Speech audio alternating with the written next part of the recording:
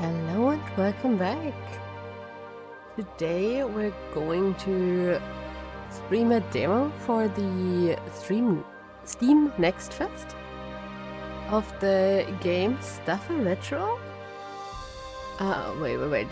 The full title is a bit long. So Staffer Retro, a supernatural mystery quest. It, as the title says, is a mystery game, so kind of like detective stuff, I think.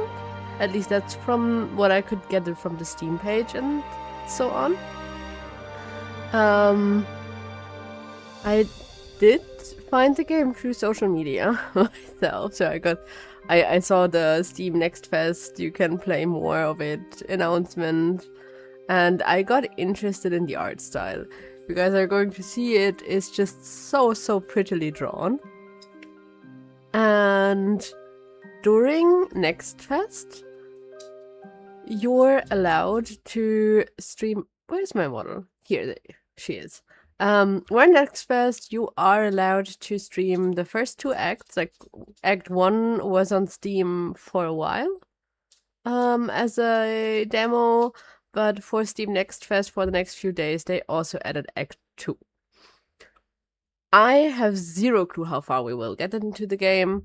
I have left the Wednesday open to maybe stream more if we're having fun with the game and want to go on and haven't. I don't think that we are getting through both acts today, so we will still have some of the retro of the demo left after today. The game is the demo is like settings wise. Seems to have a lot of languages at least planned. I'm not sure if they're also going to, if those are like fulfilled, if those are going to be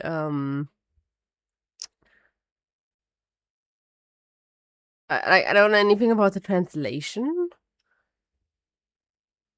The only thing about where the studio is from I could find was that they crowdfunded in Japan and South Korea. So the company team wait, not to say anything wrong here. Team Tetrapod that developed and partly published the game. It is an indie company. And yeah, so they funded the game through crowdfunding. This is their fourth game, so if we're having fun, there would even be like the option to look into the other games. This game also releases next month.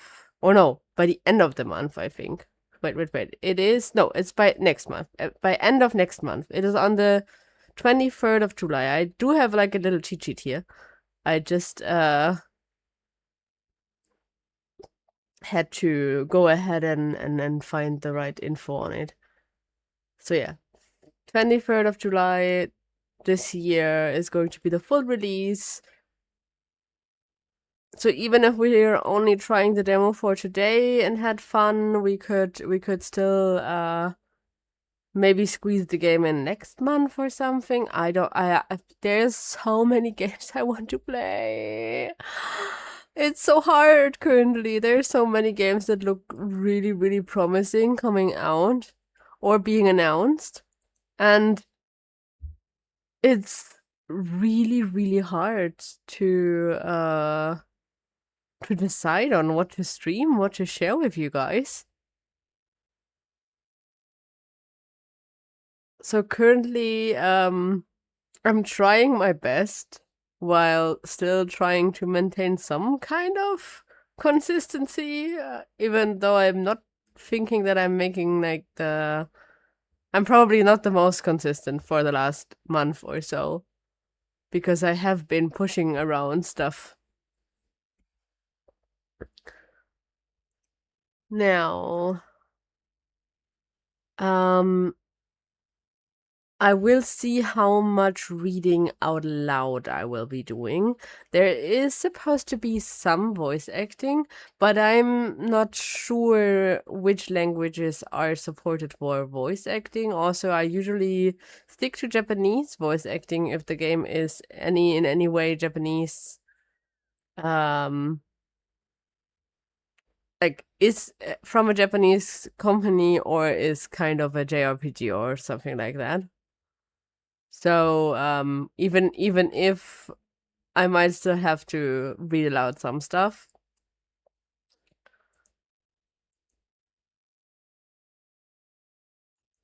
You can see in the demo that not everything is, final yet, I think. Because I think the menu was in English, even though my Steam initially launched the game in German.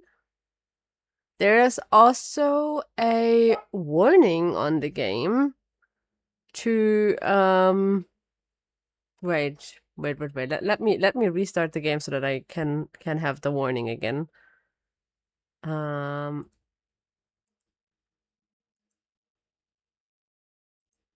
Because I don't think that I had this specific warning ever. This game contains shocking elements. Children, people of weak constitution, and pregnant people are not supposed to play it. Which is super interesting to me. That was also, by the way, already translated, so you don't have to worry about that. Even the warning is probably already in all languages, which makes sense because that's an important info. I'm not sure what to expect because they specifically warn for pregnant people not to play it. So I guess we will have to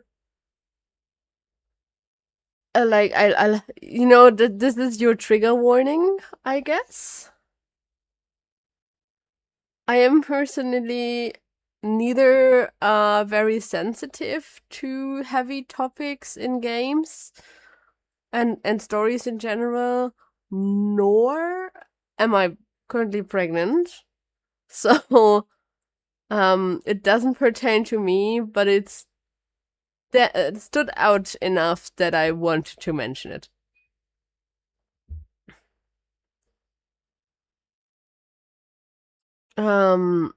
With that being said,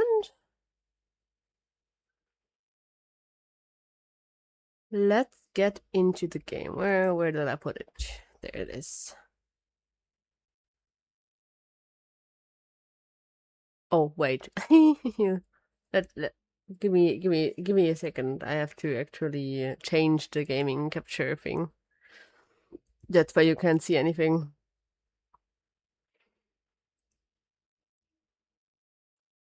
Can we see something? Ooh, why is this so small? Is this because it's not full screen? I am sorry that this is freaking out behind me.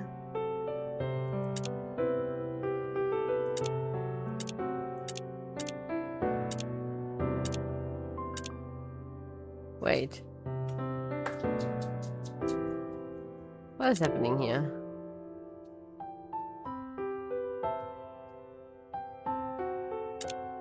Is that... I hope that's just the menu freaking out there for a second.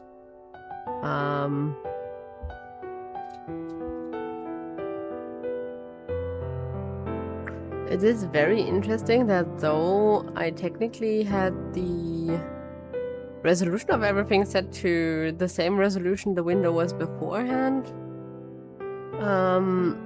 it didn't show up like that in OBS, but that might be an OBS thing. Now, I will have to see in which corner I'm best sitting to not cover up anything of importance.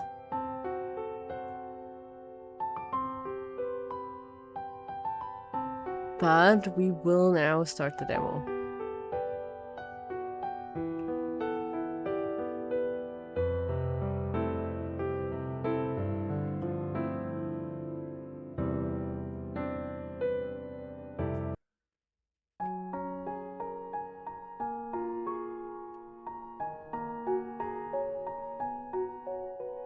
ベリータはどうするの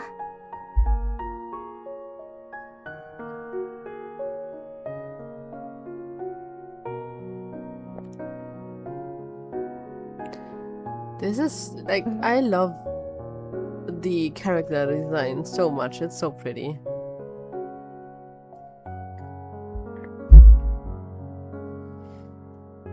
ベリータ、夏の終わりには14になるでしょ。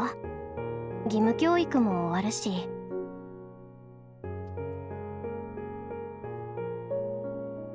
There are quite a number of kids around the village who drop out of school once they turn 14. The ones who don't end up studying in order to head north for more schooling. この町では14歳になったら学校を辞める子たちも結構いるじゃない。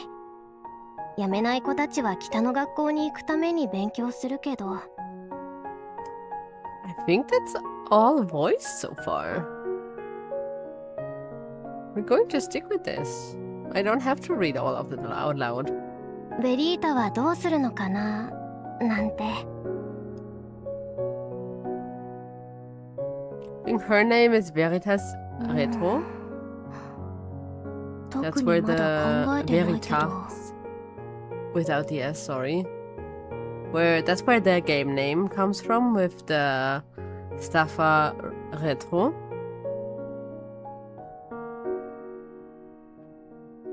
大学に行きたくないわけじゃないけど、必死に勉強してまでやりたいことなんてないし。うちはレトロショップをやってるから食べていく分には困らないし。なるようになるんじゃない？できることなら今まで通り与えられた仕事だけして生きていきたいかな。私はそれで十分だから。I would love if the mouth was synced up for the like whole duration. 私はね、早く14歳になって働きたいの。そうなんだ。ベティは偉いね。I also think that we are the Beatrix. That is, I guess, only the sidekick to Verita. At least that is what it seems う like. ん、そんなことない。実は最近お父さんが倒れちゃって、だから。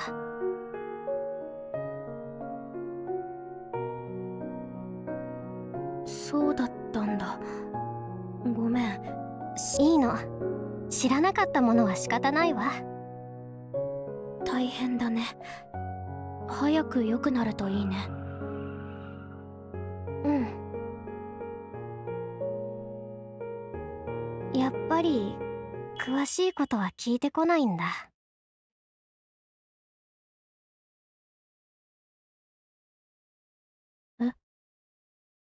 ねえ、ベリータってさ、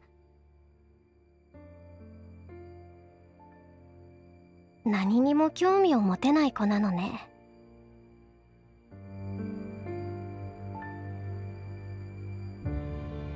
Wow. This is only like full HD. That isn't like even a 4K or whatever graphic, and it looks so nice.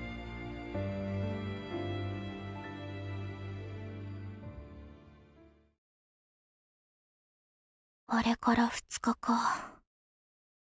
Okay, now we're in the. I think the black text is always our perspective. So now we're playing as Verita. きっとあれは悪意があったわけじゃなく、何気なく発した一言だったんだ。なのにどうして頭から離れないんだろう。図星だったからでしょ。ベーロ、考え事してる時に邪魔しないでって言ったでしょ。私もあなたくらいの時はそうだったわ。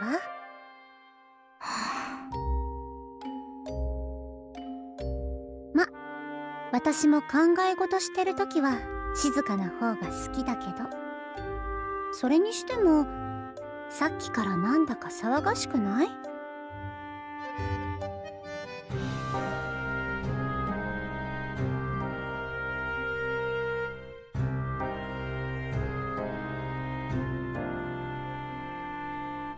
？I like the character design. So these are, of course, not like over-the-top anime babes you can see in like a gacha game or anything. That wouldn't fit the setting. But the overall proportions, except for maybe the like amount of hair, that is not quite typically like human or whatever, seem to be like rather natural looking. No over exaggerated silhouettes so far. Of course these girls are like super slim, but I also think that this is like an era of times is hard kind of deal. もしかするとパパがベリータの助けを必要としてるかもしれないわ。はあ、今度は何なのよ。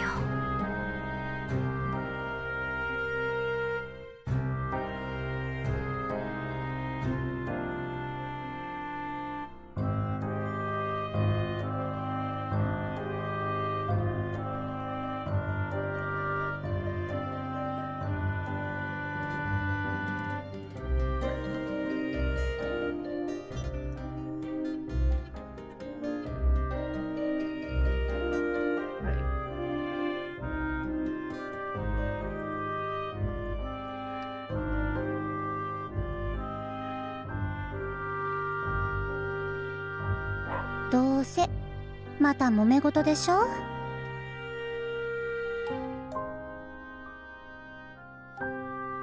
あ、それはお客さんも災難ね。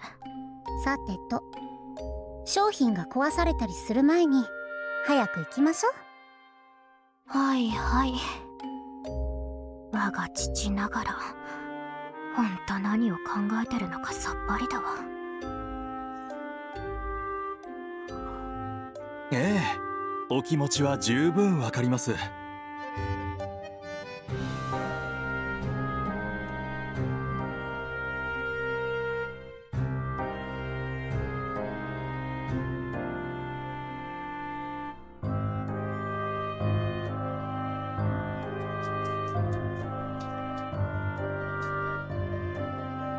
でもそれはちょっと難しいですね。どうしてです？納得できるように説明してください。ええ、ですからそれはそうですね。さっきから無理無理ってそればかり。なんとかしてくださいよ。はあ、ああ、ちょうどいいところに来てくれた。ちょっと手伝ってくれないか。はあ、やっぱり助けが必要だったみたいね。ほらほら、そんな顔しないの。手伝ってあげましょう。それじゃあまずお客さんと会話してみて。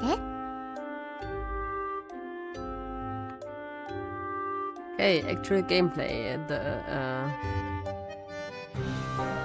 Ooh, this is like a...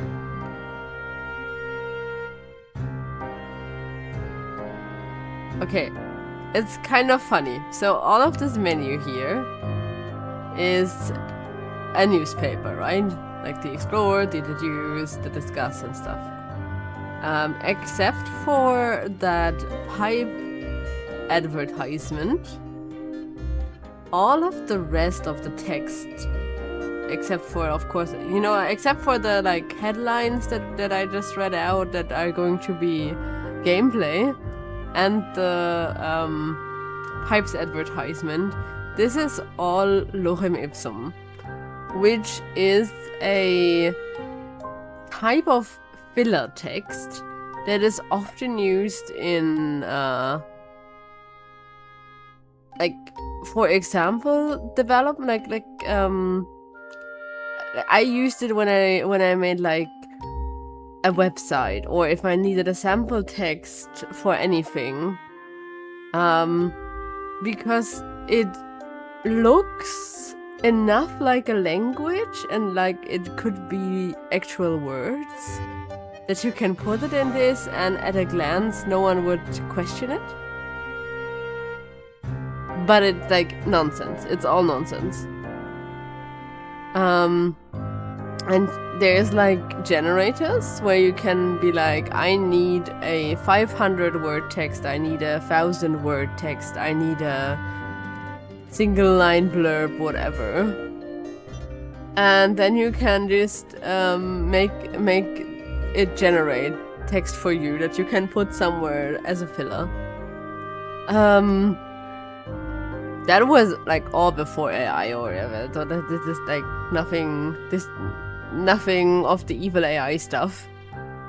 It's literally just like generate mumbo jumbo text.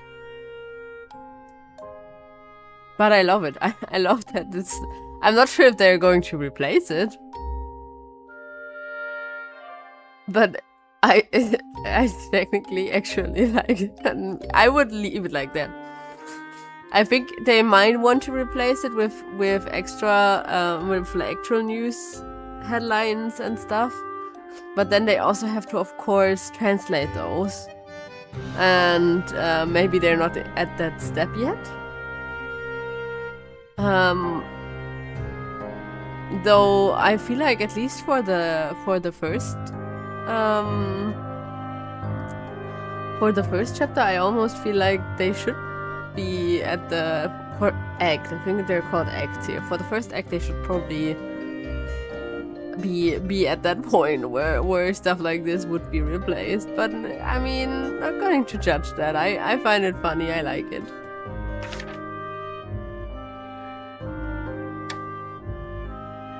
Let's discuss the customer complaints.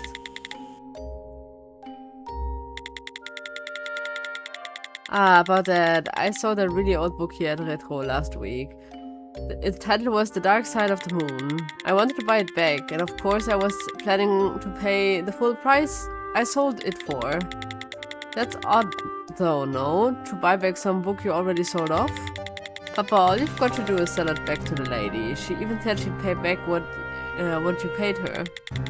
Verita, I would love to sell it back to her, but I've already sold it to someone else. So I said, please just tell me who bought it off of you. Then I'll pay them for the book. Haha, that would be quite difficult. That's what he keeps saying. It's been nothing but this on repeat. I've heard the same thing dozens of times now. Yet, despite hearing it dozens of times, she just keeps going. This lady is no ordinary customer. Well, giving out another customer's personal information is a bit... That book. I found it was my grandmother's keepsake. It's the last thing I have to remember her by. Please help me. I've got to get it back. What do you think we should do, Verita? I looked through the ledgers. Most of our customers are people from the neighborhood. They'll understand. Thank you so much. That's fine, okay. The book she mentioned was The Dark Side of the Moon, right?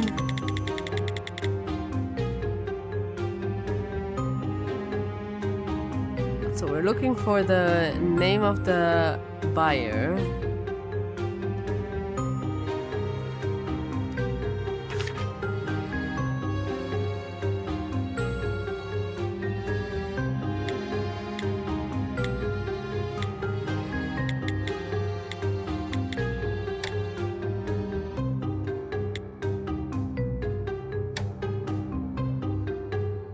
Yeah, we're, I guess, the only one that bought a book.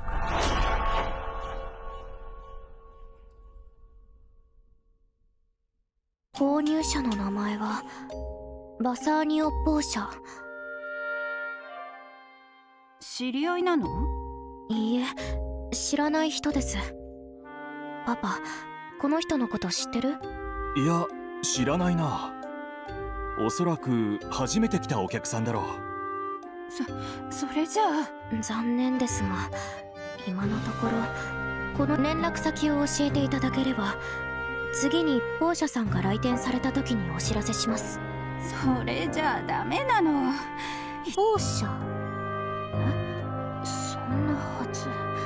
その人のことは知らないけど、それとその人がどこに。今朝の新聞、パパが持ってるかしら。パパ、今朝の新聞ってある？おう、あるぞ。ほら、これだ。ベーロの口ぶりからして、この新聞にポーシャに関する手がかりがあるのかも。一度しっかり目を通す必要がありそう。 It's a bit funny that they circumvented the having to animate the mouth for all of the languages and stuff by putting her hand over her mouth.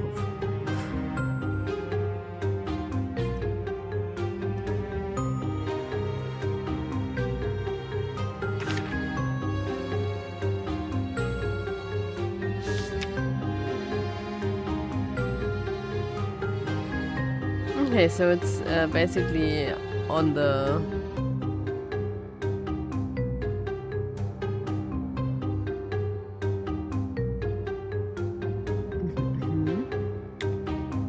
I do want to just have a look at all of the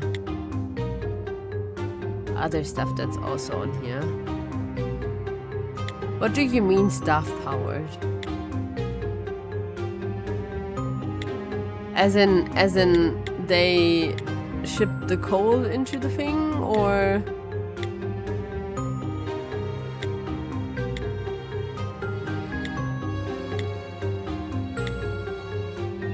no? I mean, we're of course going for the accounting thing.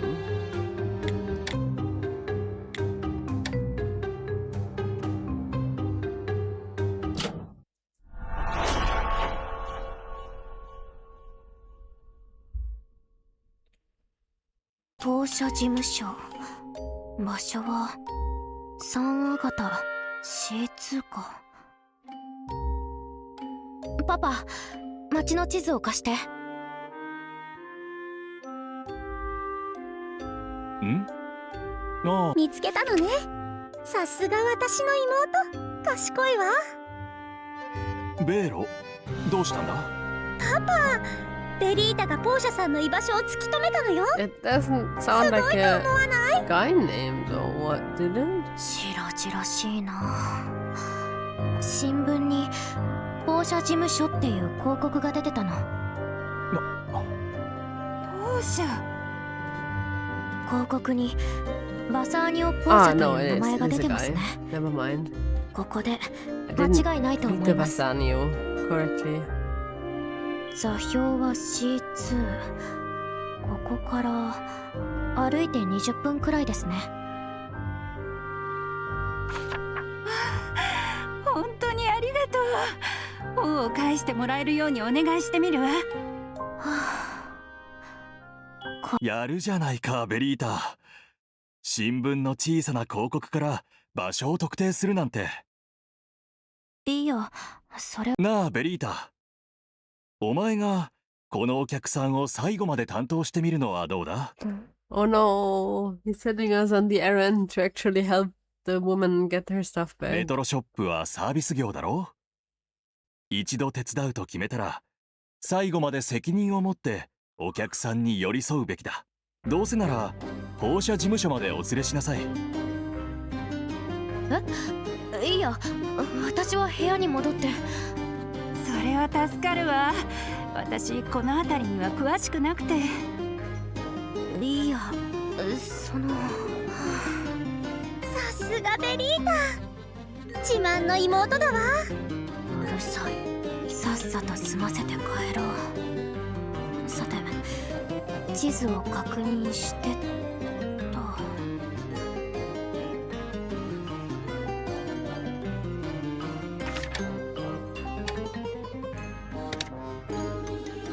So far, it's a nice little tutorial.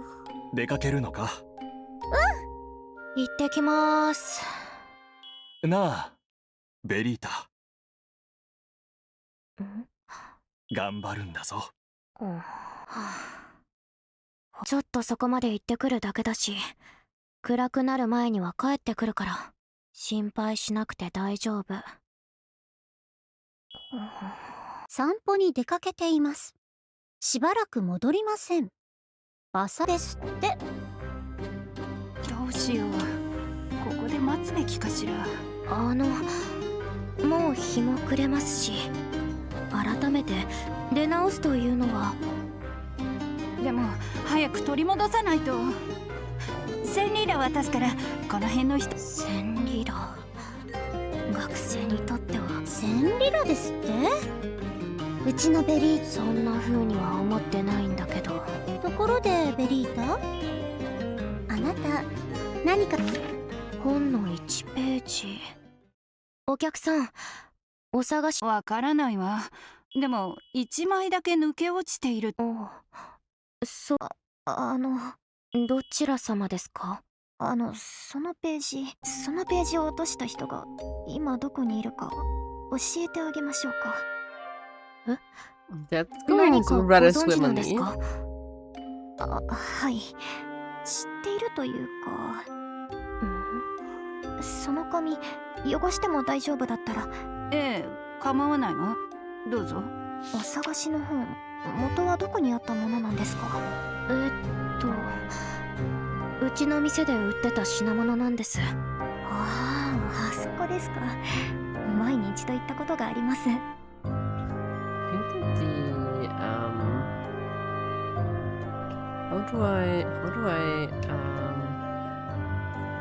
I want to make the, oh my god. So the menu freaks out completely. I'm so sorry. Going to hide this real quick. Hey. Go away. Hello. Okay. I hit it.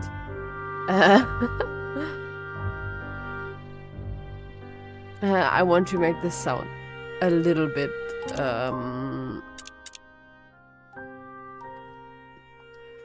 because I thought that the music was a bit too loud for the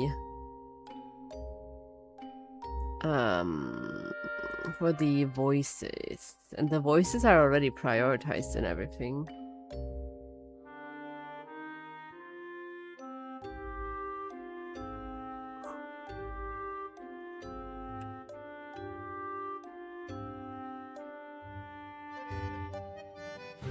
道を書いておいたので、手持ちの地図と照らし合わせながら向かってみてください。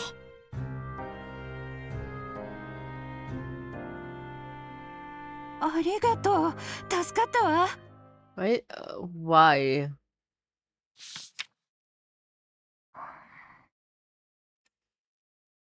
This feels interesting. Also, the characters. So I'm still thinking that I'm in the good corner here, but I also do think that. Sorry. I will be, you know, some characters like Bering here will be at least a bit behind me, but I can't do anything about it, and I'd rather not be in front of the names. そろそろ返してくれない1000リラ。え？あの人には1000リラ渡せって言ってましたよね。私にはくれないんですか？まさか人種差別ですか？ちょっと待って。では破棄させてもらいます。待って。わかったわ。ほら、1000リラよ。どうも。これで今晩は。ベリータ、ああいう人とつるんじゃダメよ。つるむわけないでしょ。I feel like all of the かわされちゃったけど、どう見たらいいのかしら。important characters have like names that start with V. まさか詐欺じゃないわよね。ちょっと。はい、見せてください。確か地図と照らし合わせるって言ってましたよね。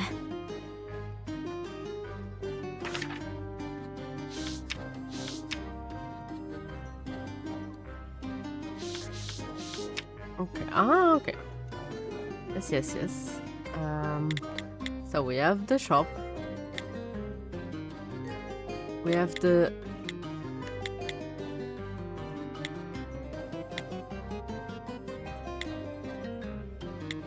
stopover would technically then be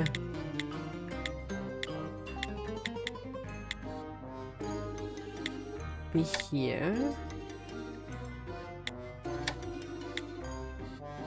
Because we have these quadrants here. So they're crossing to one through... Huh? And then they're moving over to parts of the map.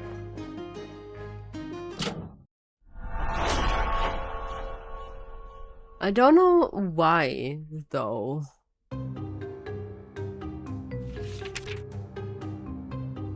うちの店がこっちで、今いるのがここ、放射事務所だから。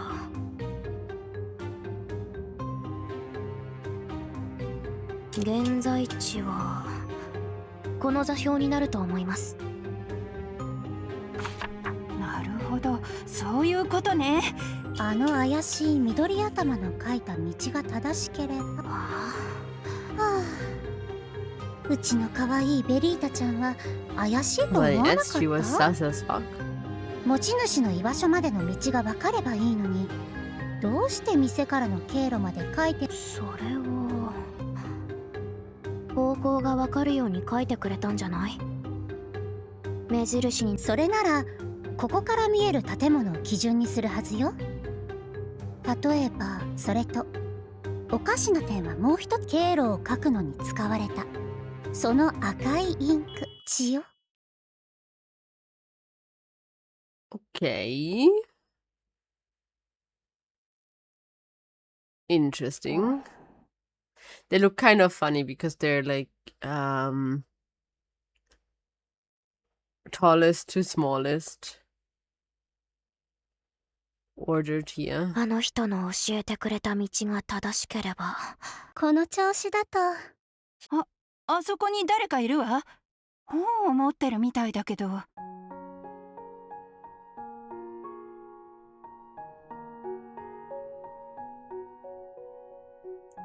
おや、お客さんか？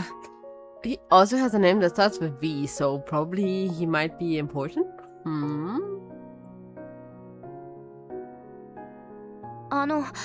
その本は。月の裏側。1952年に新人作家のアルベルト・トフカーが自費出版した SF 小説だ。やっと見つけた。まあ待て、お嬢さん。面白い話はここからだ。はい。この本、発売された翌日に新聞の一面に載ったんだ。だが、掲載されたのはその内容が理由ではなかった。この本を置いていた書店では、客がこの本を手に取った瞬間、不思議なことが起こったからだ。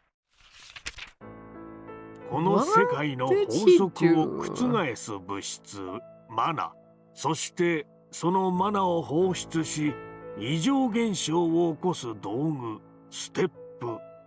Ah, okay, so now I get the title of the series. Stuffer being someone that can use those tools, I guess. ステップが起こすマナ現象は過去の魔法であり、奇跡と呼ばれた。そしてこの島に住む我々は、I want to look up the voice actors for this 支配 game. していたのだ。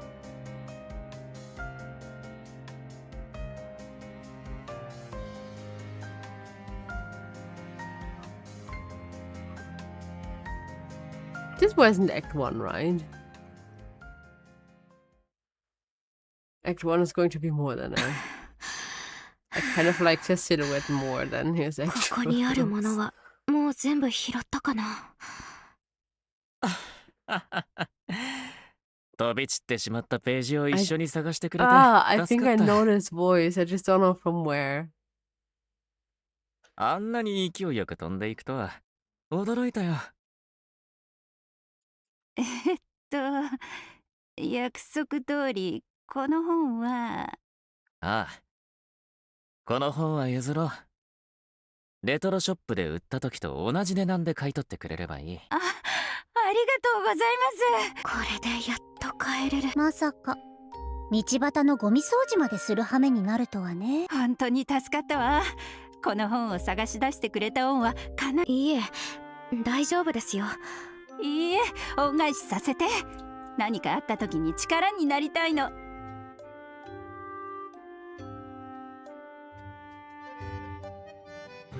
もう暗くなるわ。また会いましょう。私はこれで。ベリータ、人に優しくすると気分がいいでしょ。うるさい。でもそろそろ家に帰らないと日が暮れちゃうわ。そこのお嬢さん、レトロショップの娘だと言っていたな。Alright, もう Matt. 遅いから Sorry, I have to 店 Google まで this. 送ってやろう。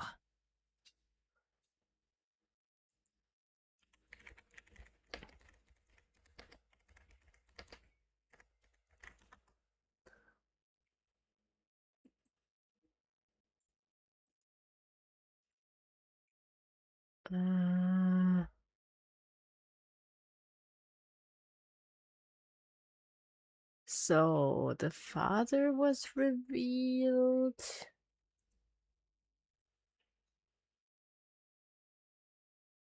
And another character that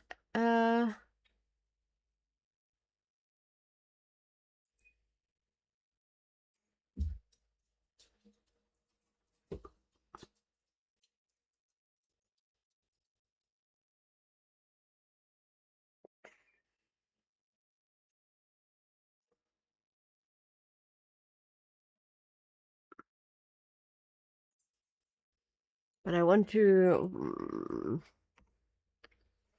know Vasanio. Vasanio.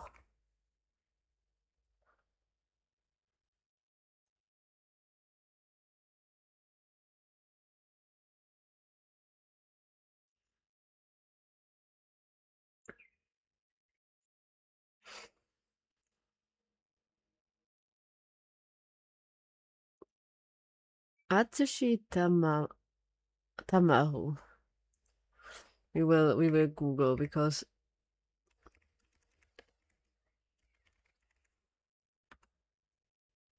I'm pretty sure I know this voice from somewhere. I'm just really, really bad with name recollection.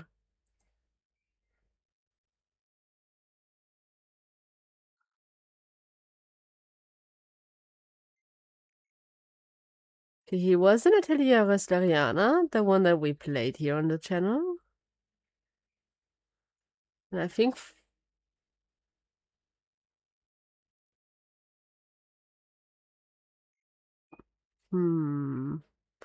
where else could I know him from? Fire Emblem Engage I played, Trinity Trigger I played.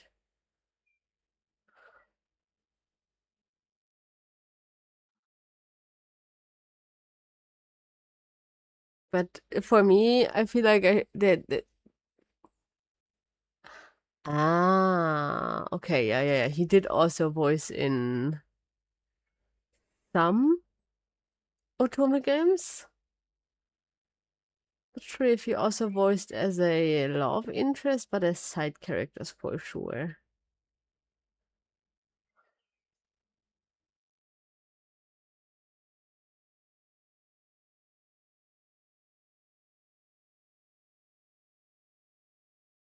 So that is probably partly why I can't place the voice. Even though it is a really, like, he does have a really nice voice.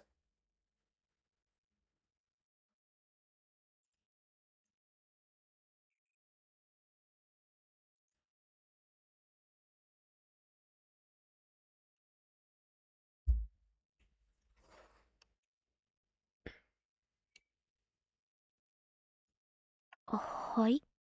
いえ、その必要は。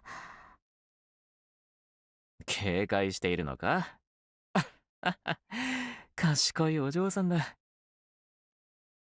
心配するな。私に会いにここへ来たことを父親も知っているんだろ？それはそうだけど。大丈夫よ、ベリータ。この人、嘘はついてないみたいだから。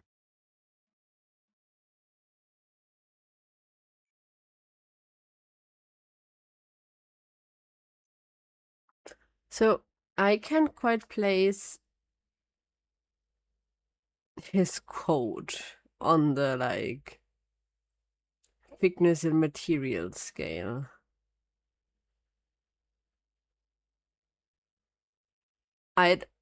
I'm also, so the character so far, I think the design is pretty like balanced in like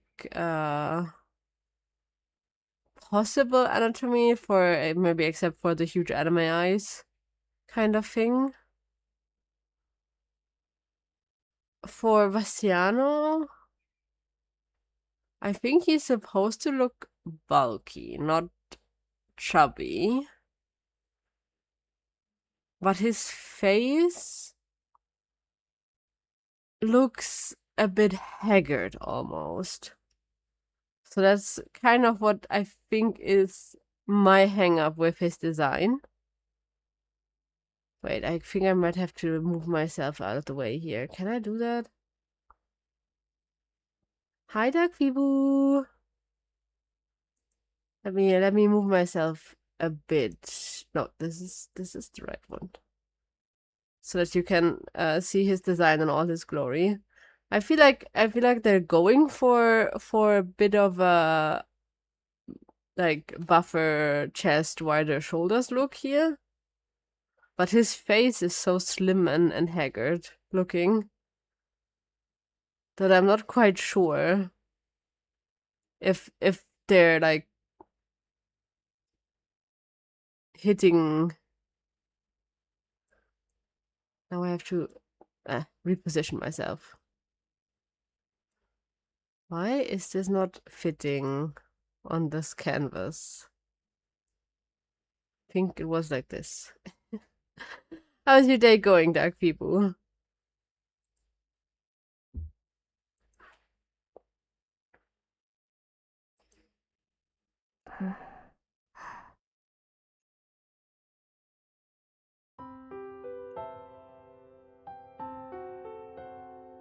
Oh wow, I wouldn't even have had to move. Now he's on the other side.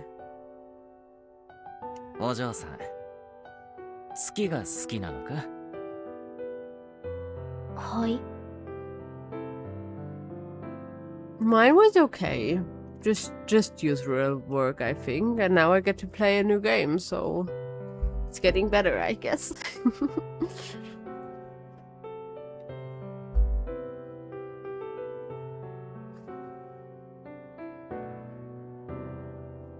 ここまで来る間、ずっと見上げていただろう。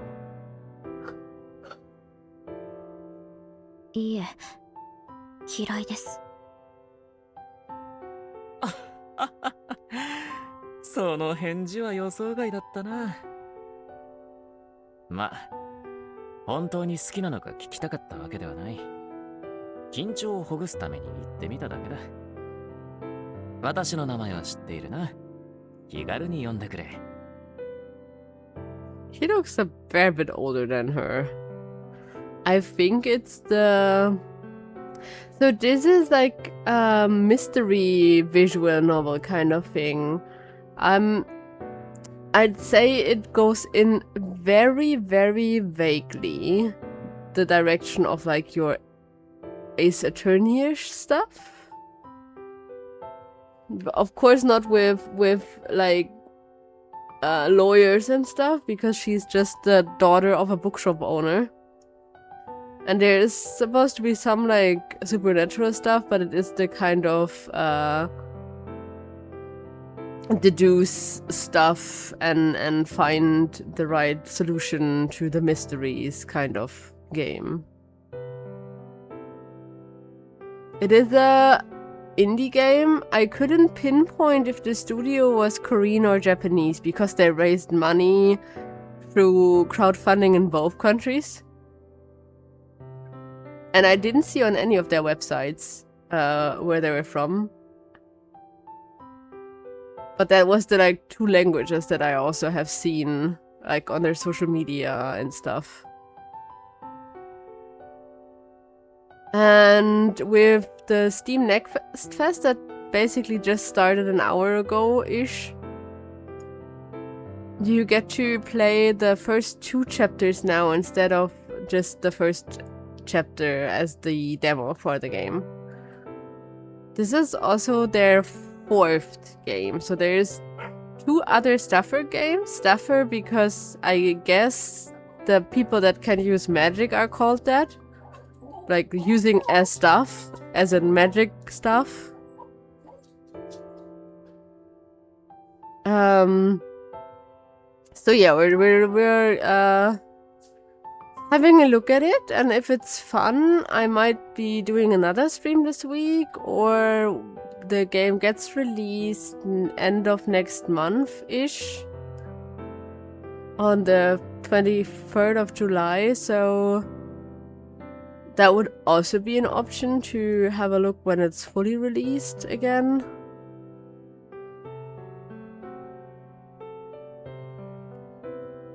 But with the Next Fest going on, I thought this was a good a good time to stream it. And I do love the general art style. I think it's gorgeous.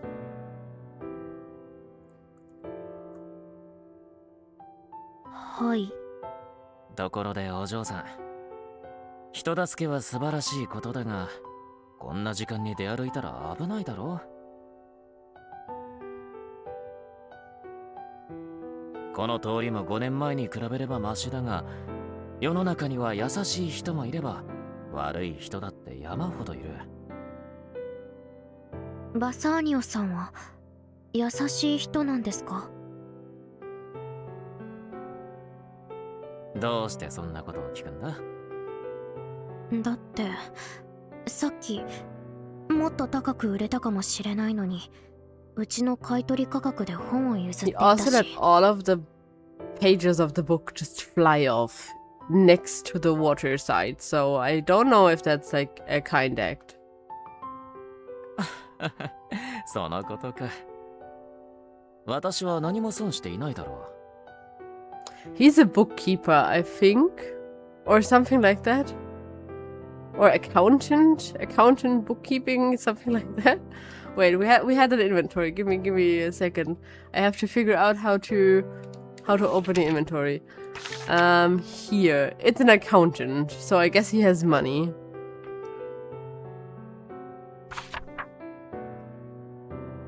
それに、ステップは本来あるべき場所に留まっているべきだと思うんだ。確かに、あの本はあの人のおばあさんの遺品だそうですから。まあ、それはおそらく嘘だろうけどね。So far, everyone has been lying to everyone. Ooh, thank you. Oh, that's so cool. Free stream watch streak. それはそうね。 So the woman came into her parents' shop and was like, "Oh, I really need to buy this book bag because my grandma, it was an heirloom from her and whatever. Please help me get it back." So we went out to help her, and then the accountant guy wasn't at home. So a girl on the street was like, "Let me help you deduce where you can find the book." For the low price of 1,000, because if you don't pay me 1,000, I think lira. I think it's in like old-timey Italy, so old-timey Italy monies also. And if you don't pay her the 1,000 lira, the woman that wanted the book back was named a racist, even though they're all like looking the same race, at least to me, and I think to the characters also. So everyone has just been keeping lying to everyone. My sister here, Vero, is the sister of the main girl.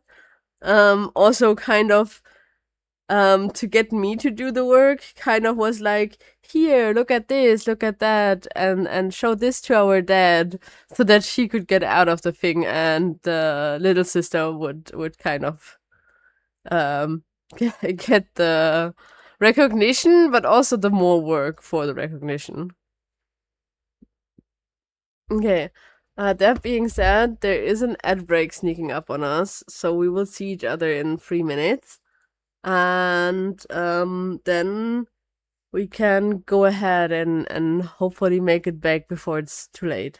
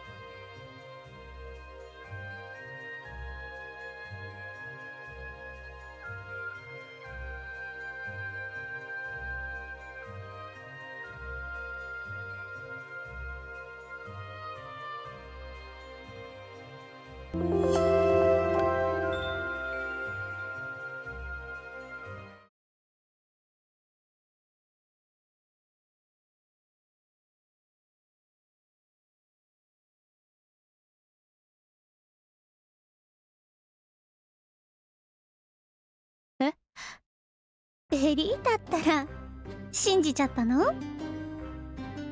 亡くなったおばあさんが十数年前に出版された無名の SF 小説を遺品として残すなんて普通じゃないと思わない？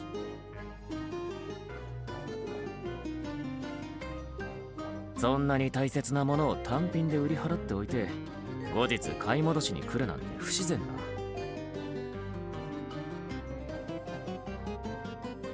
ステップは種類によって億単位の価値がつくこともある。おそらくあの本がステップであることに後から気づいて買い戻しに来たんだろう。しかしあの小説なら市場にも同じものが溢れている。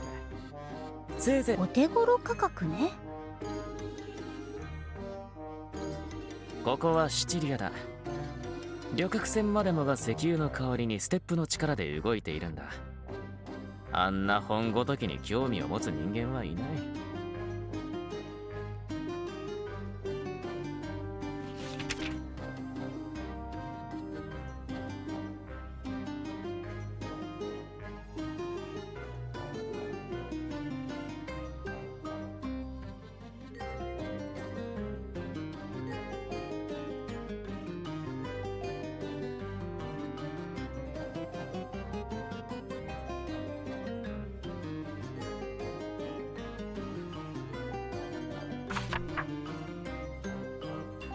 でもあの人恩は必ず返すって。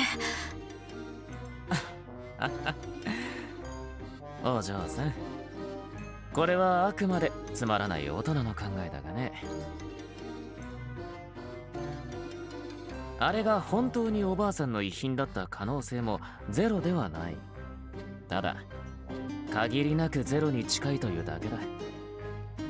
でも誰かに希望を抱ける心って美しいわ。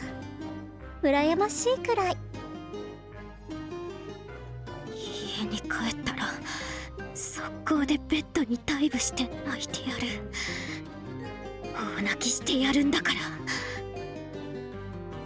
ところで、やっとレトロショップのお嬢さんに会えたな。バノさんの娘自慢は聞いていたから気になっていたんだ。はあ、はあ。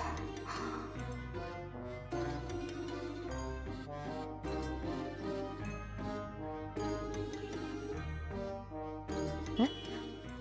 父と知り合いなんですか？父はあなたのことを知らないみたいでしたけど。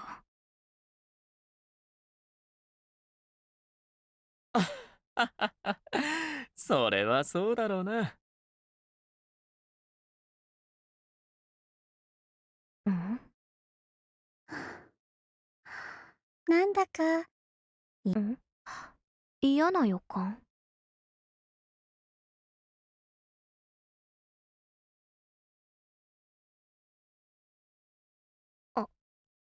パパ、どこにいるの？店の中、こんなにぐちゃぐちゃにして。おっと、これは、あれだな。逃げたか？このよ。はい。ああ、実は私は貸金業をしているんだ。君の父親も、私の顧客の一人でね。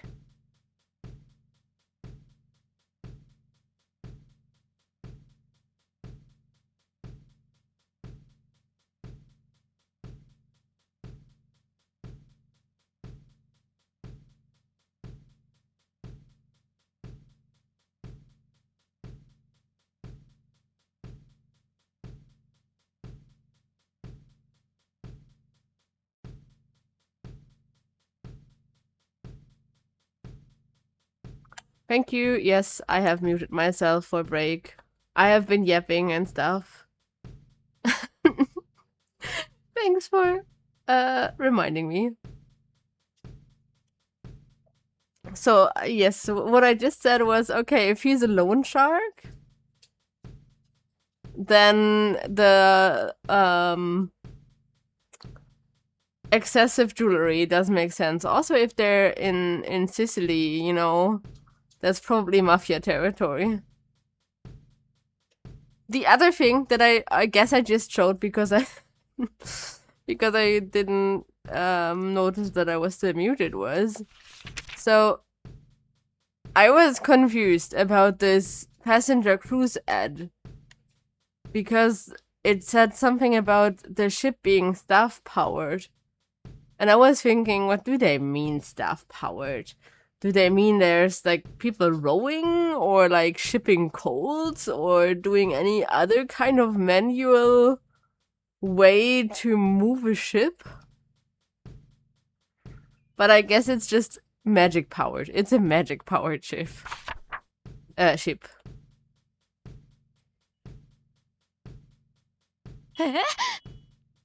1000万リラを明日までに返してもらうことになっている。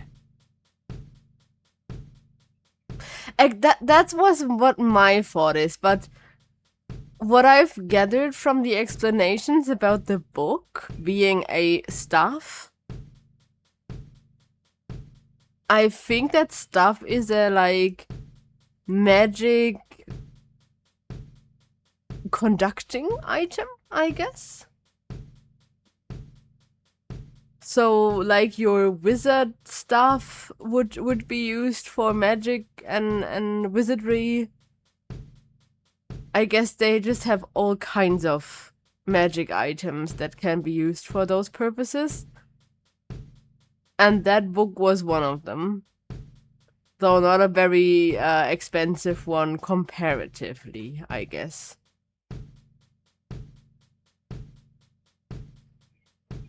That facial expression on this guy, oh my god.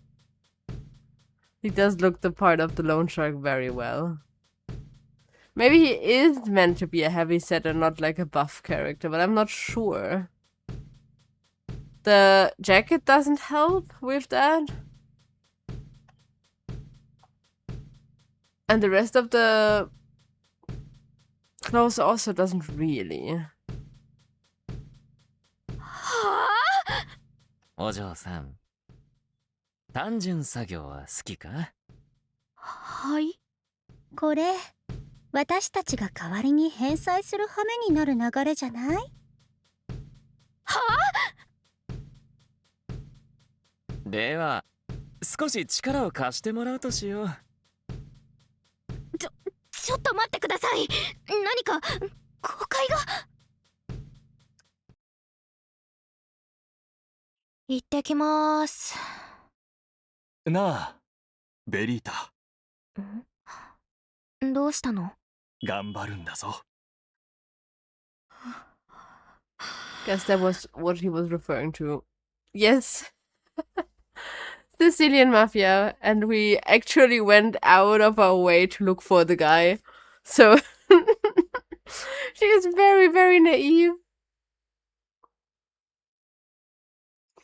Also, I think wasn't Veritas truth?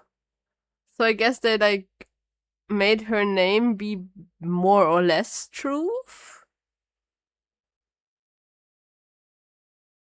Which it makes it like extra funny because everyone keeps lying to her. ふざけやがって。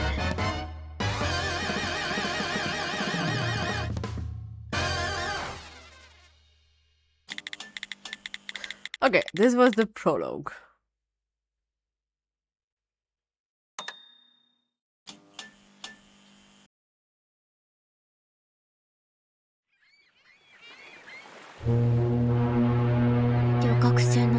I neither had Latin in school. I technically learned some French, but there is not a whole lot of French left in my brain.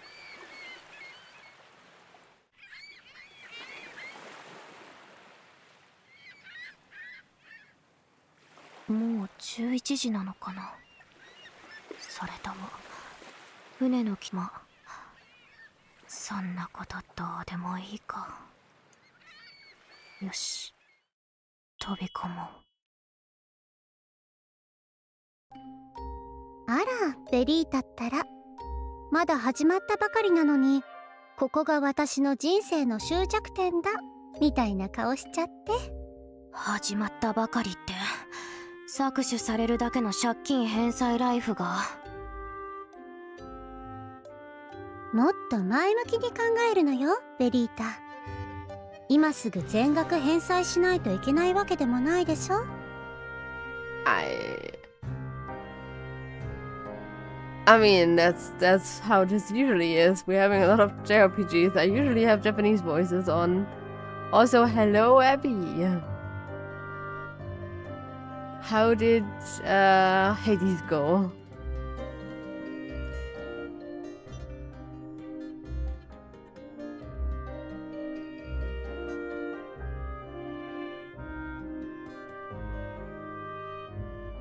前向きに考えてくれ、お嬢さん。私は債務者に違法な仕事をさせたりはしない。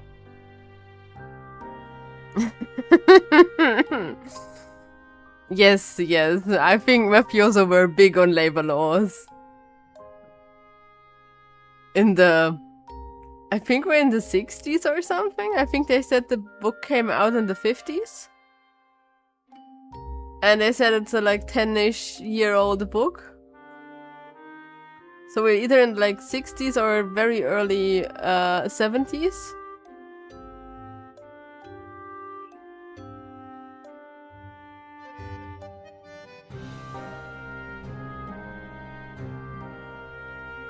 So in my school, you started out, or in general in my schooling, you start out with very, very basic English, even in elementary school, where your English is basically only learning some words, learning some like colors and animals and whatnot, and not really any like technical speaking or whatever. And then of course you have in your like secondary education, you have proper English classes. And for my school, and this may differ from school to school and from part of Germany to part of Germany, I had to take a second language from 6th grade onwards that I could cancel after a few years in 11th grade. I think 11th grade was the earliest you could get completely rid of a secondary language. And I had no practical use for French, so nothing stuck in my brain. If you're not using a language, it goes down the drain very, very early.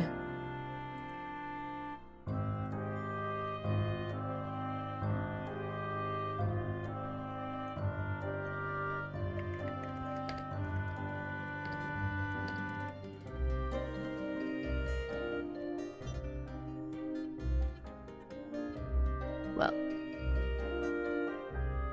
so yeah, my fledgling ideas of learning some Japanese may be good enough to enjoy some not too hard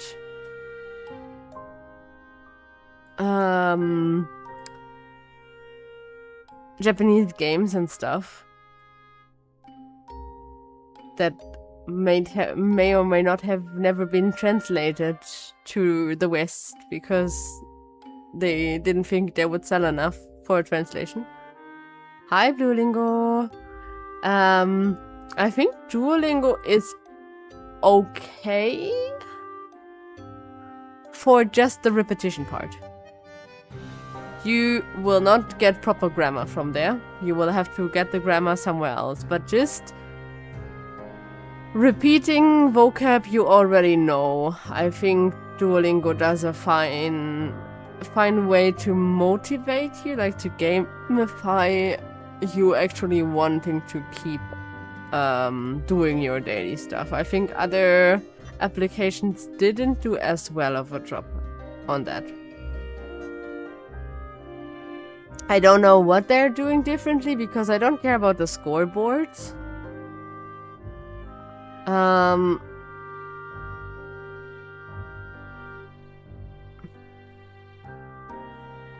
Yeah, like I said, I'm only using it for vocabulary repetition. Stuff that I learned already somewhere else, I will just keep repeating it so that my brain has to use it a little bit on a daily basis. And that's, I think, the extent that it's good for. On the other hand, if people are having fun with it, and they're doing a little bit towards learning a language or any of the whatever other skills that they like offer, I think that's better than people not wanting to learn at all. So as much as people shit on Duolingo, just let them do their thing, I think. Any kind of learning is better than no kind of learning. And people that learn a foreign language with Duolingo are probably never going to use it, like, only through Duolingo and not striving above that. Are probably never going to try, like, actually... Yes, I am. So yeah, I don't think that they will ever get into the situation where they need a high level of that language. And if they just, you know, want a basic being able to say hello and maybe even show someone the correct way or ask for directions, I feel like to that extent it's probably good enough.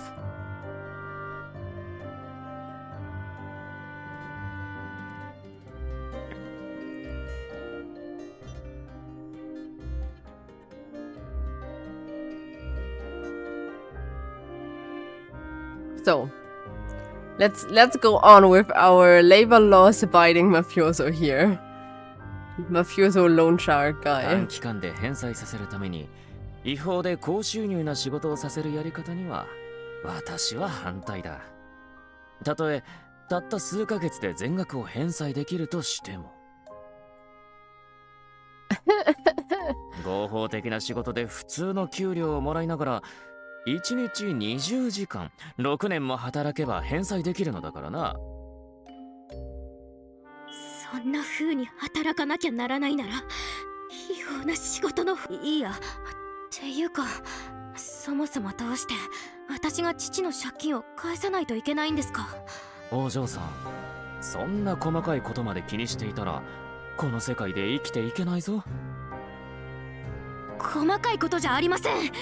だってそれ違法ですよ。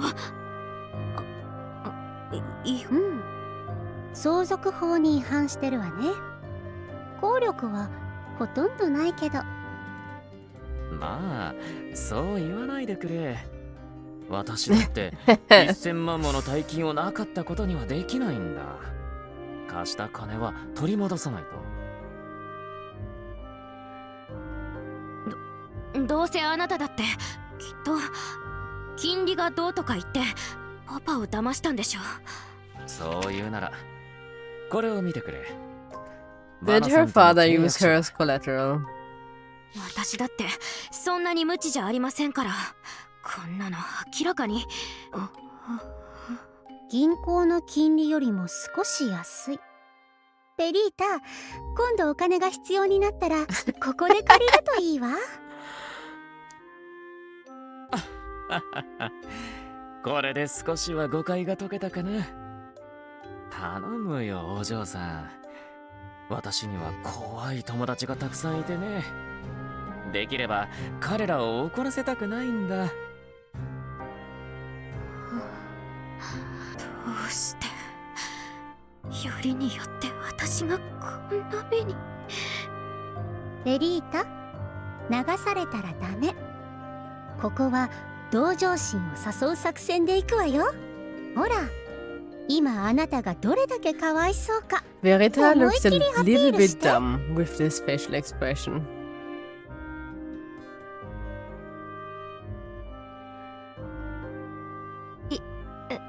一度だけ目をつむってくれませんか？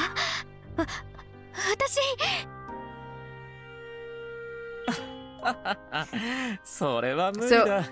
I think you weren't like people currently in chat weren't there right at the start.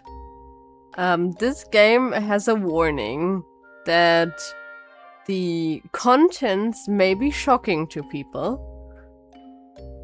So children, people with weak constitutions, and pregnant people shouldn't play.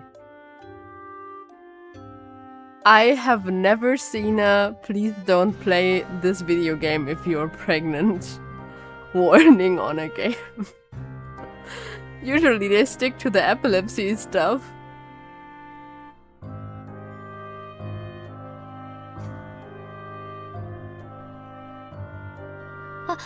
母も5年前に家を出て行ってしまって。ああ、知っている。だからお嬢さんに肩代わりしてほしいと言っているんだ。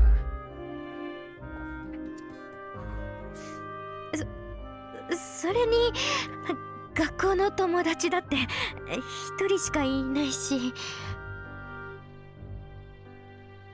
大丈夫だ。どうせ大人になれば忙しくてろくに会えなくなるさ。それからもうすぐ14歳の誕生日で。もうすぐと言っても誕生日までまだ2ヶ月もあるけどね。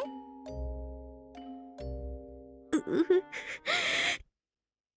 うしよう。そんな大事なことはもっと早く言ってくれ。I'm not sure. I'm not sure what kind of shocking stuff we're going to encounter. I'm also not sure if this warning only pertains to the whole game or already to the demo part. はい。ああ、本当だな。満14歳未満を働かせるのは労働法違反だ。法を破るのは良くない。この人、本当に法律だけはきっちり守るのね。お嬢さん、無理に働かせたりはしないよ。思っていたより若かったんだな。悪かった。驚いただろう。いえ、大丈夫です。バサーニオさんは貸したお金を取り返そうとしただけですし、そもそも逃げた父が悪いんですから。理解してくれて助かるよ。それで、誕生日。ああ、別に答えてくれなくても構わない。8月31日か。夏の終わりとはいい時期じゃないか。では、お嬢さんが誕生日までに借金を返せなかったら、私の言う通り働いてもらう。これで誕生日までに1000万用意してくれ。How are we supposed to get 10 million in 2 months as a 13-year-old? ああ、逃げるつもりなら諦めた方がいい。子供はどこへ行っても目撃情報がついて回るからな。今後、毎日顔を見に来るとしよう。では、また明日。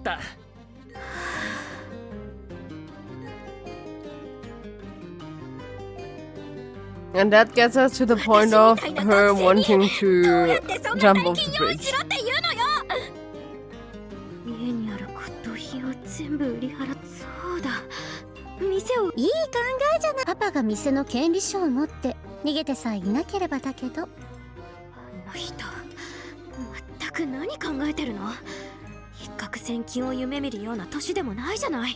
賭け事で作った借金だって言うし、最悪の場合パパを見つけたとしても家の権利書はもう手元にないかもしれないわね。どうしてこんな目に。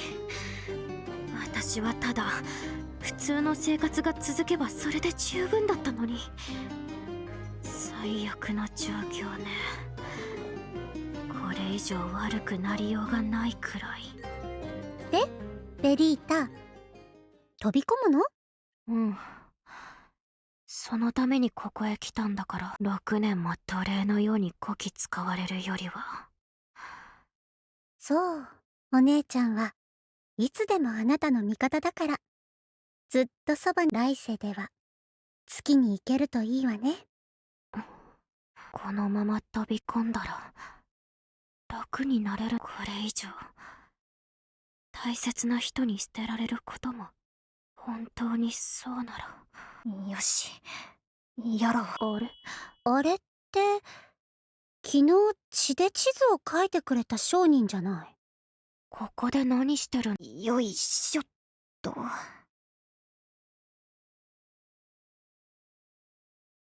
How did she get into もし the かして air? 落ち着いてください。命を粗末にしないで。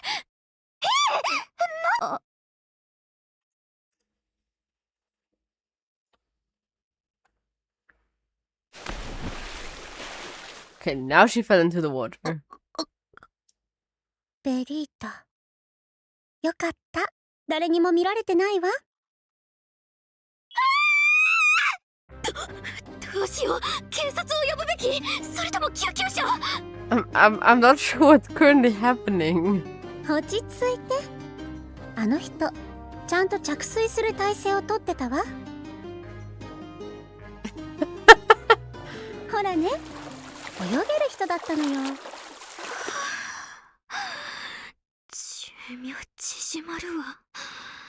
でもあの人、あそこで潜った。ずいぶん長く潜ってるけど、水中で何してるんだろう。わざわざこんな場所で潜水の練習なんてしないだろうし。探し物って。見て、ベリータ。上がってきたわ。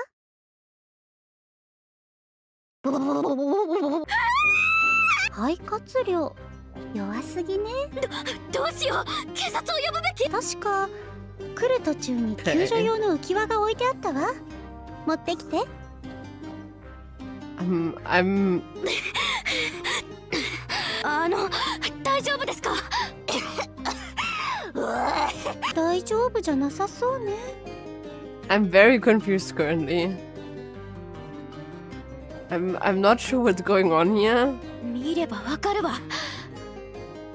And why that other person also jumped in when we were debating doing that. 何か落ちた。これは彫像？ It's a bunny.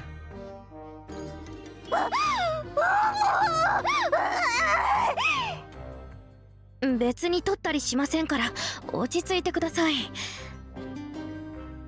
この人、これを探すために海に飛 Maybe び it's one 込ん of だ。 those star things and a valuable one. もしかして。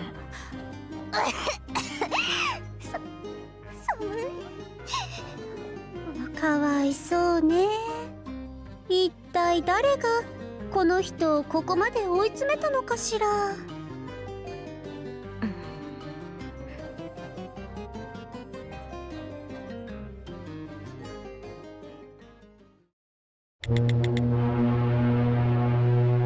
Okay, now we're actually starting Act 1 after like 1.5 hours. I mean, I haven't been the fastest on this.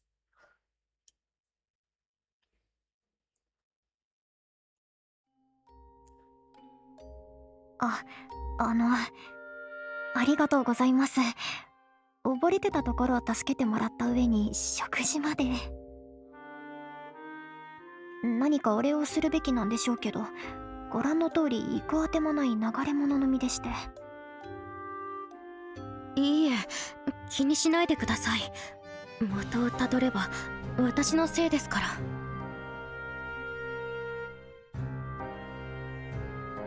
Going into the drink. Wait. Did I miss something? Where is the...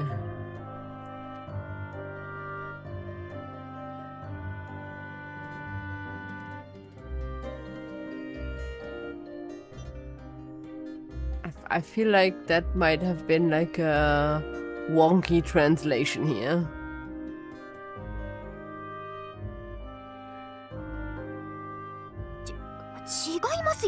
Except if we have any native English speakers that can clarify on if that is an actual thing that people say.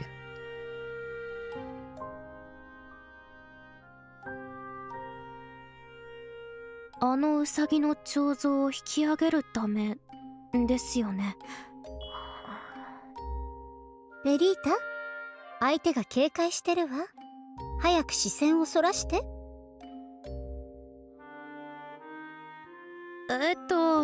そのパスタ。 I mean, I don't like もっと olives 食べ in ますか？ general.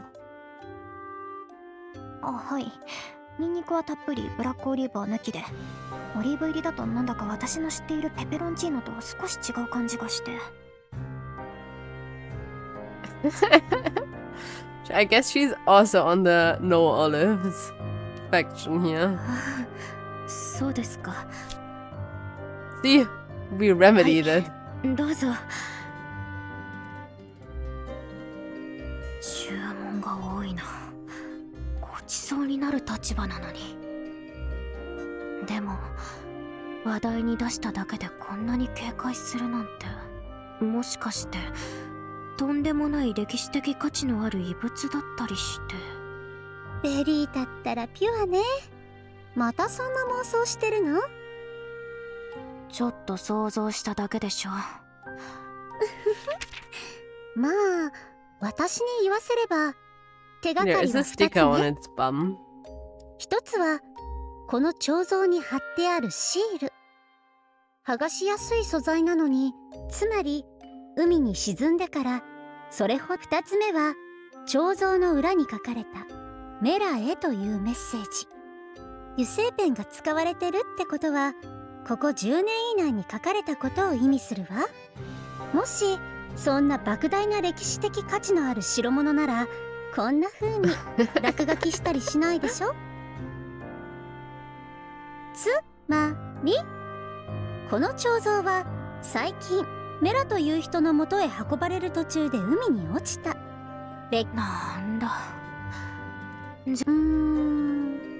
そ I れ think it might be a staff. ちょっとそれ勝手に触らないでくださいよ。危ないじゃないですか。まだスキルもトリガーも分かってないのに。スキルって。いや、Ah, yes. スキルっていうのはステップが使用するマナ現象、つまり超能力のこと。トリガーっていうのはそのスキルを発動させるための条件よ。つまりこの彫像はステップだということ？はい。実は私ステップの売買をしていまして。ステップ専門の商人ってことですか？変な目で見ないでください。ここイタリアではステップの取引を禁止する法律はないんですから。いいえ、変な目で見たつもりはないんですけど。 I think she's very ステップって successful 種類 in に her よって selling は those 億単位で things. 売買されるって聞いたことがあったので、それって本当？そんな品はごく一部ですよ。スキルの種類によって値段も大きく変わるんです。平均するとだいたい1000万。もしよければステップの販売すみませんけど、この業界を甘く見てませんか？誰にでもできる仕事じゃないんです。それぞれのステップの特性も知らないのに簡単にできると思ったら大間違いですよ。このウサギの彫像だってスキルとトリガーをしっかり調査して正確にステップの来歴を調べるのは知識と行動力がなければできません。命の危機にさらされることだってザラなんですから。そんなに甘くないんです。命がけでやってるんですから。仕事をバカにされたみたいで嫌になっちゃいました。もう帰りますから。の前にこれだけいただいてきますね。それは全部食べるんだ。売るのを手伝ってお金を稼ぐつもりだったのね。てっきり彫像を盗むのかと思ってたわ。さ、私のことなんだと思ってるの？ I mean, that's how you eat spaghetti, right? だってある日突然借金まみれになって命を絶とうとしたり、ついでに人を橋から突き落とす。そう言われると確かにちょっと異常だけど。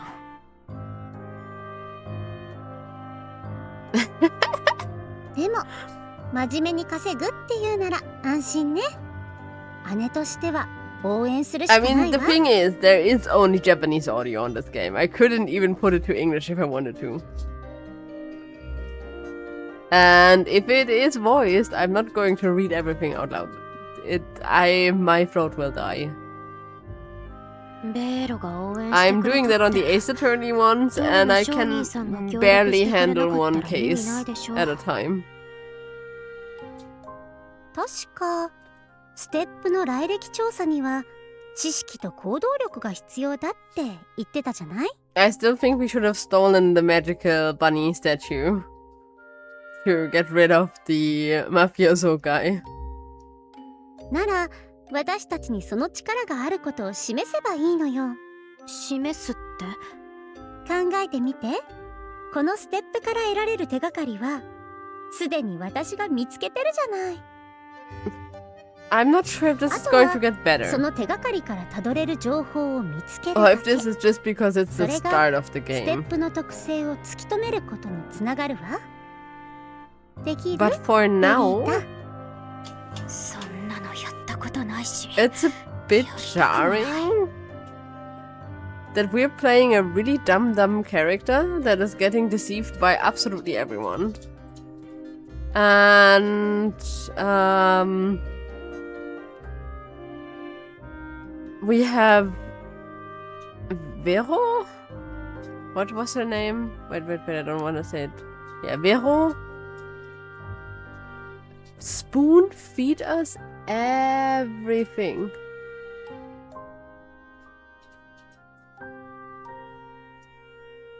Like, so far we have been spoon-fed all of what we were supposed to be doing. でもや So る I'd しか like ない to, you know, more player agency here, but maybe that's just the start of the game tutorial kind of thing.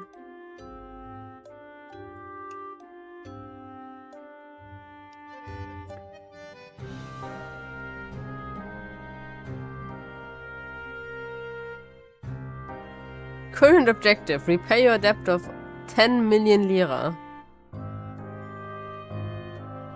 What would be 10 million lira in euro? I know that lira isn't a thing anymore because Italy also has the euro, but...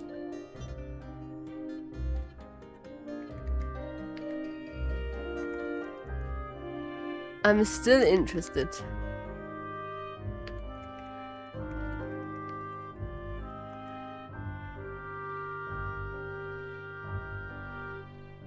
So 10 million? No, that's true. Okay, we might not have Italian lira anymore. Dang.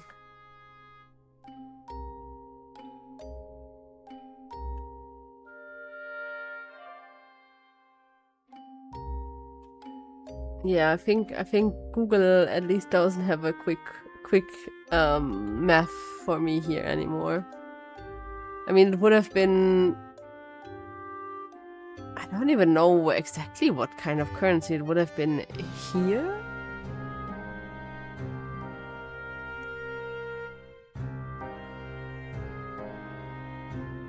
Was it?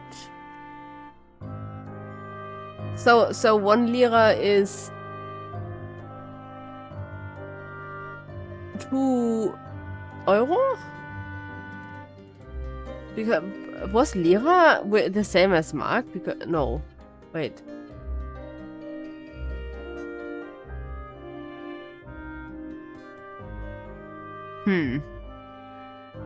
I'm definitely too dumb to math this in my brain right now, even if it's like a very, very straightforward number. Is it like 19 million German currency then, or?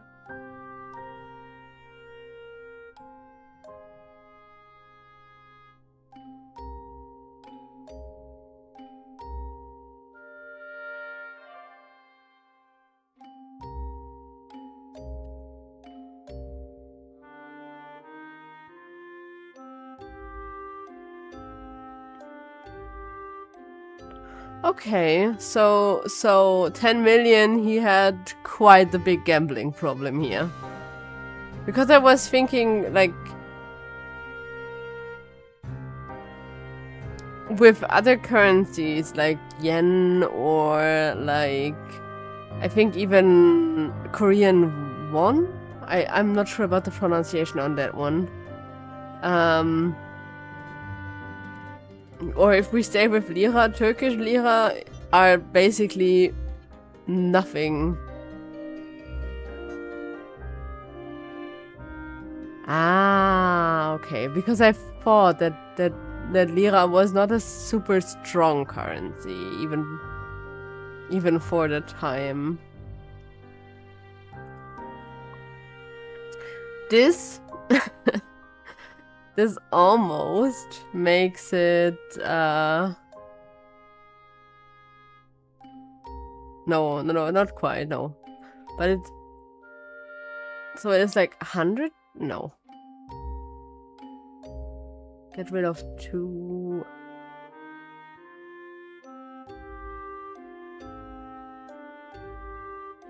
$50,000 to 100,000, somewhere in between that euros, I guess. Which is still a big number. Most people would not have that lying around. I for sure don't. Like, lying around for just giving it to people. But it's also probably not a life-destroying currency in today's standards. Life-destroying amount, I mean. In back in the day standards, it might have been life-destroying, though.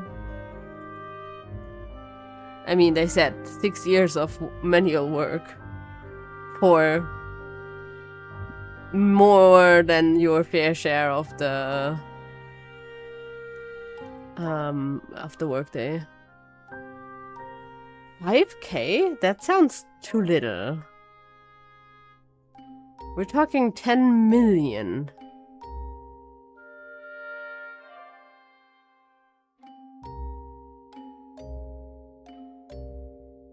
So if I just like get rid of the 2.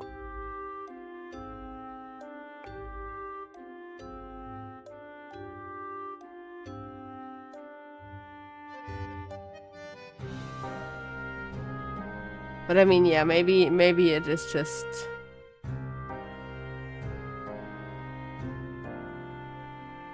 Maybe there's just the inflation thing that I'm also not factoring in here. Let's not dwell on it too much. Otherwise, people are going to get very bored of my shenanigans of being curious about stuff. Okay. Why is she doing that? Also, can you please hold your plate steady?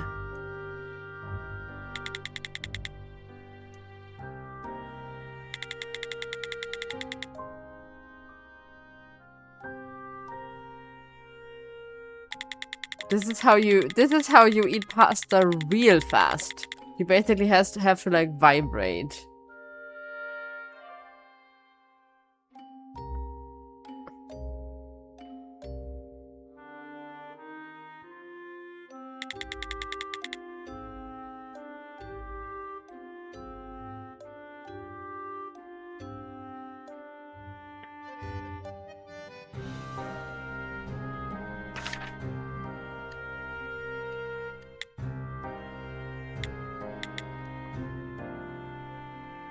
Okay, the unknown sticker is from the newspaper, actually.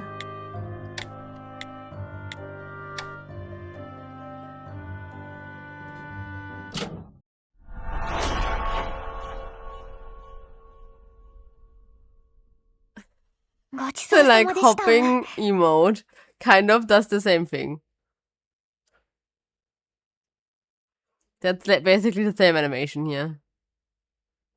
じゃあ気分悪いので帰りますね。ちょっと待ってください。これからこの彫像の調査に行くんですよね。どこへ行けばいい？あ、それはこれからゆっくり調べるつもりで。I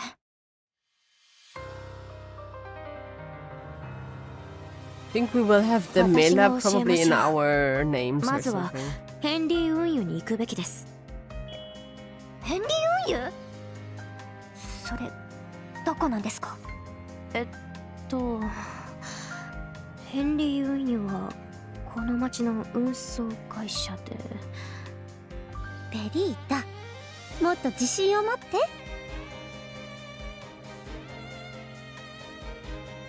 So, the music does sound nice. But it also sounds a bit generic. I feel like I've heard this before in another game or something. But I wouldn't, you know, I'm not sure if it's like stock or if it's just, you know, generically nice music or something. And I don't want to accuse anyone or accuse in quotation marks. Using stock music on an indie project is absolutely fine. If they didn't get bespoke music for their game. But it's, you know, nagging at my brain that it feels like I know it from somewhere. このステップ、ウサギの彫像にはシールが1枚貼られていますよね。あ、本当だ。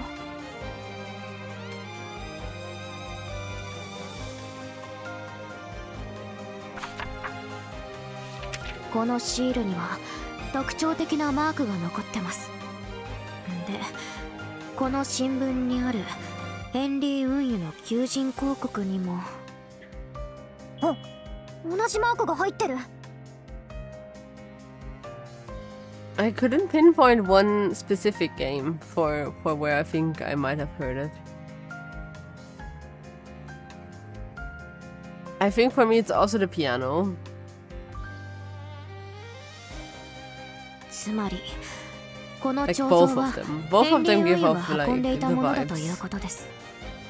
I guess the whole arrangement gives off those vibes. And it's not even like it's a bad thing. I do like the music. It nags at me. なのでこの彫像を調べるとしたら、ヘンリー運輸です。どうです？私も少しはお役に立てそうだと思いませんか？落ち着こう。合理的な提案をすれば相手も受け。商人さん、私と取引しませんか？あなたこの辺りのことには詳しくないですよね。手持ちも少ないはずです。ですお願いを聞いてくれるなら当分うちの店に泊まっていいですよ。パスタもお望み通りに作ります。それはなかなか魅力的な提案ですけど。その代わりステップを売るのに成功したら売り上げは五分五分で。じゃあ失礼します。ちょっと、私あなたを海から助け出したんですよ。そもそもあなたに。どちらにしろ海には入るつもりだったって言ってたじゃないですか。なら警察を呼びましょう。警察の前でも同じことが言えるん。この人なかなか純度の高いクズね。I have a feeling that maybe other people are not able to see Vero. Like, it's not a confirmed suspicion, but they don't react to her a whole lot. 突き飛ばしてすみませんでした。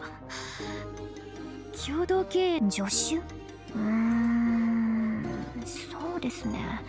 もうこの仕事を始めて長いし、そろそろ Doesn't even have food for herself. What does she want with an assistant? 先生なんて呼ばれたりして。この反応は神秘の力を持つステップを取引できるなんてすごいことですよ。助手として急に何言い出すんですか？そんな風におだてれば受け入れるとでも？漫画の読みすぎですよ。見透かされてるわね。うるさい。悪いですけどビジネスって感情論じゃうまくいかないんです。最初から売り上げの半分なんて。すそれいい加減にしてください。ダメですか？それなら 10% でも。じゃあ行きましょうか。ステップは丈夫な箱に入れてちゃんと持ってきてくださいね。では先生は移動の準備をしてきます。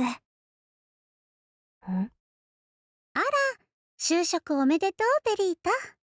卒業するまで普通に学校に通うものだとばかり思ってたから、ちょっと感動だわ。これ騙されてないよね。What exactly doesn't make sense? Sorry. じゃ、ステップの調査頑張って。応援してるわ。ベールは行かないの？まったくもう、お姉ちゃん子なんだから。店を留守にしておくわけにいかないでしょ。大丈夫。そんなに難しい仕事じゃないわ。あなたに与えられた課題は2つよ。1つ目は彫像の配送ルートを特定すること。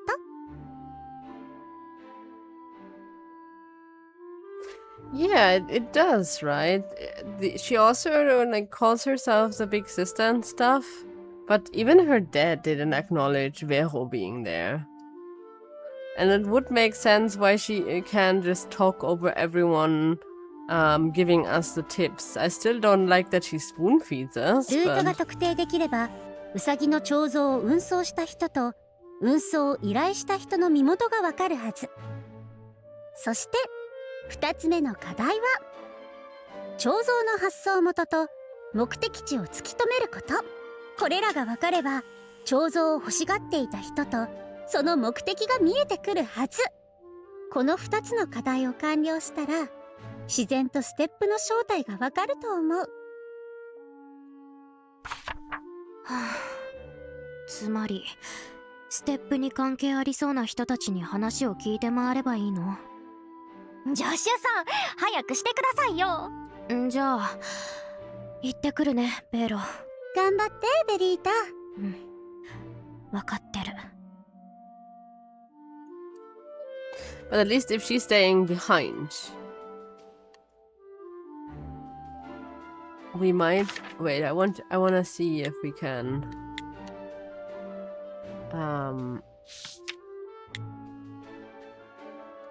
see anything else.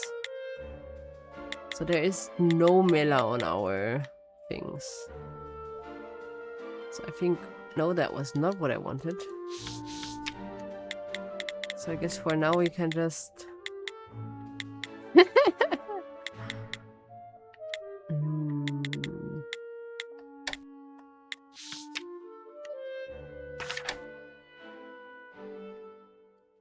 go to the shipping site.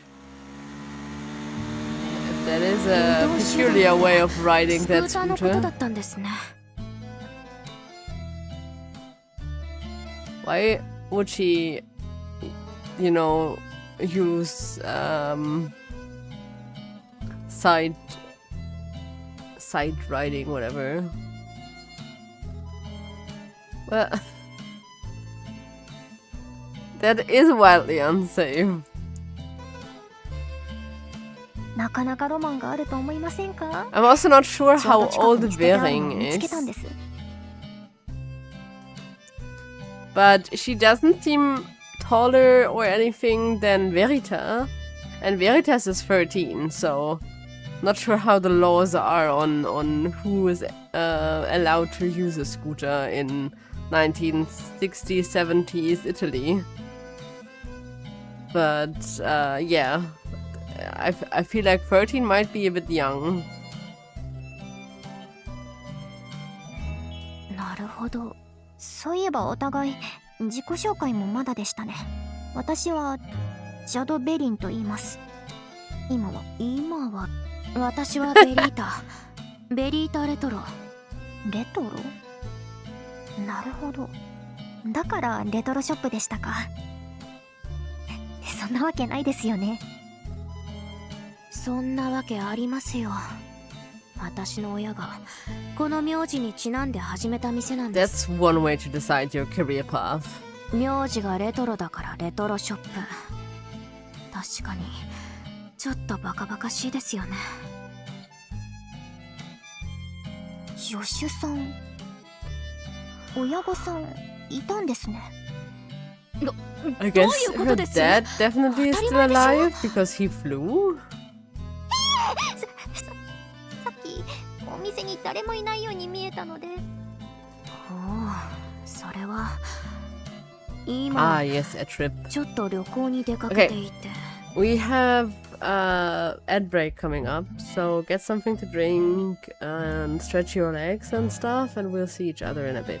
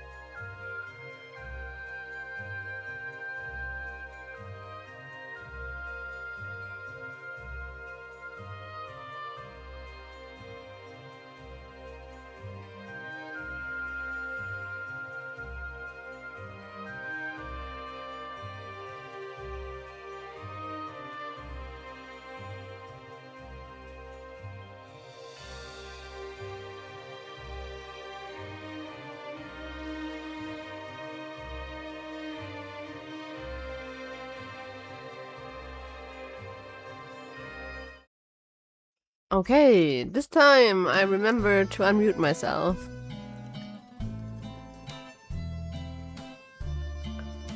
Now, let's continue that very safe scooter ride in somewhere Sicily.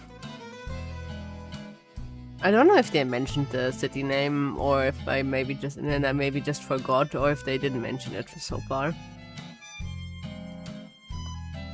Also, on the traffic rules in Italy in the past being just like good intentions, I'm old. I'm not that old to know that firsthand at least. まあ全くの嘘ってわけでもないし。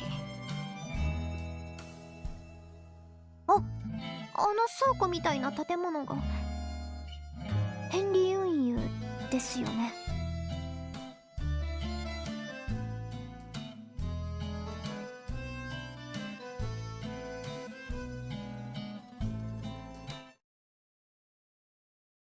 入ってみたはいいものの、みんな仕事で忙しそう。勝手に入ってよかったんでしょうか？大丈夫ですよ。立ち入り禁止の表示があったり追い払われたりしなければ問題ないです。 I'm not sure that's how most people would interpret trespassing. You know, you usually don't need to be explicitly said to don't stick your nose into spots that you're not explicitly invited into. 誰だい？ダメだろう。勝手に入ってきたら。入れなくなってしまいましたね。先生？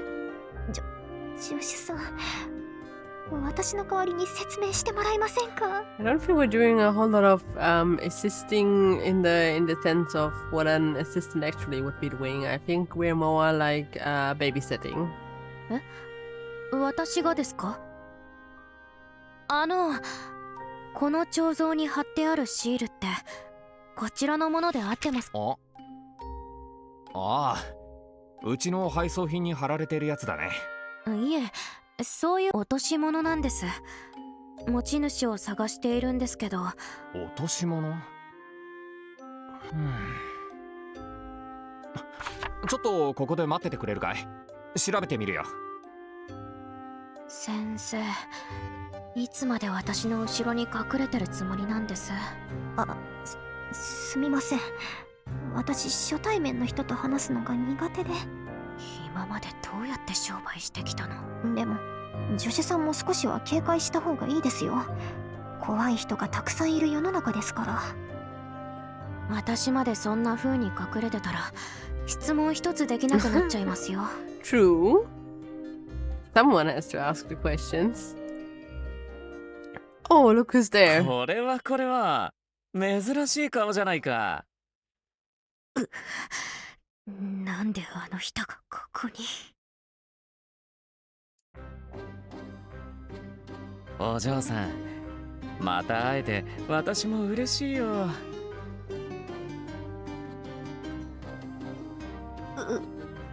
助手さんの知り合いですか？お隣は学校の友達か？いいえ、この人は私が仕事を手伝っている学生に見えますか？いやー、困ったな。これでもそれなりに年はいってるんですけど。そんな風に喜ぶということは未成年ではなさそうだな。ところでお嬢さん、ここには何の用だ？まさかトラックにこっそり乗り込んで逃げるつもりか？それならここはやめた方がいい。配送地域は三アガタ周辺だけだからな。逃げる？そんなつもりじゃなくて、ただ。お嬢さん、どうしてそのこと？ステップがスキルを使用するとマナという物質が通常目に見えないものですが、マナを感知できるステップも存在するんです。ほら、こんな風に。Okay, that's how other people know. よく見ると光ってる。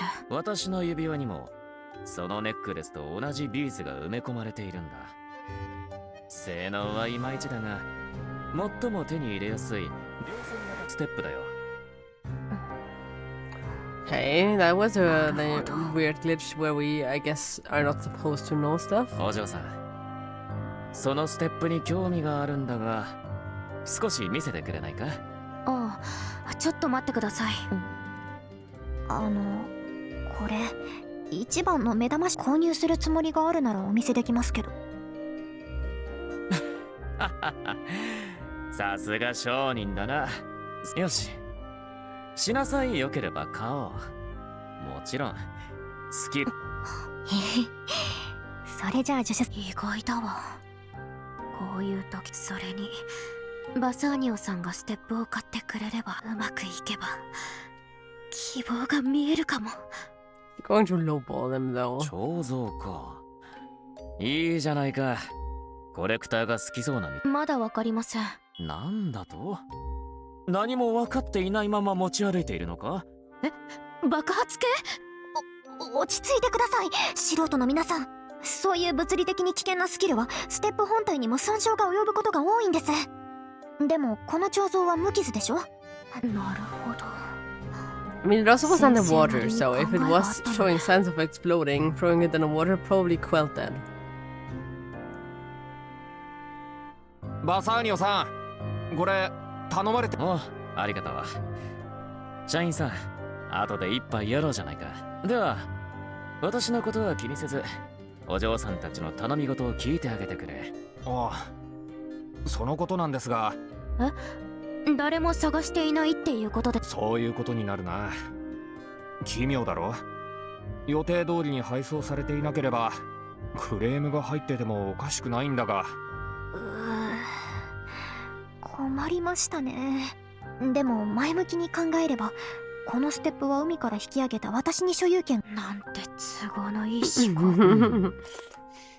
配送された記録はなかったと？ひとまず彫像に関する配送記録は絞ってみましたが、個人情報保護の観点から正確な住所は保管していないんです。これだけだと。Why would a delivery company not keep track of where they delivered shit? しかし、配送時に住所は。ええ。まあ。それなら、どの配達員が担当したのかさえ特定できる。That doesn't make any sense. では、お嬢さん、これを貸そう。これはなんで？ここで働く3人の配達員にはそれぞれ割り当てられた配送ルートがある。Well, the only one that could have gotten rid of it on his delivery route would have been the daddy. Why? Why call it that? これで彫像を運んだ配達員が誰か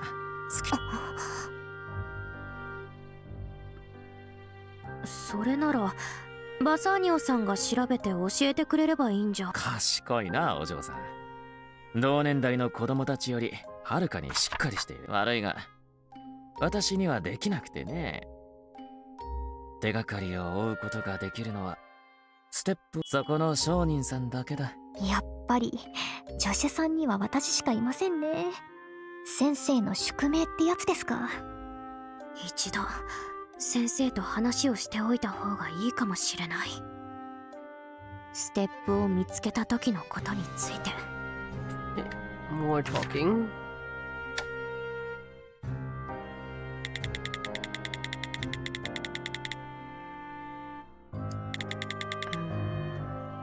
Okay, so because she knew that there was a staff that did something, she knew where to go.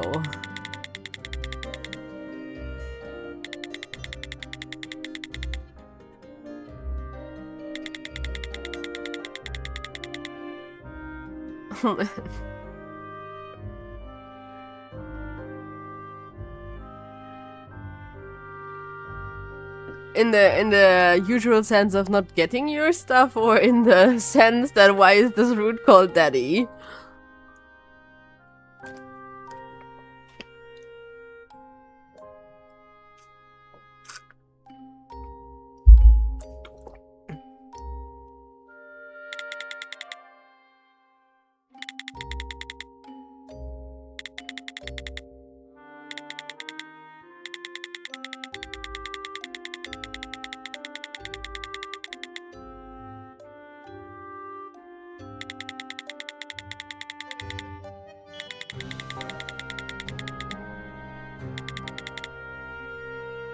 But she was also thinking about jumping.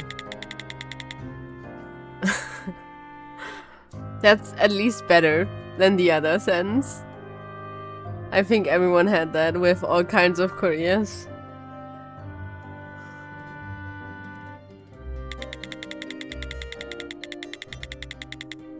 I think the wildest story that I have with DHL is I was expecting a package from Japan,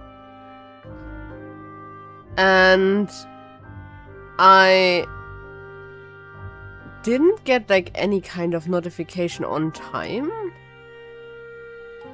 that the parcel couldn't be delivered, because I guess I work from home, so they probably just didn't ring my doorbell.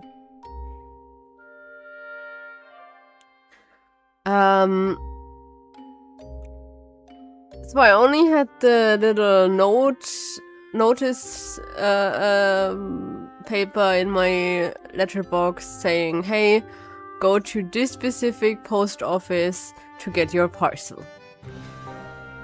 I think I might have even went same day afternoon or next like morning whenever they opened to get the parcel, just to find a notice stuck to the door of the post office saying, we're on strike for until Saturday or something. So I went into the post office on Monday, because of course Saturday was still I actually went by the post office several other times during that week, like at least once a day, just to see if the strike was maybe lifted. But when I went back on Monday, they said the delivery guy didn't even bring them the parcel, like to the post office, because there was already the strike and no one was at the post office to receive it. So I basically was told to come back later that day. I came back in the afternoon. They said no, guy was still not here. Maybe he's like caught up with stuff. Here's the like number you can call. And more or less I got immediately told, yeah, no, you haven't collected your parcel in time. It's on its way back to Japan. And I'm like, no, can we like stop it? If it's not like out of the region and stuff, out of Germany, can we stop it and get it back to me? There was strike. I could literally not do anything about getting that parcel.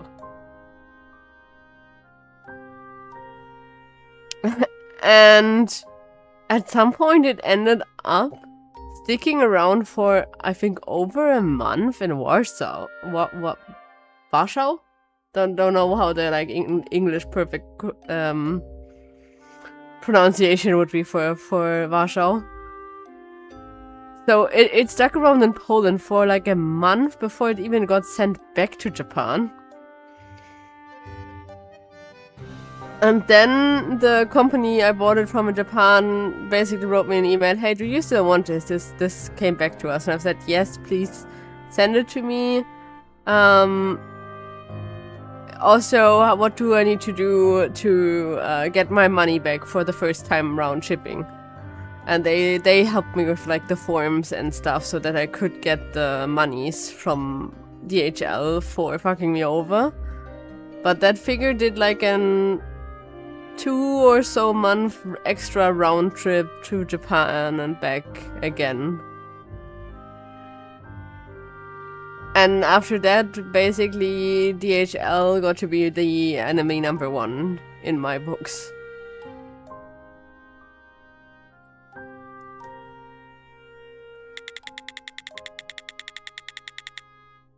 I also had some very lovely DHL drivers, though.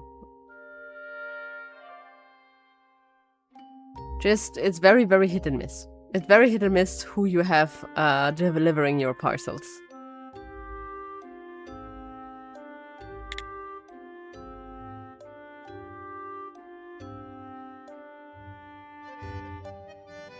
let's discuss stuff. The delivery routes.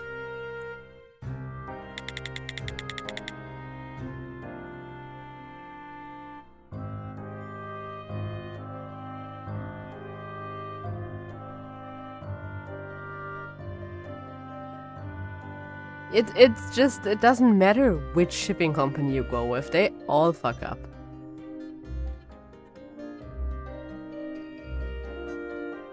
They're all equally bad.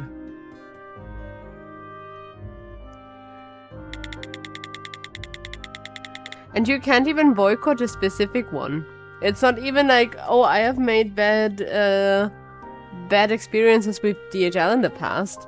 I'm never using those guys again.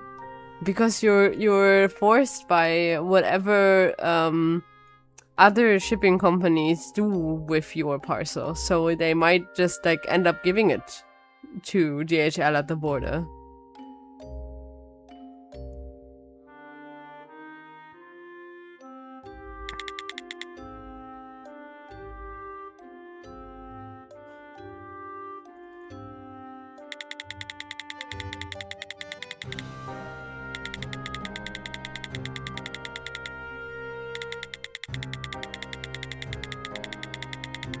Man, delivery company gotcha.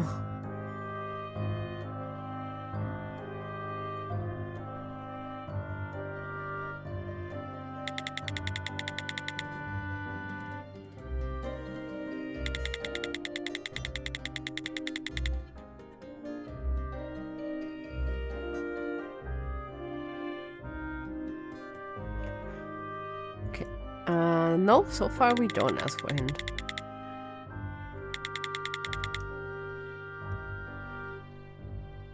Is he now fucking off? No, I don't think so. Okay, so we have the delivery records.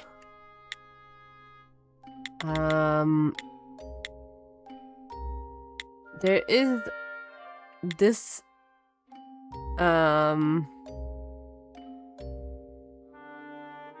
okay, so this is a rabbit decoration, but it doesn't necessarily has to be our sculpture, because we have also 2 sculptures that could be the correct thing.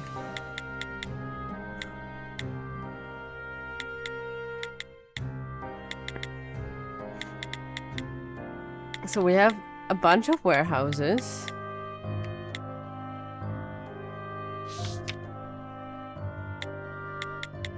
Are they all starting at the delivery point?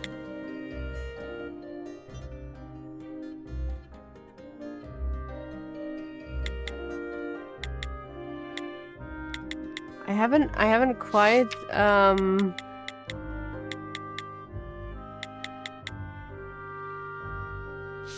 gotten the hang of the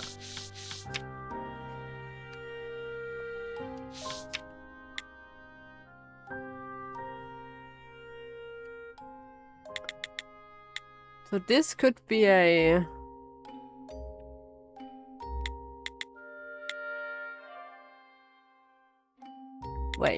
Wait, no. I think actually because of the hint we have here, the Tomela hint, that it is the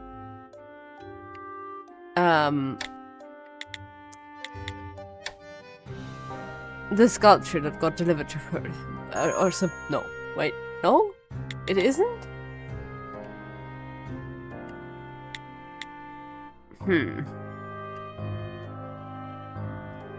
I guess we will have to like find something else, but I think that's the sculpture that we're looking for.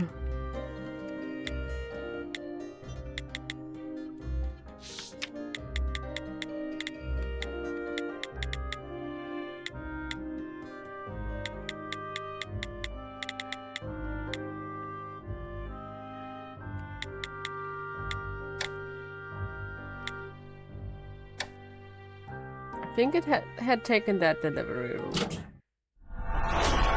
Because where it was dropped into the water. Maybe I was too like fast with the Pamela and Tomela thing.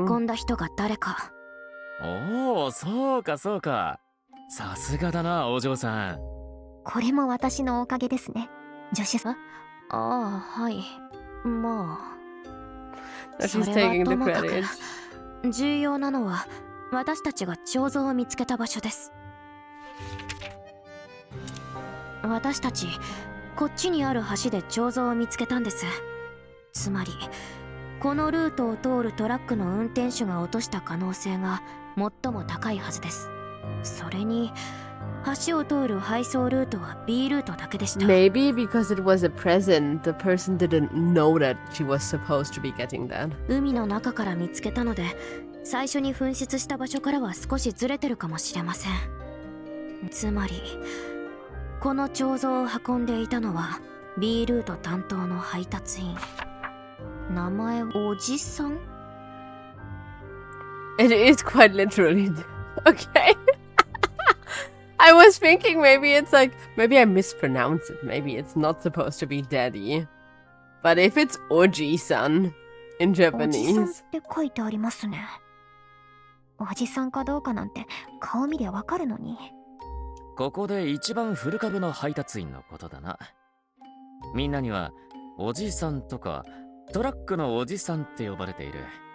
奇遇だな。実は私もおじさんに会いに来たんだ。ビジネス。もうそろそろおじさんが橋を通る時間です。まあこれも何かの縁だ。いえ、結構です。この排気音を聞いても同じことが言えるかな。結構です。 Why is she so 冗談だ。 slimy? この音を聞いても何も感じないのか。排気音から何を感じ取れって言うんですか？あ、この音はランチオフラミニオ1957年式初期型ですね。フロントはダブルウィッシュボーンサスペンションにコイルスプリング、テレスコピック式ショックアブソーバー、アンチロールバーを備えた古典的な構成で、リアは前作のドリオン式サスペンションを踏襲したモデルです。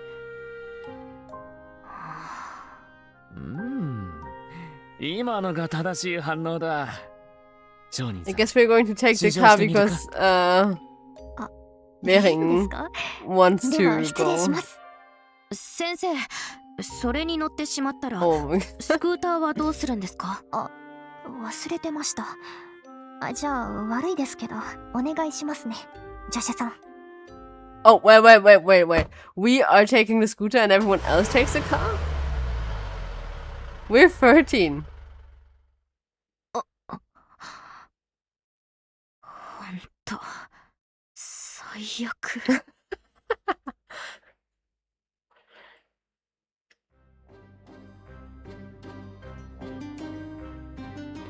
Okay. We get to go to the bridge on our own. はあ、橋までスクーターをして歩く先生ったら彫像が入った箱まで置いていっちゃうし。あれ、何か入ってる。これは Ooh. あの時。 She wrote 本探 another しの of 手がかりにな her った little 絵だ。 blood messages for us. でも少し形が違う気がする。あ、彫像にも同じ絵が描いてある。確かこれ血で描かれてたはず。終着点のところに東の端って書いてある。もしかしてこれ今度は彫像の移動系。先生は一体どうしてこんなことが突き止められるんだろう。 I mean, it is a mystery, so it's supposed to be.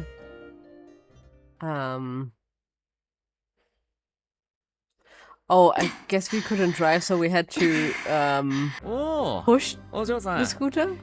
ここまで来るのも大変だっただろあれ、スクーター押してきたんですか？乗れるわけないでしょう。無免許なんですから。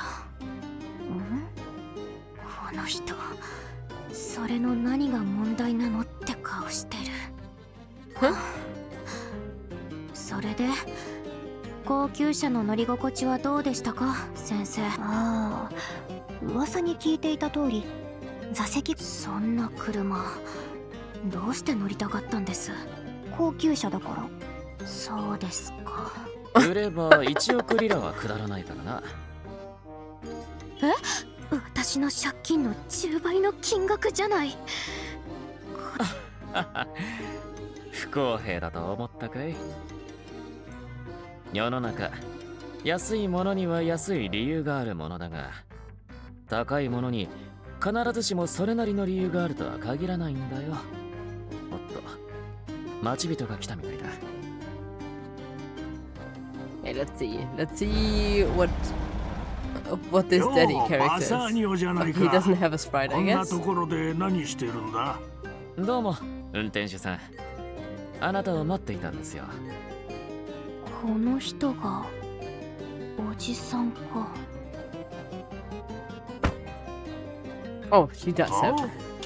この前の金の返済日は来週だっただろう。おじさんの気のせいか？その件もですが、まずはこちらのお嬢さん方から要件がありましてね。かわいらしいお嬢さんたちじゃないか。それで要件ってなんだ？ああ、俺のことはトラックのおじさんとでも呼んでくれ。助手さん、今のセリフちょっと変態っぽくなかったです？本人の目の前で何言ってるんですか、先生。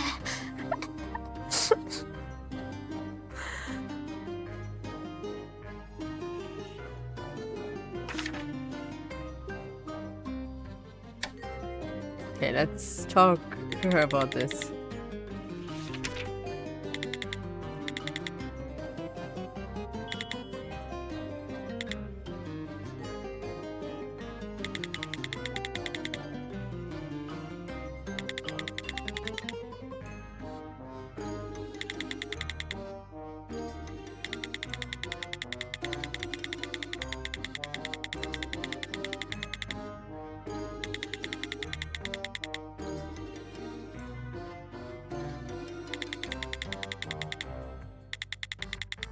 Okay.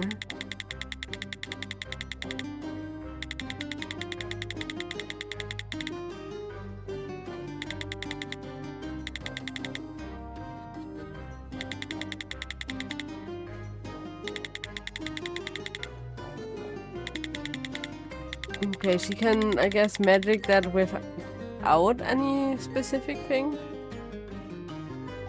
No, we don't need a hint.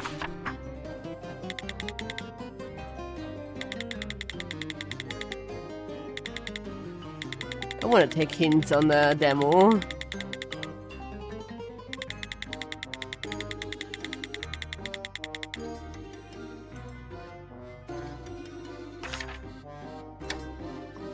No, let's ask him how he got, like, how he lost this thing.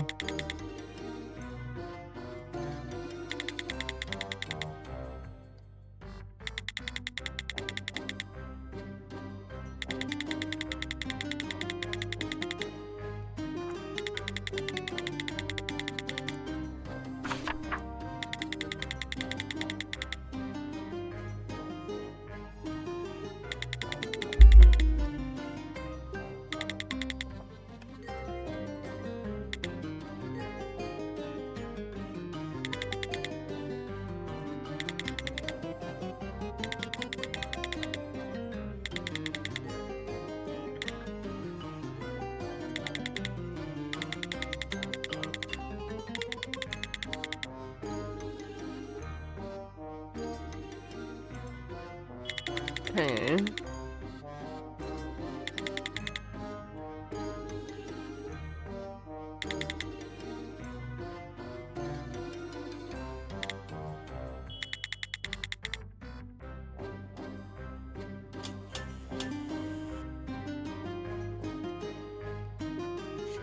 So we should be able to deduce some stuff.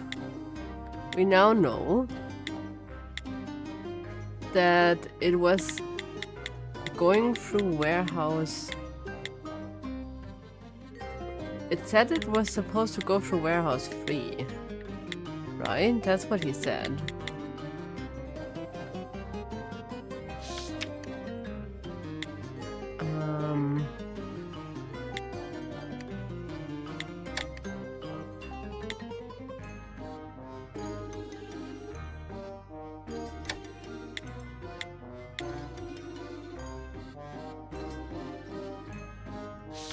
And the final stop is here.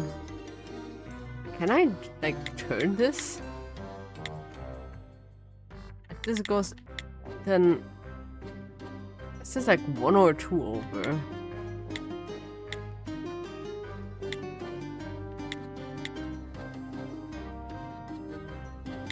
Is it here then?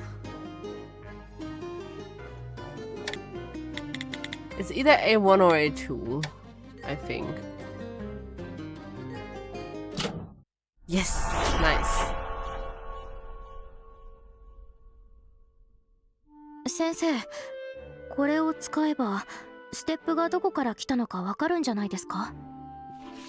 あ、これは私が作ったタイムラインですね。この赤い線が彫像の移動した経路だとすれば、この始発点にはステップの元の持ち主がいる可能性が高いです。でも助手さん、終着点の座標だけじゃ始発点の正確な座標は出せません。ええ。でもザ・トラックのおじさんの証言を思い出してください。おじさんは彫像についていたシールは第三倉庫で使われているものだって言ってましたよね。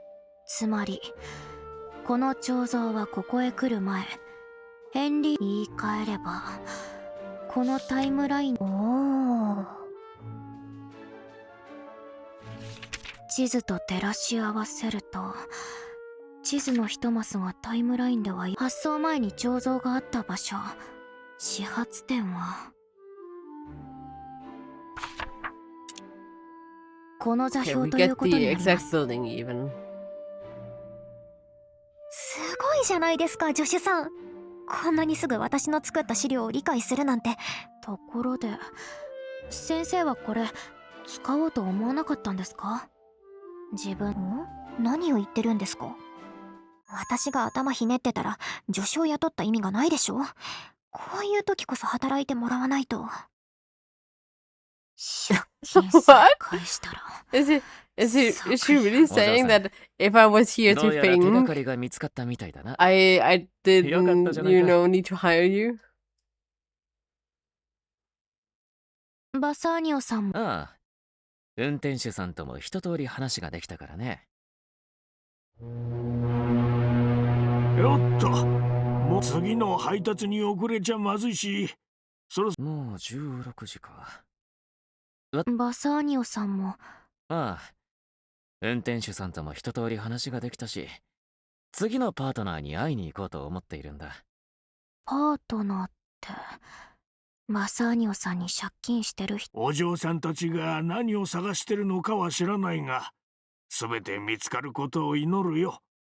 おじさんの助けが必要な時はいつでも。ステップを売る準備が整ったら、レトロショップで待っててくれ。用事が片付いたらそっちへ行くから。ああ、ありがとうございます。そうかしこまらなくていい。お嬢さんが得をすれば、私も得をするのだからな。それはそうだ。お嬢さんのことは心から応援しているよ。その年で借金を返済する覚悟を決めるなんて誰にでもできることじゃない。では、私はここで失礼。また会おう。Don't think that this statue is going to be valuable enough to get rid of all our debt. 助手さん、借金っていうのは。息が。高級車でも排気がきついのは同じだな。The side eye. ベリータ、ベーロ？ベリータ、そのウサギ。ウサギって肖像のこと？ベリータ、お姉ちゃんの言う通りにして。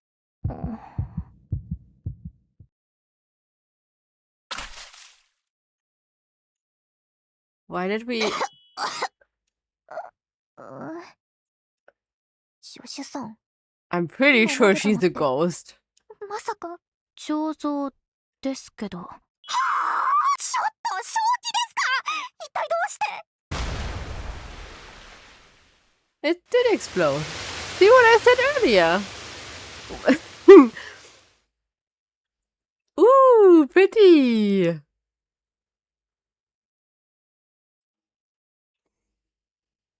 Oh, they're both quite soaked.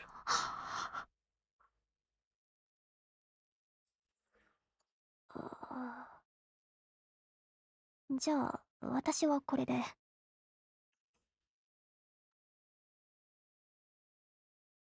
先生、私に何を持ち運ばせてるんですか？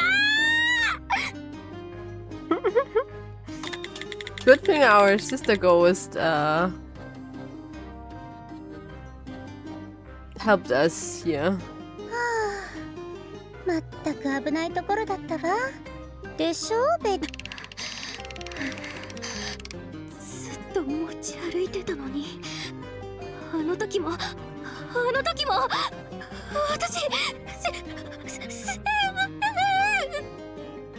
あら、まだパニック状態だったのね。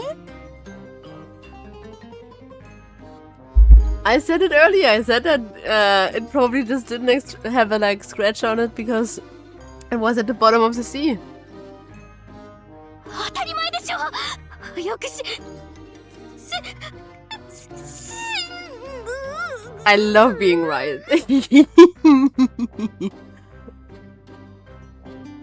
まったく過ぎたことは水に流して立ち上がらないと。ベリンさんも。But also, who sent a bomb to Mela? It was? あら、こっちも同じね。ずっと持ち歩いてたのは確かだけど、私が強要したわけじゃないし、つまり私のせいじゃないですよね。なら結果オーライでは？何が結果オーライなんです。さっきは危険なステップじゃないって自信満々に言ってたじゃないですか。だってこれまで私が見てきたものは全部大丈夫だったんですよ。嘘をついたわけじゃなくて、今回の彫像が例外だっただけです。だから私だって被害者なんですよ。 So I'm kind of curious if we can still recover the rabbit. 人を騙すなんて。 Even if it technically is a bomb. It might be like a bomb that, you know, doesn't destroy itself. ダメだ。口喧嘩ではこの人に勝てそうにない。へりくつには言葉じゃ勝てないわ。ひとまず正確なトリガーが分かるまではあの彫像は海の底に沈めておきましょう。ビーズが反応していたので、 so it またす doesn't ぐに hurt 引き上げら itself. れますから。スキルの発動条件、つまりトリガーを突き止めれば安全に取引を完了させられるはずです。トリガーって例えばどんなものなんです？助手さん、トリガーに決まったパターンなんてないんですよ。ステップを逆さに持つだけのこともあれば、 I feel like it might either be the もあるんです。 time or the sound of that fairy horn going off. 昨日の月の裏側って小説は本を開くことがトリガーだったんだと思うの。ってことは、さっき橋の上でトリガーを満たしたってこと。ベーロ、さっき彫像の爆発を予測してたよね。何がトリガーだったかわかる？ That sounds, to be honest, kind of great.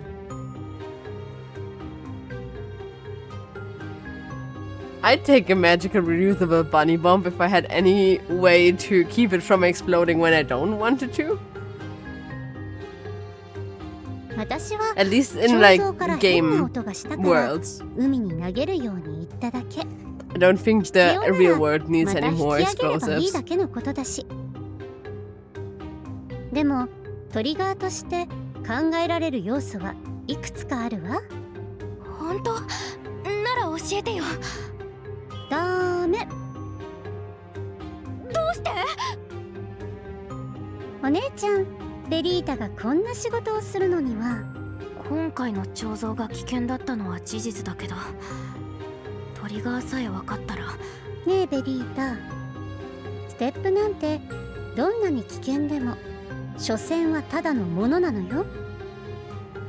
本当に危険なのはあなたに自分を先生だなんて呼ばせるあの女、ジャドベリー。先生が危ないって？いや、確かに。そういう意味じゃないの。あの人は真実を知らないまま突き進んでしまうタイプでしょ。そういうタイプの人間が一番危ないのよ。きっと苦しめられることになるわ。じゃあどうしろっていうの？ Yes, she is kind of reckless. このままバサーニオさんに売られて、あなたも私も6年間家畜みたいに働くわけ？そうよ。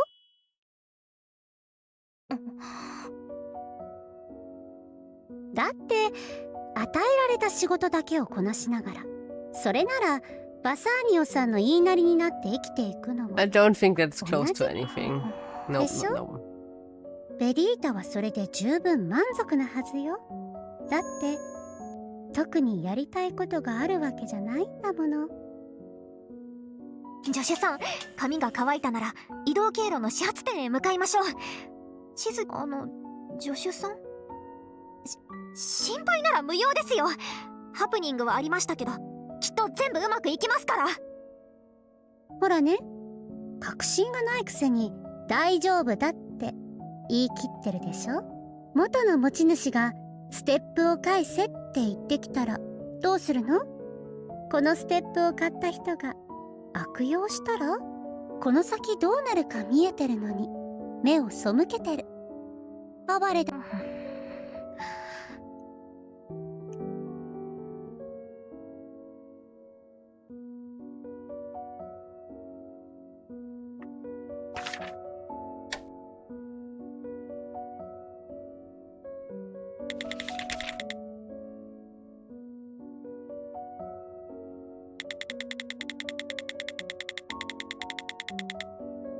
Okay.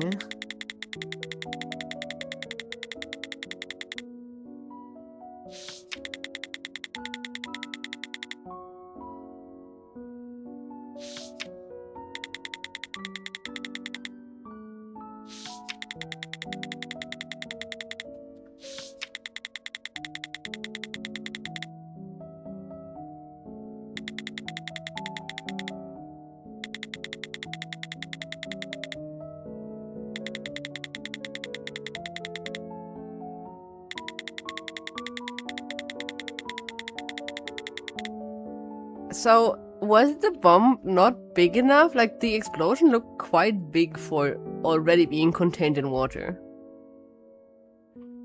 Wouldn't that be already kind of tank level?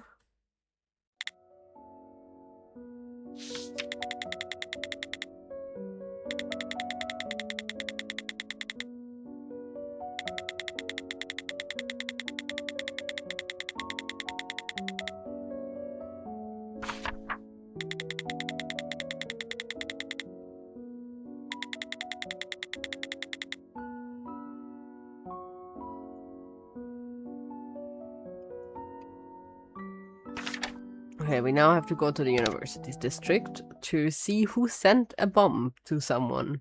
どこへ行くのベリータ？行くな。でもどうしても嫌ならパパを売ればいいの。私がすぐ見つけてあげるから大丈夫。ベリータは普通の子だけど、 She is kind of Yandere, I have a feeling.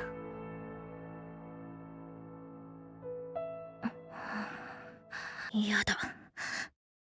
もうベーロのせいで人と疎遠になるのは嫌なの。行きましょう。はい。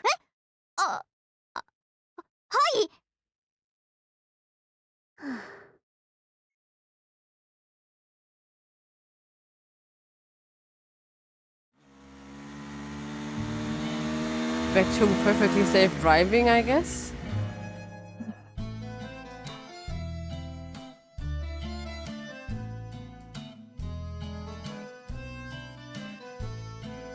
Maybe she didn't put anything more than firearm on there so she could still sell it. was my thinking. Like, if she puts tank on there, she might not be able to sell it to anyone.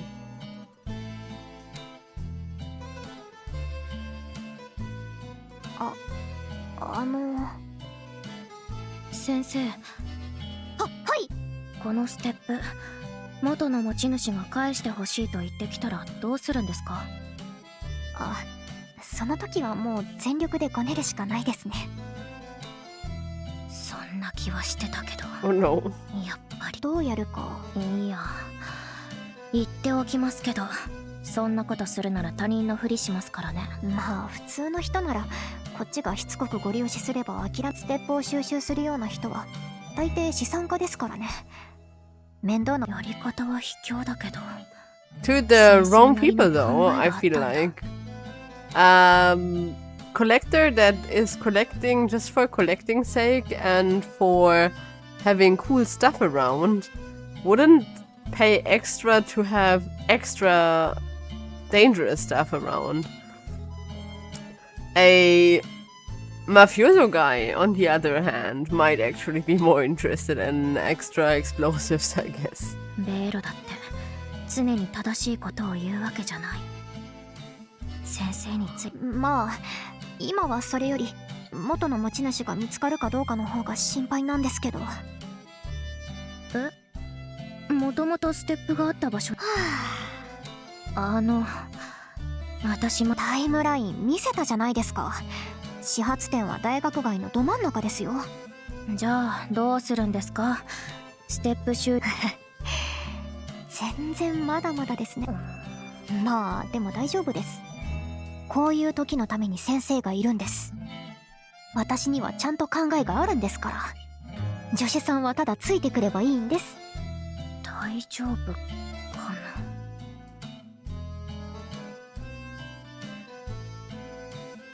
な。I am vibing with the music, though.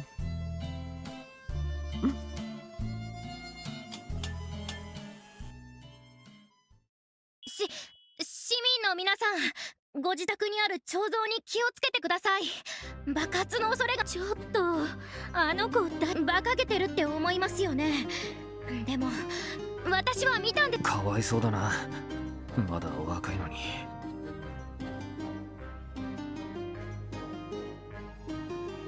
先生、おとり作戦ですよ、助手さん。ステップについて知る人がこの話を聞けば。本当に先生、もう喉が痛いので。私はちょっと人前で大声。こいつあの男性を見てください。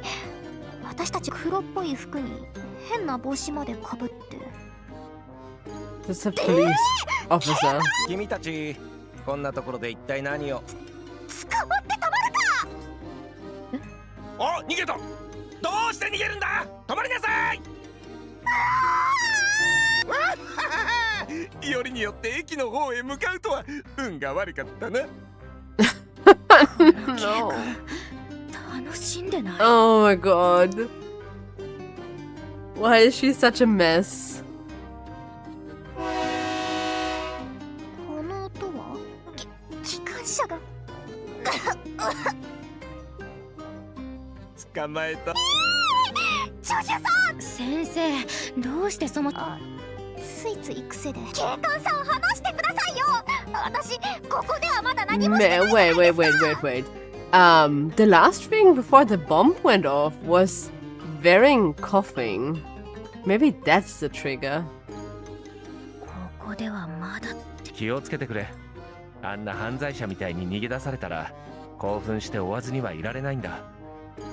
この警官、変態なの？ Is there going to be a bomb that 君 explodes? たちは何をあんなに騒いでいたんだ。爆発だとかそんなことを軽々しく口にしたらダメだろう。少し前にも治安の日の祭りで騒動があったんだ。実は助手さん、そんな言い方でわかるわ。ステップマナ現象の一種でトリガーを満たすとスキルが発動する。すべてのマナ。だいぶ詳しいみたいですけど。たまにはこういう例外もあります。少し前にそういった研究をしている教授が署に来たんだ。その時に。そんな人が。詳しくは忘れたが、その人も君らのように爆発の話をしていたよ。研究に必要だとかで未解決の爆発事故の記録を共有してほしいと言ってね。確かその時のメモがあったあった。At least we got lucky to 君たち find に the も right このメ police モを渡 officer. そう。大半は昔の出来事で詳しい情報は残っていなかったかね。この町、こんなにたくさん爆発事故が起きてたんだ。助手さん、とりあえず警官さん、助手さん、そん教授の家ならちょうどこの近くだったはずだ。教えてくれるそうですけど。Good thing that you know, the oh my god, what's it called? Like security of like identity security stuff wasn't a thing back then.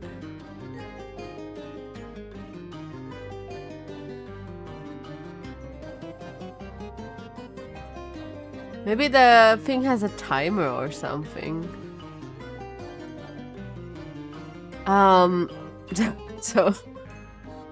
So the police, like everyone is just doxing everyone here and just giving out all of the data willy-nilly. ダメじゃないですか。そんな簡単に教えたら、警察が個人情報も守ってくれなかったら、市民たちは不安で Yeah, 夜 no も眠れ privacy ないで laws すよ。 whatsoever. 誤解しないでくれ。その教授から怪しい爆発の話。これでは狂ったように大声張り上げたのは先生じゃなくて私ですけどね。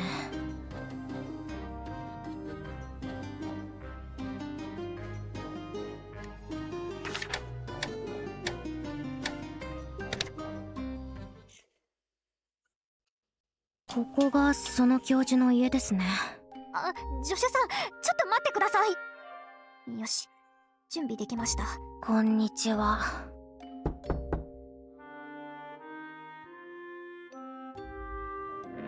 君たちか。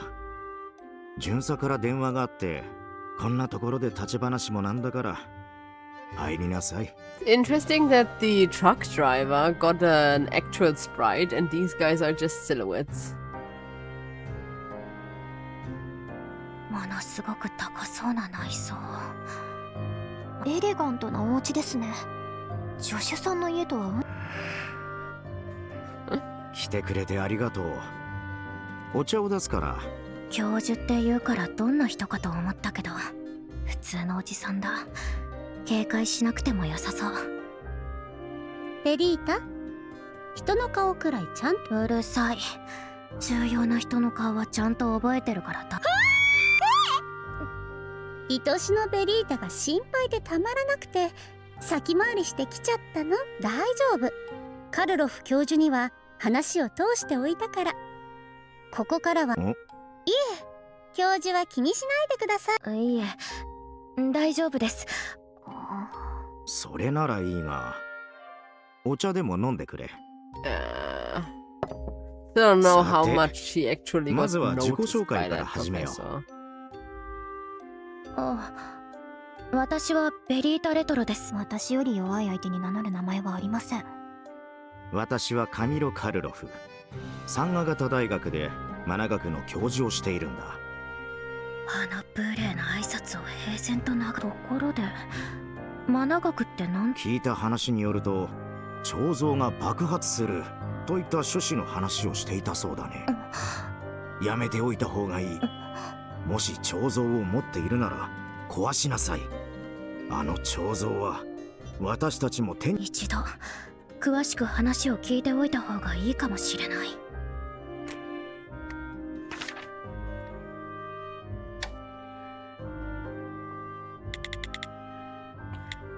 So, this is the background lore.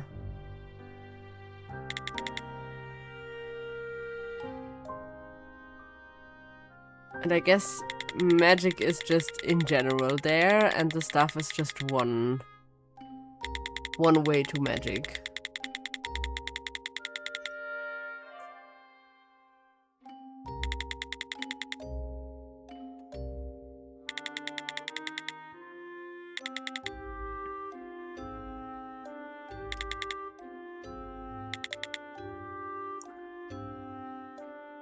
Now let's discuss with the professor.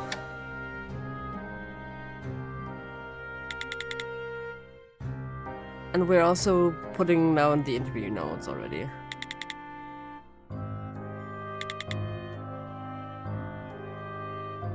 Okay, please talk about the rabbit.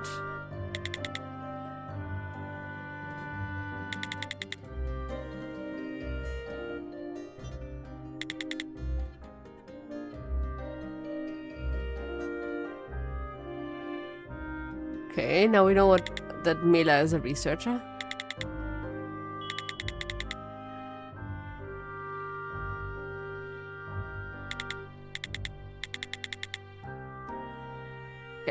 But now there's an ad break sneaking up on us, so we have the rest of the interview after the ad.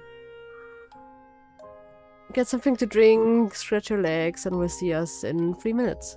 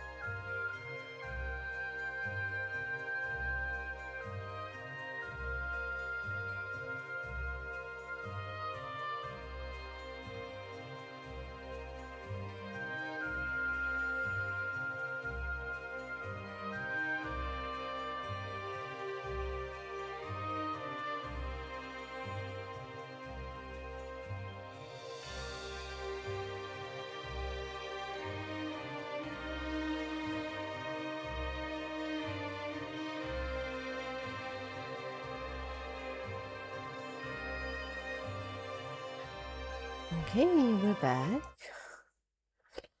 Let's see. Where were we with this interview?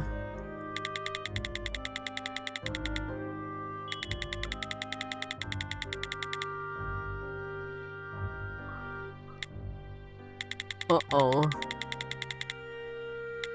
She was not competent. She just was reckless.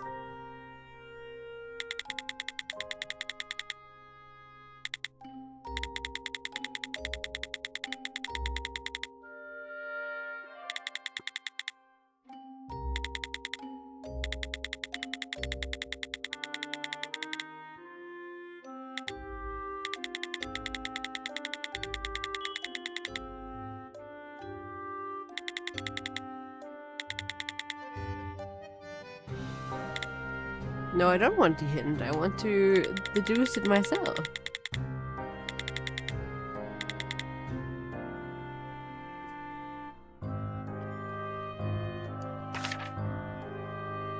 No. We have the officer's notes with the explosions.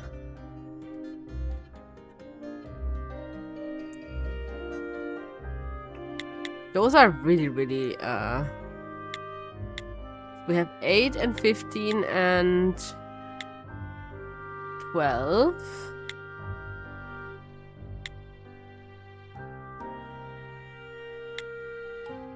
Near an art museum, near a piazza. And a recent one is near the Eastern Pier. I think that might be maybe from before us, if it's not ours.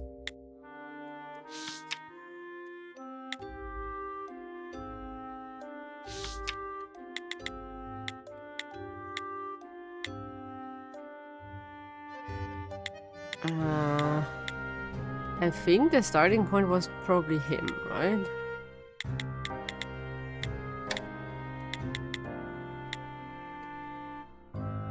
Does this...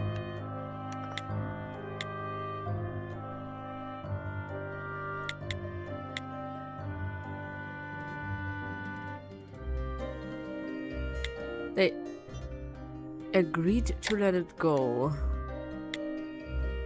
Still think that it is like Mela, and that one would probably be like Pamela.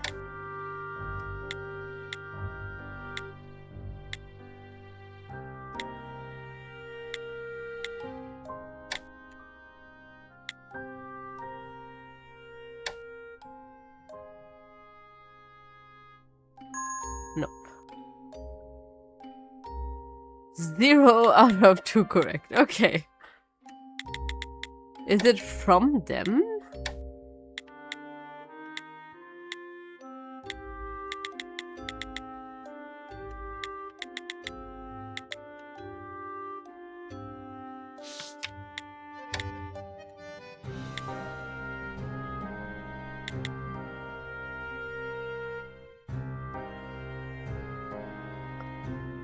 I mean, it has to be somewhere on his route, right?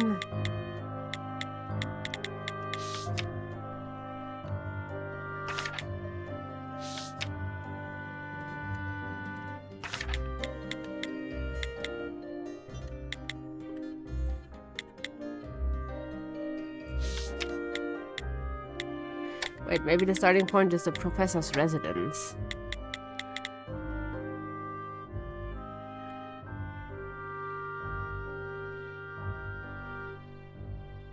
But the destination, I think, is still that this is going to be,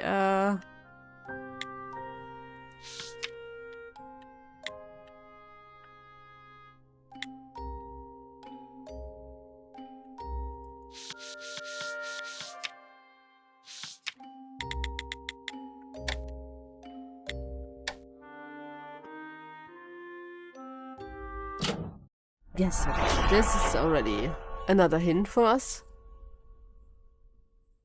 So it was supposed to be going to Mela. メラって誰ですか、教授？どうしてそんなことを聞くんだ？もしかして口にし…いや、そんなことはない。メラは私の教え子だ。メラというのは私が彼女を呼ぶあだ名で、本名はパメラ・トルレンというんだ。教え子の…気になることがあるんですけど。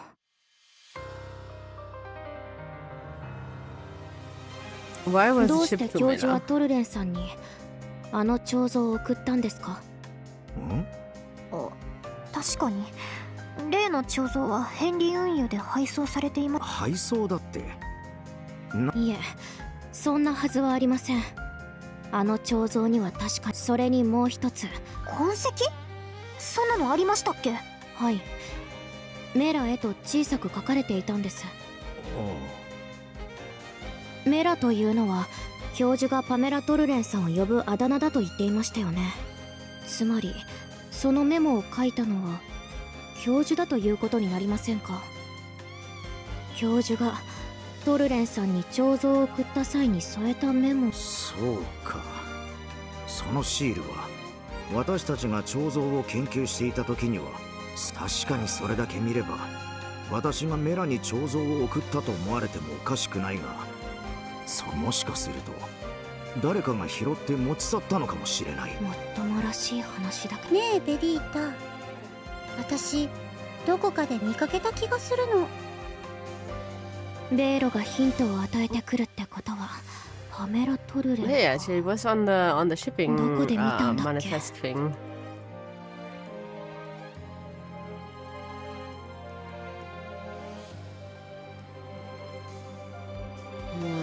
It was on this one.「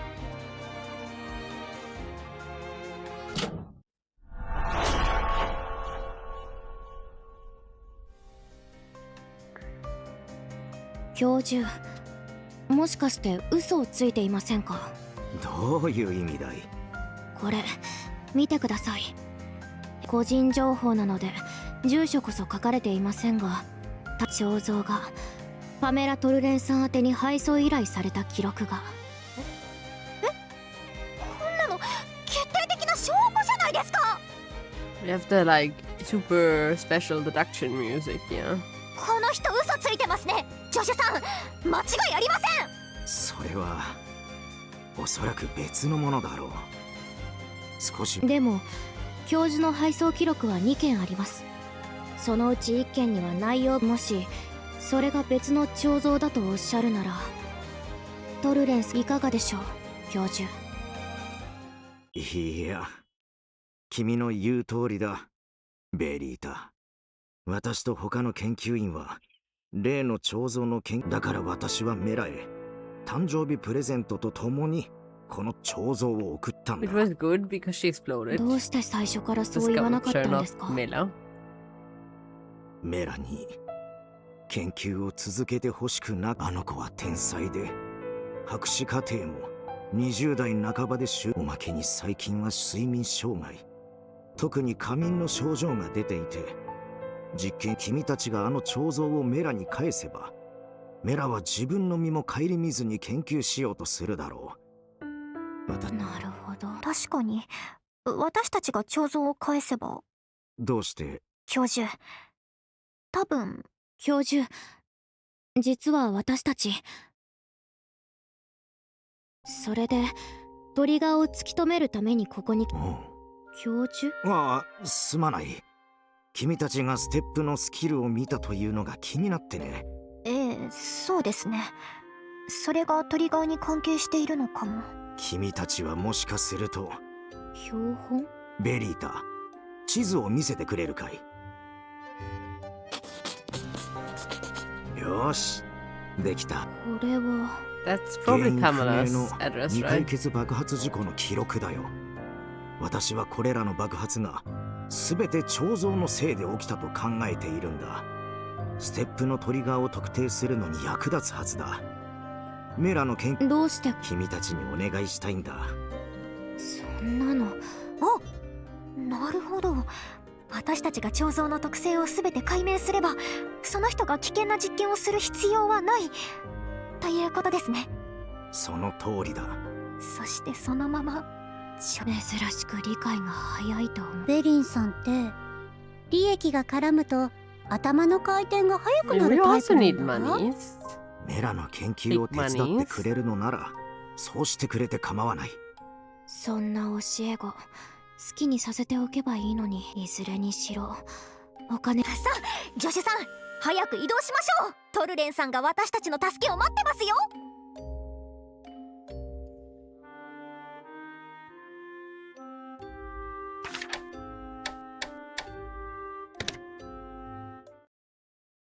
Is that even on the delivery route for B?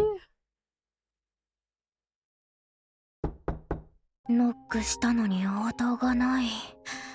どこかへ出かけてるのかな。ベリータ、この扉開いてるみたいよ。本当だ。開いてるんですか？ちょっと There's still zero. 先生、入らないんですか？助手さん、そろそろ慣れてください。はい。私が先に入りますよ。失礼しま。ど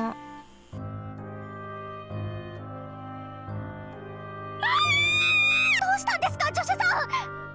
逃げたこの人。 You're asleep. これは助手さんがまたやっちゃったの？またって何よ。私は何もしてませんけど。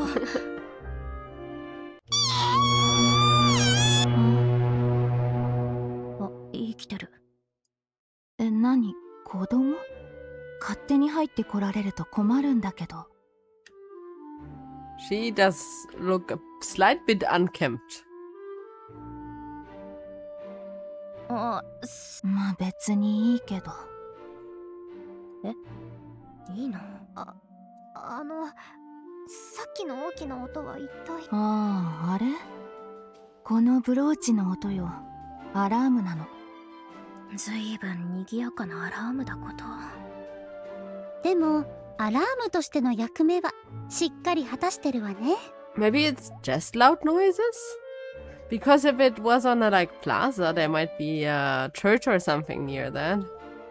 で、 With あんたた very ちは何 loud 者？泥 bells. 棒か何か？私たち彫像の件で来たんですけど。彫像？ここにはそんなものないけど。ご存知ないんですか？カミロ・カルロフよ。カミロ・カルロフ教授があなたに送ろうとしていた彫像のことなんですけど。教授った。わかったわよ。ひとまず話をしましょう。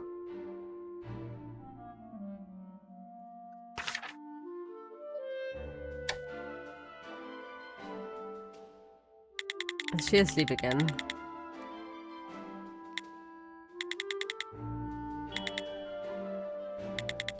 Oh yeah, that was the narcolepsy thing, right?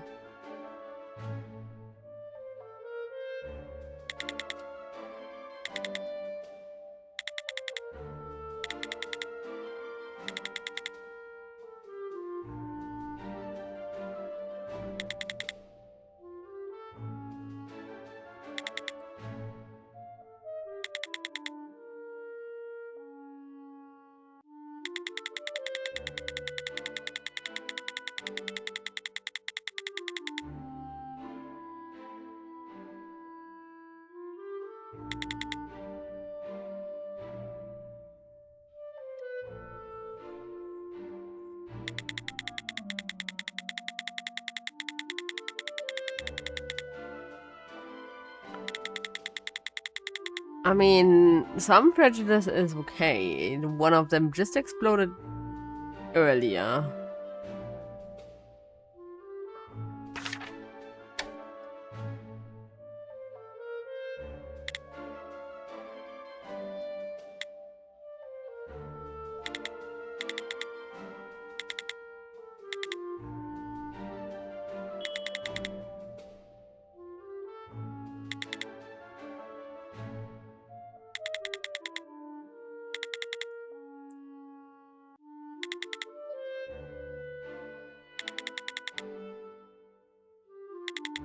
Okay.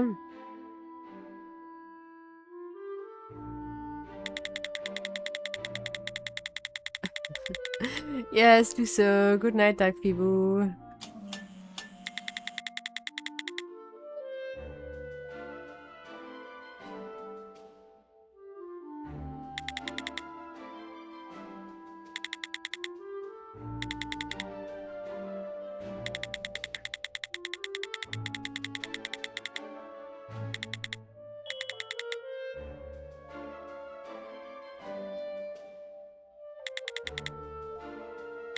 The side eye always.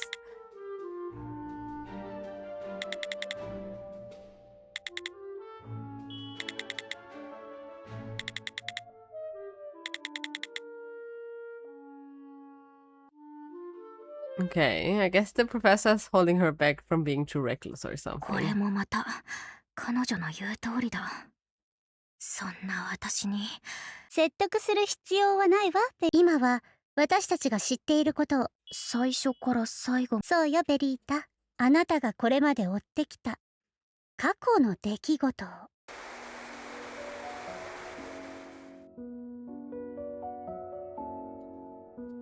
I need to put this together myself.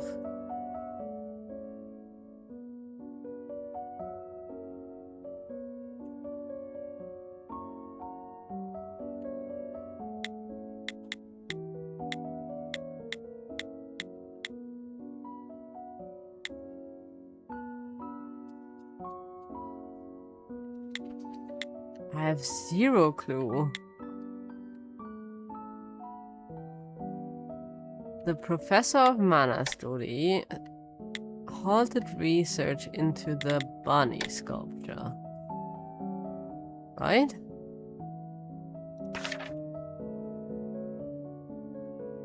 The person sent the bunny sculpture to Warehouse Free. No, the person. So the bunny sculpture to wait. To Torrent's lab. That's how that goes. However, only the brooch made it to Torrent's lab. The person wanted the brooch to be safely delivered to Pamela Torlin. The real reason was about the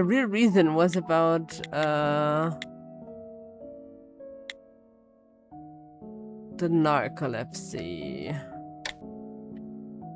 Right?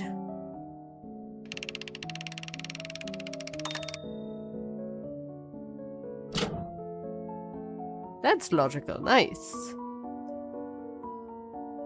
So far, I like the detective-y parts, as long as we don't get spoiled カル by ロ the フ教 in-game 授はマナ学の characters. 教授としてウサギの彫像の研究を始めました。しかし危険性が高く、そこで教授は唯一研究を続けたがっていた。宛先はここ。しかしその彫像はここへ到着する前、何らかトルレンさんの睡眠障害克服のため教授はトルレンさんの研究を助けたくて彫像を送ったけれど、それで私たちそれであんたたちはどう研究の助けになる？私たちはウサギの、なるほどね。ならお見事ですよジョシュさん。語りの才能がありますね。なんだかおとぎ話でも聞いてるみたいでした。おとぎ話？ほら、ウサギとカメが競争するおとぎ話。雑談はそこまで。私を手伝いに来たんでしょ？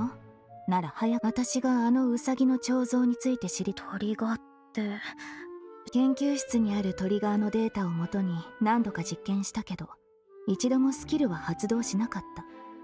そして全てのトリガーを試し、あの彫像のトリガーがもしまだ発見されていない新しいケースだとする。ベリータ、 Could it be あの人が求めているのは just like ス throwing キル out の目撃談よ。 an idea here?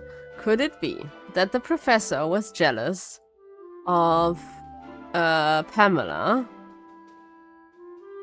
and wanted to kill her by sending her the bunny that reacts to loud noises and explodes, along with an alarm that has the sound of a ship horn? 橋の上で彫像が爆発したってことは、その先生、私たちが爆発を目撃した時の状況を覚えています。確かあの時、橋の私とジョシュさん、バサーニオさん、それからあの変態さん。変態さんじゃなくてトラックのおじさんです。はい。彼はそろそろ行かなければいけないと言ってトラックに乗って橋を離れました。その次にバサーニオさんも車で去っていきました。その後私がよそ見をしていた一瞬の隙に異変に気づいたジョシュさんが彫像を海に投げて、そのまま水中で爆発したんです。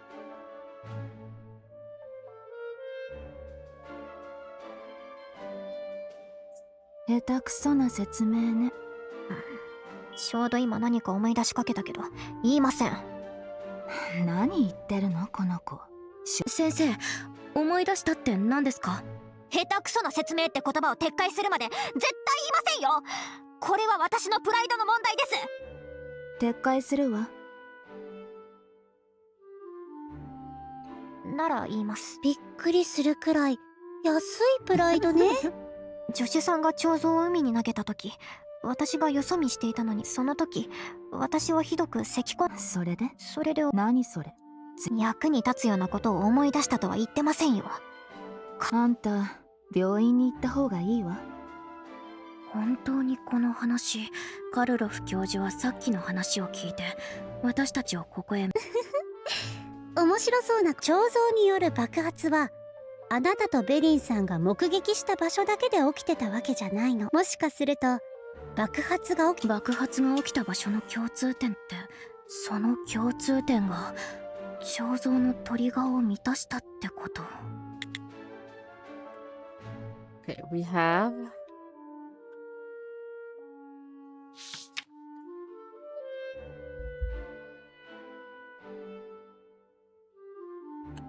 here is me going off sneezing.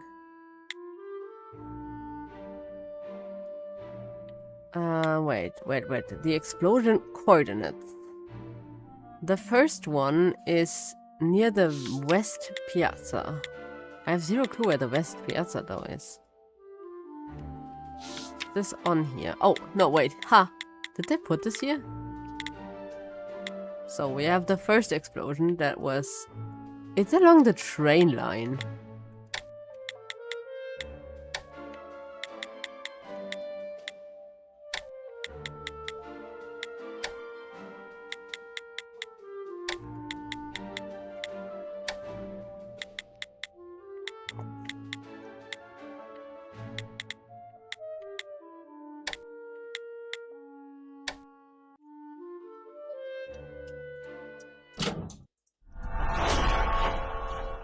So I think it's probably the noise of the... I mean, the loud noise is the same like the train... whatever horn. Whatever it's called for trains. 先生がさっき思い出した内容は、もしかはあ？ただ咳をしたってだけの話。Maybe it's the...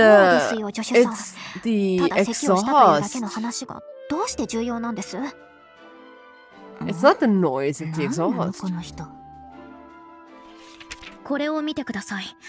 これはこの町で過去に起きた原因不明の教授はこれらの爆発が例の彫像のせいで起きたと考えていました。I think trains back in the day were still running on coal, which would like leave a big cloud of what's it called?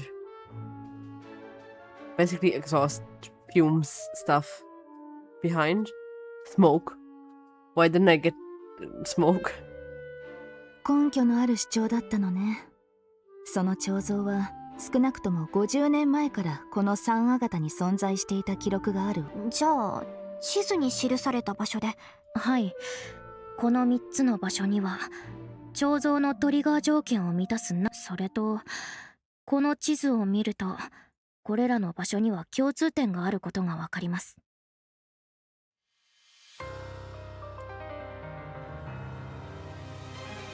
3カ所すべてすぐ近くに線路があるということです。そういえばさっき警官に追いかけられた時。はい、私たちさっき警官に追いかけられたって。今はそんなことは重要じゃありません。重要なのは列車の排煙のせいで。なるほど。サンアガタを走る列車は古い蒸気機関車がほとんどなら、彫像が爆発する前にいえ、あの時は近くに。でも当時トラックのおじさんとバサーニョさんがでそれのせいで咳込んでたんです。そういえば教授もこの話を。教授も確信とまではいかずとも、ある程度は予想していたのかもしれません。それで私たちをここへ向かわせたんだと思います。トルベンさんがそれに。また余計なことを。彫像の Okay, ト so リ he ガー wasn't は化 malicious. 石 He 燃料 actually から wanted 発 to 生する help her. 高濃度の一酸化炭素や炭化水素、つまり排気との接触である可能性が高そうね。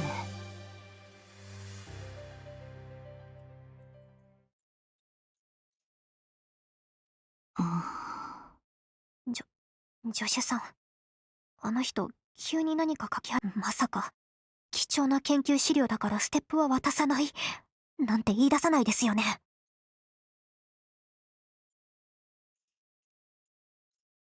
もう少しだけ待ちましょう。きっと重要な情報だから忘れないうちに記録してるだけですよ。いいよ。寝てる。何よ。せっかく情報提供したっていうのに、助手さん、何か言って。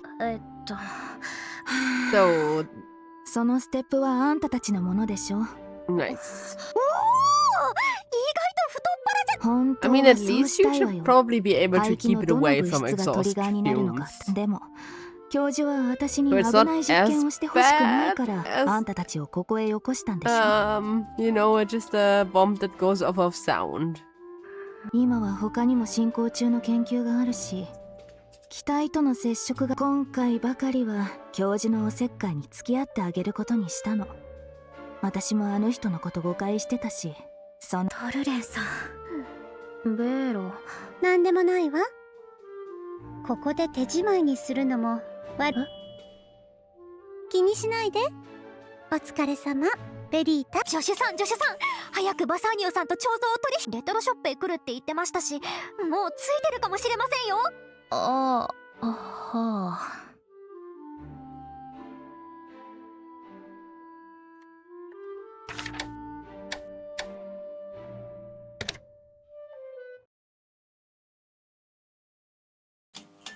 おお、やっぱりそのブレスレットお客さん。そうですか。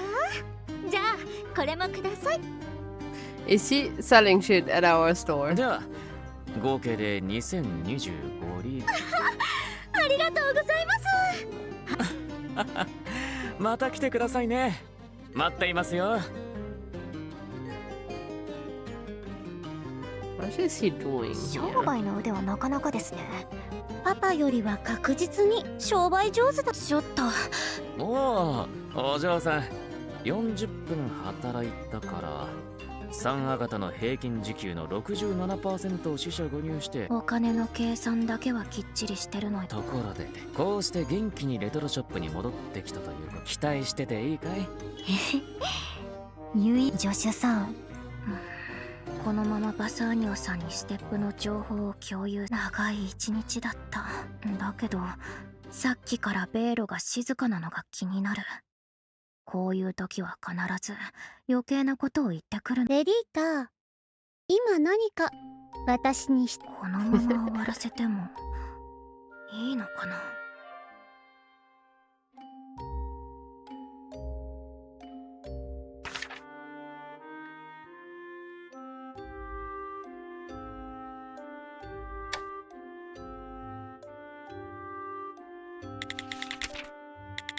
Okay, this is the same. I think this is the same thing we just had.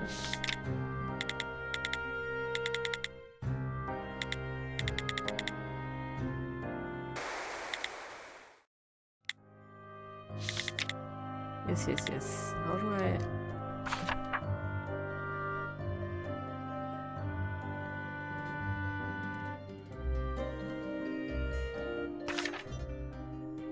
Is there like more on these?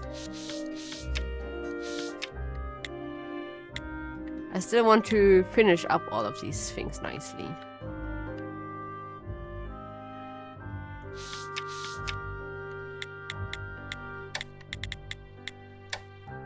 Just because I can.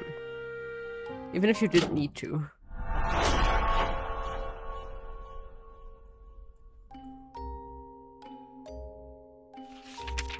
そういえばこの彫像はつまりベイロが最初に出した課題に対する答えは教授の研究室からトルレンさんの研究室まで、今となってはそこまで重要な情報じゃないはっベリータ、配送ルートを突き止めること、そしてこれらの情報は深く結びついているわ。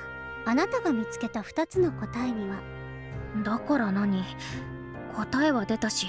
ああ、ベリータ、終わりとか過去っていうのはね、一つの形だ。全ての過去には目に見えない裏側。ベリータ、あなたが答えをあなたなら矛盾を見つけられるって私は信じてるわ。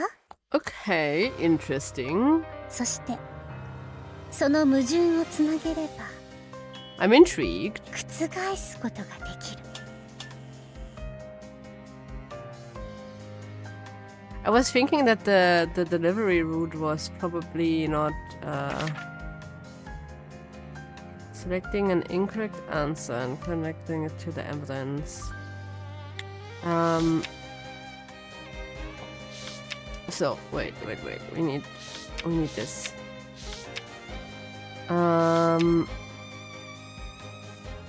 So I need the shipping routes actually.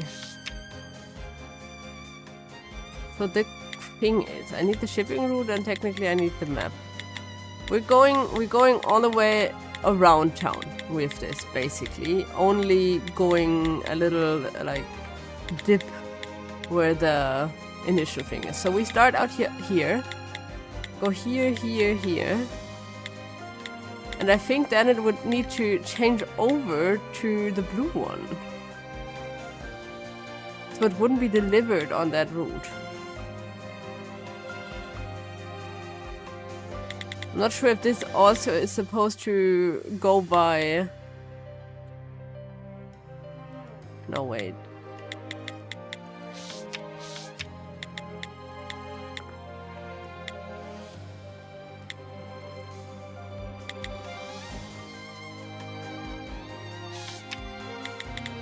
But yeah, the delivery route goes down here.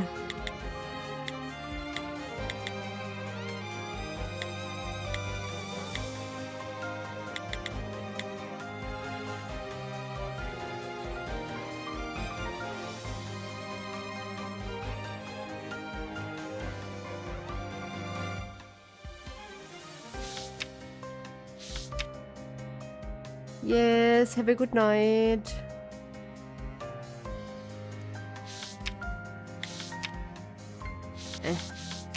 I'm kind of struggling with the...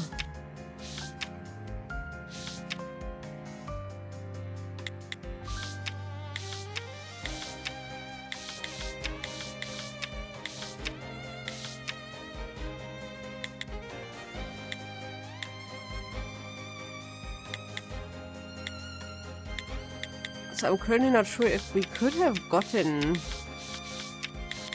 that shipping route with just one shipping location. The delivery person would have needed to be on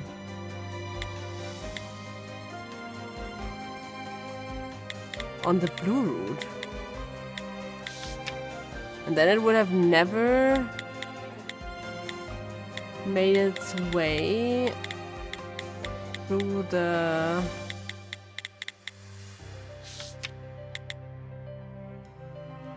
Can I see which delivery route these were on?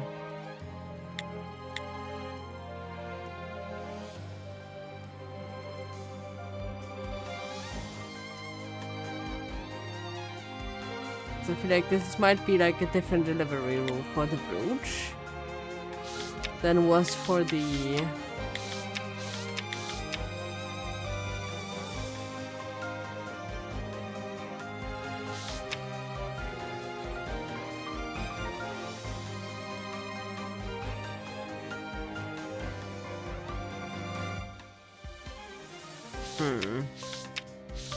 Not sure how to do this right now.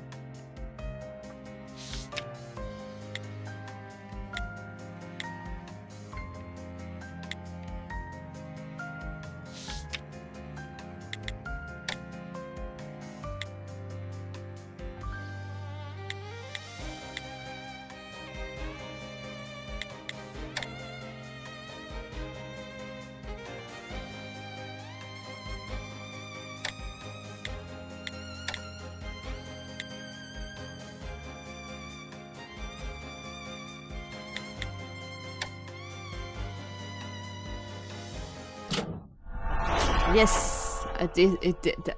That's how I did. I wasn't sure how to do this specifically.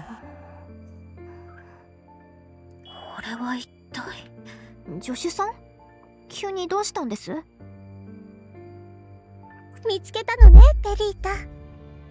経路は最初からそれが先生、私たちこの文章をもとにステップの運送ルートはビール。もう忘れたんですか？あの変態おじさん、ステップについてのことはもしかすると教授がトルレンさんにこの彫像を配送したなら B ルート担当のおじさんがなぜなら B ルートは目的地のトルレンさんの研究室を経由しないからです。本当だ。トルレンさんの研究室を通る。それがだから実際に配送を担当したのは C ルートの配達員エルム。でも C ルートはステップがあった橋。どうしてステップは東の橋の下に沈んでたんでしょう？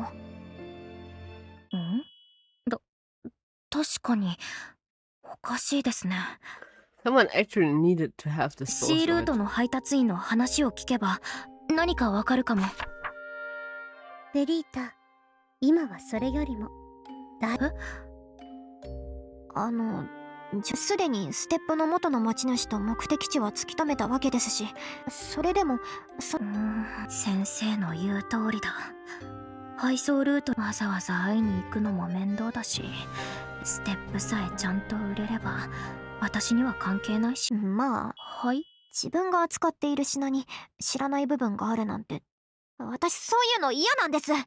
助手さん、やっぱりヘンリー運輸へ行きましょう。C ルートの担当者がいるかもしれませんから。先に行ってて、ベリータ。助手さん、早く乗って。はーい。And I thought I was done.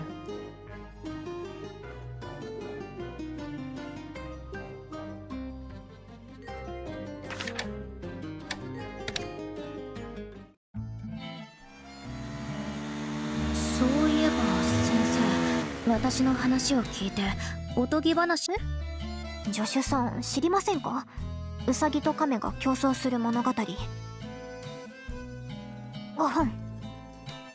当然ウサギが有利だったけど、慢心したウサギは途中で昼寝をして休まず。要は最後に勝つのは勤勉な人だっていう教訓ですよね。サボろうと。助手さんもまだ外見だけなら先生の方がよっぽど。確かに子供向けの話だから腑に落ちない部分もあります。ウサギの方が足が速いのは誰でも知ってることなのに、わざわざカメに勝負を挑む必要はないですよね。勝っても。いや、やっぱり見た目以外も先生の方が子供。助手さん。はい、聞いてます。どう思います？どうしてウサギは競争を申し込んだんです？さあ、そんなことどうでもよくないですか？まあ、私たちのウサギが途中で足を止めてしまった理由ですね。I mean, it wouldn't just fall out of the また truck, ここへ来るこ first と of に all. なるとは。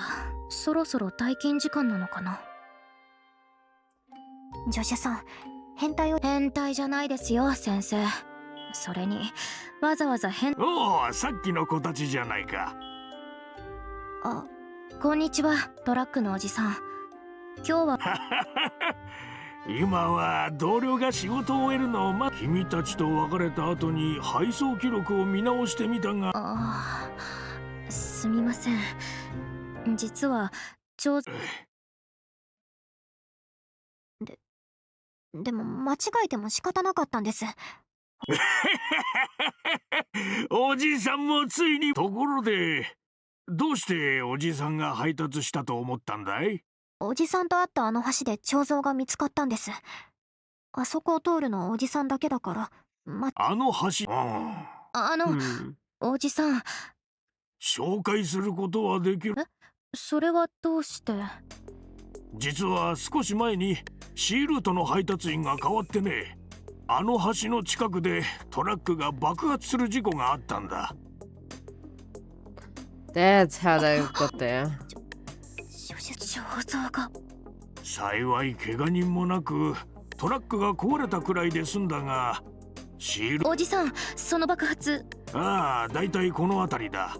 おじさんがその事故を発見する直前、旅客船の汽笛がだから爆発した時刻は11時頃のはずだ。So it might 私たちがステップを actually 見 be つけ the た場所の sound. 近くだ。爆発でここまでと。あれ、これっておかしくないですか？この地域は C ルートに含まれています。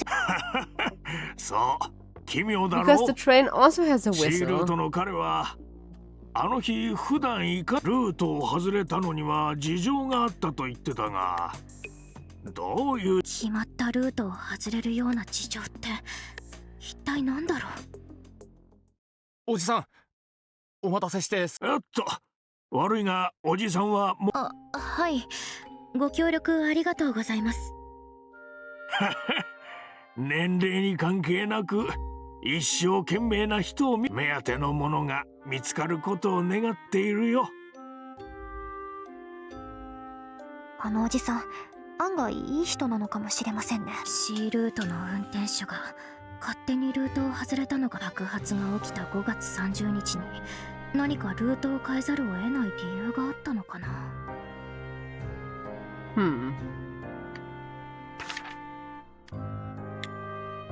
I don't know what the cause is. May 30th. Was that one of the... No, that wasn't one of the bomb days, though.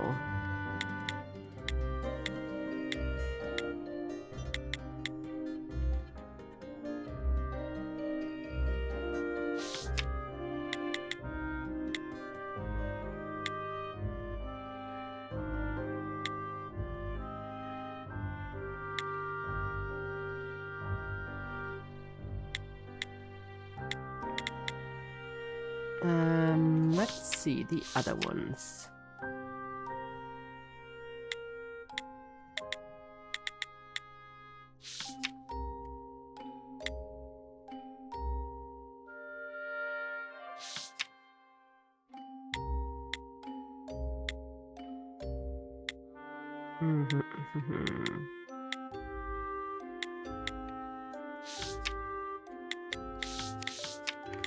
So we have where the truck exploded.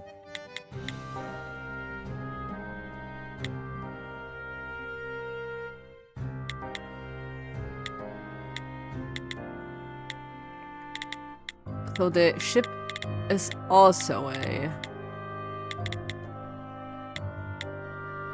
Why did they go this way instead of that way?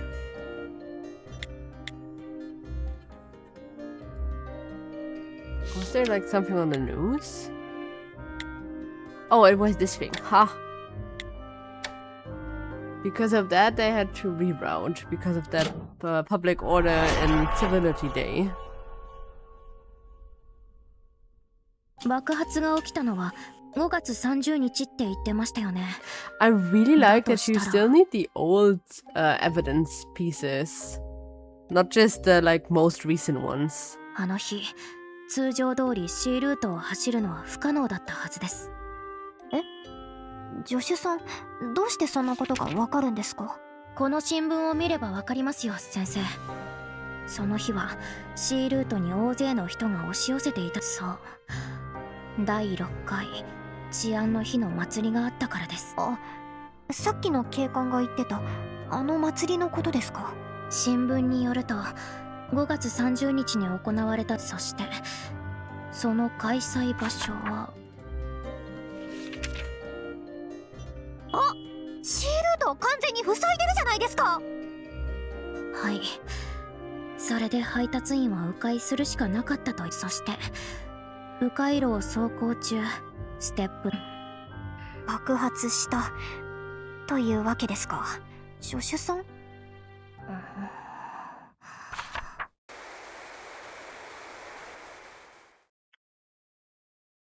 これは矛盾が一つ解決したらまだ他にも残ってるのかな。私たちが気づけていない裏側が。It's the dust, like the...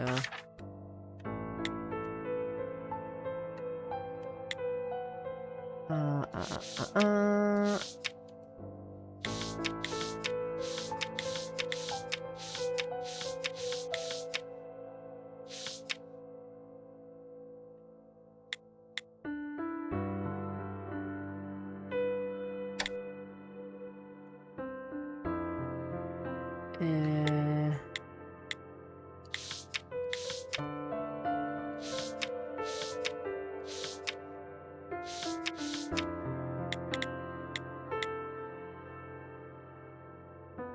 this work?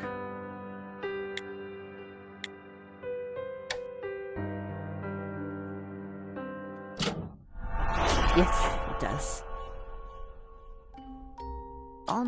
助手さん？変なんです。さっきおじさん、近くに線路がありません。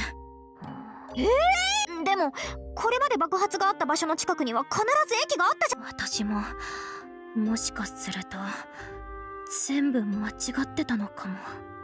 I think both the train and the ship have pretty loud horns to announce themselves.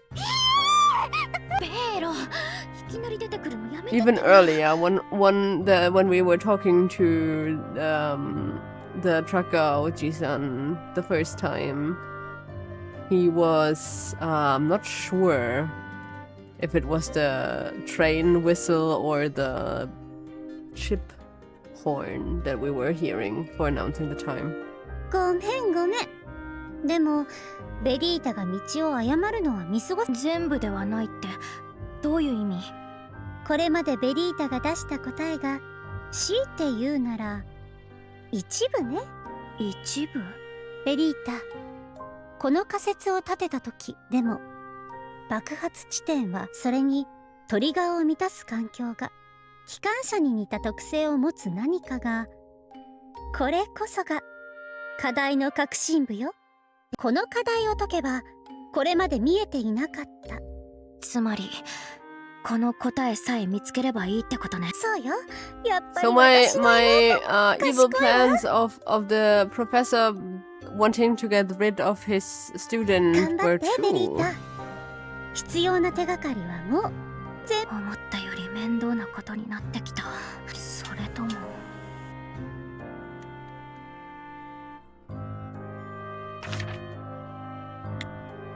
So we have explosion 4 being the truck, and explosion 5 being this. Then we have the seaway for the second explosion cause.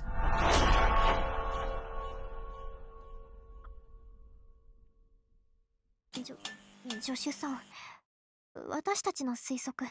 落ち着いてください、先生。これまでに分かったことが無駄になったわけじゃ、きっと不完全だっただけです。不完全？教授が地図に示してくれた爆発地点は3カ所でし、それはさっきトラックのおじさんが教えてくれた場所と。それが問題なんじゃ。もし列車でなく別の何か。確かにトリガーを乱すものが鉄道である。もしトリガーが排気なら排気を出す別の何かがステップ関連のことにな。先生の言う通り4つ目の爆発地点には鉄道は通っていません。それに爆発が起きた午前11時はサンアガタの誇るマナ旅客船の出港時間でした。つまりIt's not steam 4つ目 powered の because 爆 it 発 is を起 mana こしたの powered. は車じゃなくて旅客船の排気だったんです。これがこの課題の答えです。Mana ships don't give off 惜 exhaust. しかったわね。はい。私シチリアへ来るときその船に乗ってきた。でもあの船排気なんて全く出てませんでしたよ。事実よベリータ。あのマナ旅客船は化石燃料を全く使わないから排気なんて出ないの。旅客船の排気口から出るのは水が蒸発して生じる水蒸気よ。ほら新聞にも書いてあるでしょ。まさか知らなかった。知らなくて当然でしょ。一度も乗ったことないんだから。Yeah, if you're already living there, why would you need to take the ship there? つまり Especially if you're like too poor to go and travel somewhere else. ウサギの彫像のトリガーは排気じゃなかったの。列車や大型船に共通する何か他の要素なのよ。他の要素？そもそもトラックの荷台に積んだ彫像にトラック輸送中に爆発したということが分かった時点で、私たちが橋の上で見た爆発も。そういえば、つまり橋の上で彫像が爆破、トリガーを満たす何かがあの時。思い出してベリータ。ステップがそこにあった時のことを。誰かの意見じゃなくてあなた自身の記憶を遡るのよ。私自身の記憶。確かあの時は海の中で爆発が起きた。その原因は私がステップをベイロが警告してくれなかったら私も先生も大怪我してただろう。先生は排気で咳き込んでた。排気はバサーニオさんの車とおじさんのトラックから出てたはず。そして二人は私たちより先に橋を渡りきっていた。バサーニオさんは用事を済ませて車で走り去っていった。トラックのおじさんも次の配達先へ向かう時間だと言って車を出発させた。そう、二人ともあの時次の場所へ行くことを自然と意識していた。でも、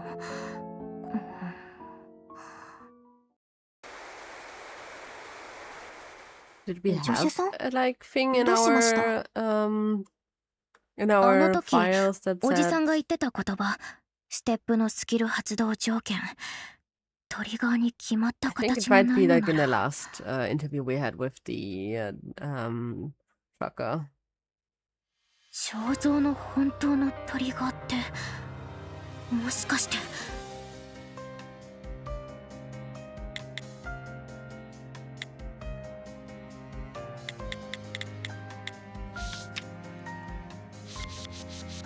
I think we need to go here and then the whistle.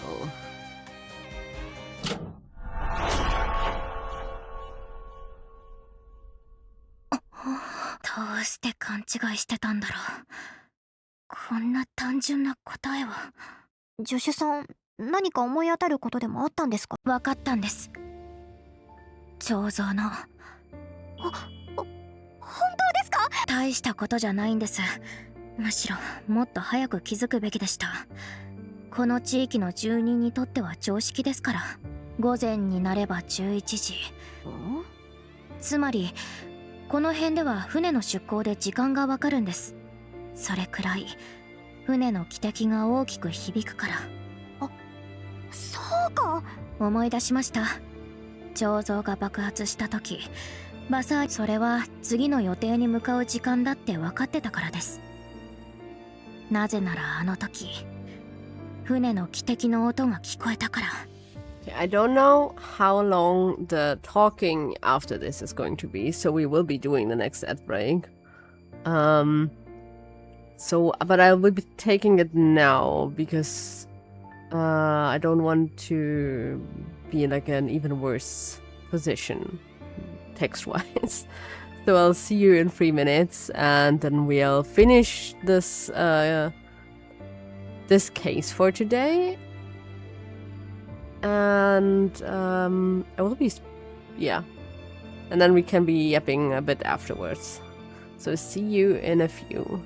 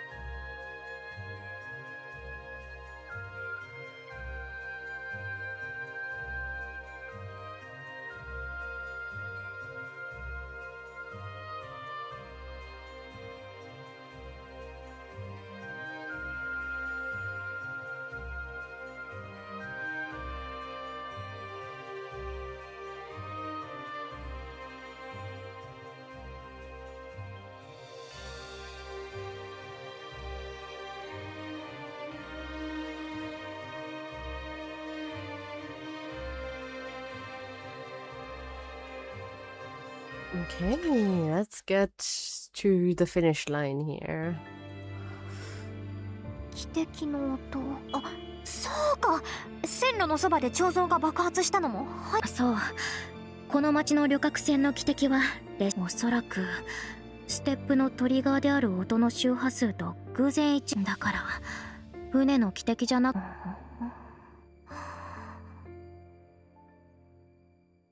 We should probably warn that lady that this guy wants to make her explode. 聞いちゃったのね。一度耳にしてしまったら、裏側の音を聞いてしまった以上、思い出しなさい、ベリータ。裏側、本当の過去。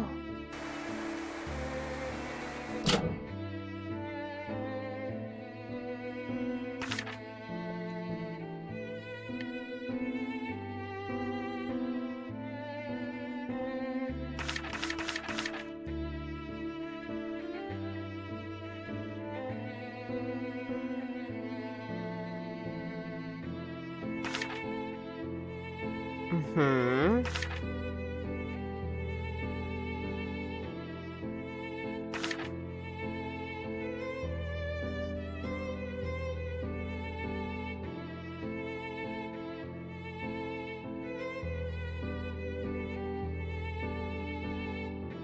Did they maybe want to have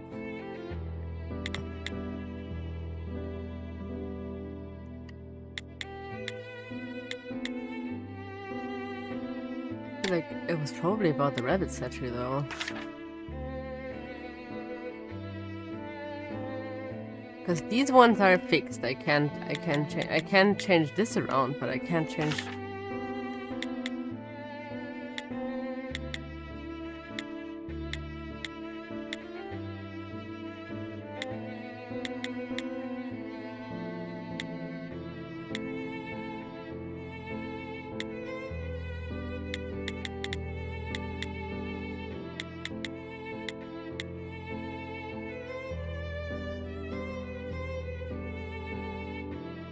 Is this correct? Because I couldn't. Okay, this one. Huh? Okay, so these I can maybe change?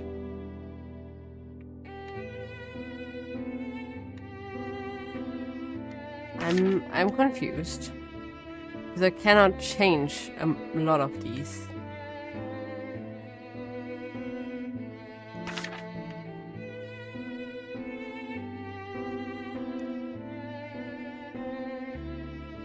So I guess like those are still wrong, these two.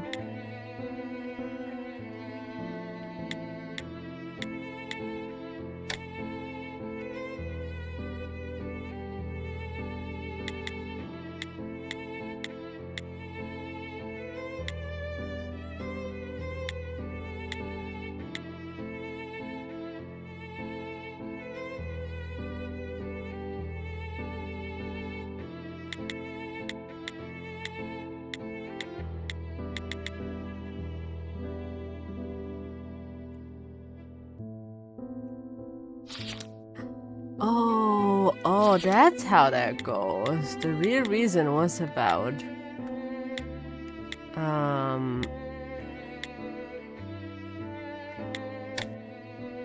no, it was not exhaust though.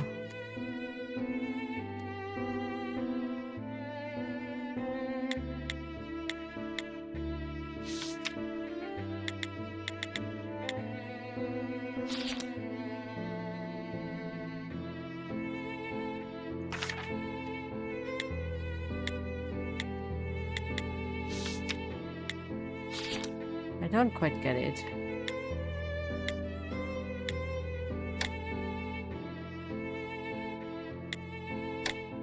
Ah, the rabbit sculpture's explosion. Doesn't matter which one I take. Does this make more sense now?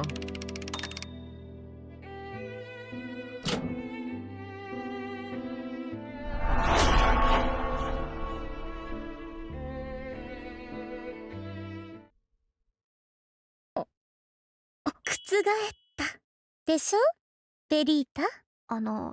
助手さん。触れてはいけないものに。助手さん。その彫像、狂気だったんです。助手さん、もしそれが本当なら。まあそうなるわ。凶器として使われると分かった時点でステップは爆発物だって知られたら没収は確実。売ろうとしたなんてバレたら逮捕される。そんなの嫌。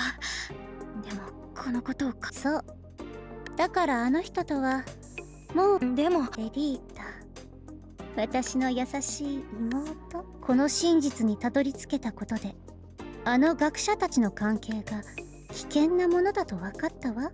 合理的に考えたらもうあの人たちと関わる。お姉ちゃんはベリータが幸せに暮らしてくれる。No, we still have to tell the police that the professor tried to kill his student. でも最後までちゃんと事実をはっきりさせたら。でももし事実を隠したまま売って、私はきっと本当は悪くなくてもそう思う。私は最後まで確かめたいです。どうするのベリーさんはまだ裏に気づいてない。あなたが事実を。でもベリーさんの言い分にも一理あるわ。それも悪くない線。どうしろって言うのよ。私はただこんな大事な誰か。ひとまずトルレンさんの他のことはともかく、トリガーが排気じゃなくて音だったってことは伝えない。それはそうですね。そうなんです。なので。はい。Okay. You do get to tell her. ベリーだったらどうしてこんなに育児なしなの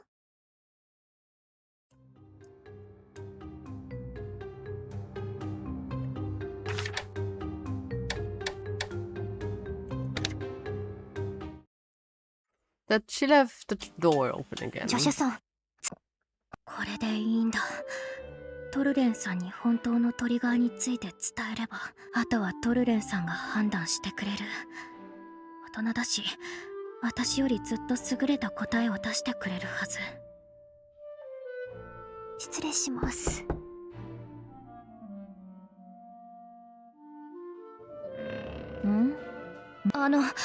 訂正しないといけないことがありまして。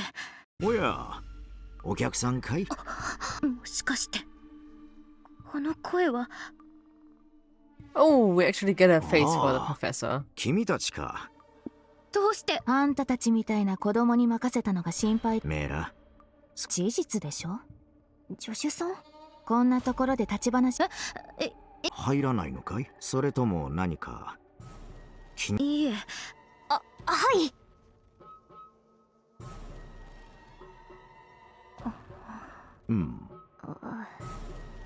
で？じゃないでしょ。どうしてまた来た？それはですね。先生。はい。どうしたんですか急に。それはそうなんですけど。用がないならさっさと帰ってくれる。まあまあ、メーラ。さっき確かに言ってたわよね。それは。訂正って何のこと？あんたたちがくれたそのトリガーに間違いでもあったの？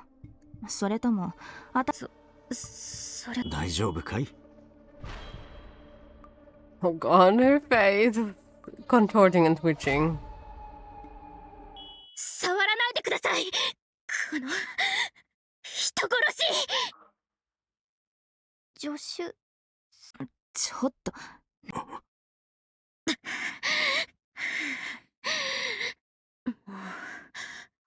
引き返せない。ステップが爆発した場所の中には鉄道の通ってない場所もありました。排気はトリガーじゃなかったんです。ステップは実は私たちが爆発を目撃し、特定の周波数に反応するトリガーなら記録にもあるわ。音だって結局は空気の振動だし、その意志。そしてカルロフ知っていながら。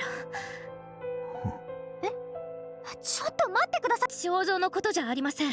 私が言っているのは誕生日プレゼントのそのブローチのことです。教授はウサギの彫像と亀のブローチ2つを時間差で送った。2つの品が出会えば爆発するって。爆発って、そうか、そのブローチは。これも教授がくれたものなのよ。ステップじゃなくてただの機械式アラームだけど。はい、そのブローチにはアラーム機能がついています。私たちはその音を知っています。そしてその音が何に似てるかも。いえ、聞く前から分かってたのかもしれません。汽笛の音。そうか。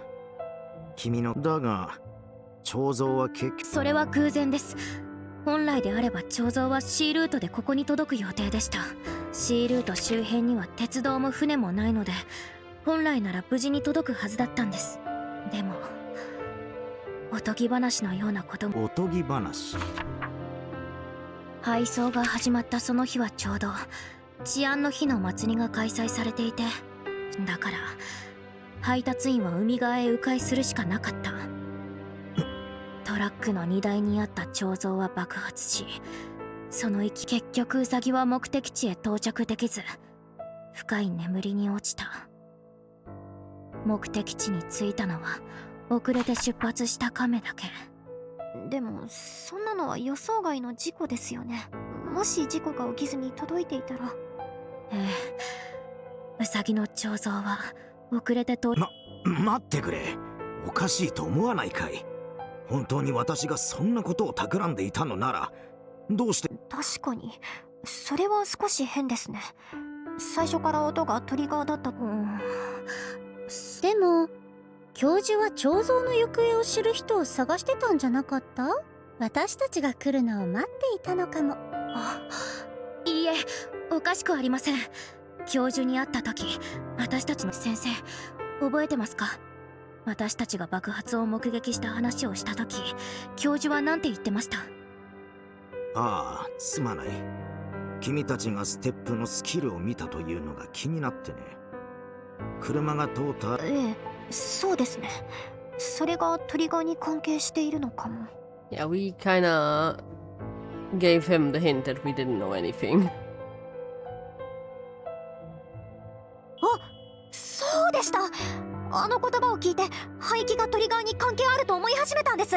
教授は私たちが間違った結末にたどり着くように仕向けたんですよ。妄想が過ぎるよ。何か証拠でもあるのかい？教授は私たちにあえて偏った情報を共有した。私たちの思考を制限した。その証拠がちゃんとここに残ってるの。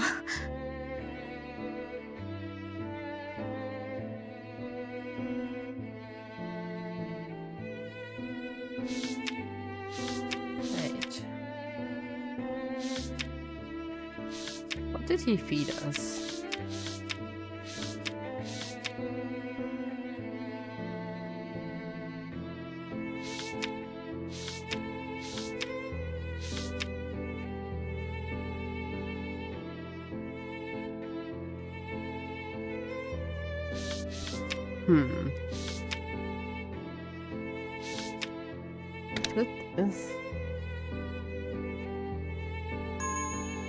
No, I thought so.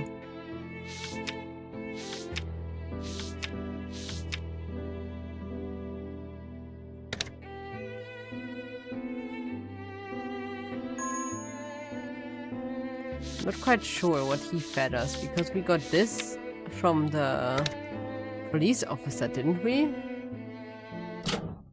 I thought we got that from the police officer.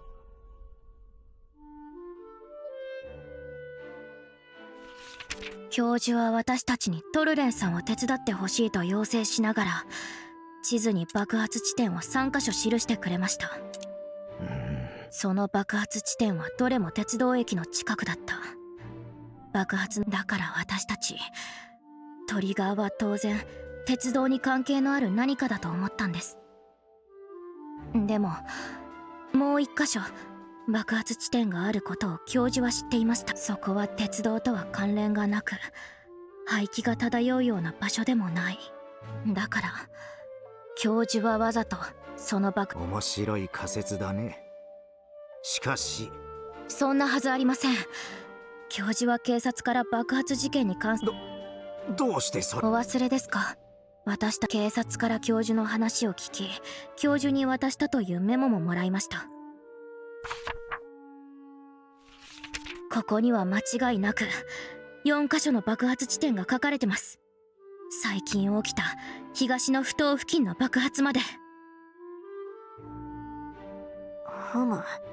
思えば教授が Okay, so I thought that recent one was the one that we 消えた彫像を探し出すためだったのか not もしれません an ね。 extra recent one.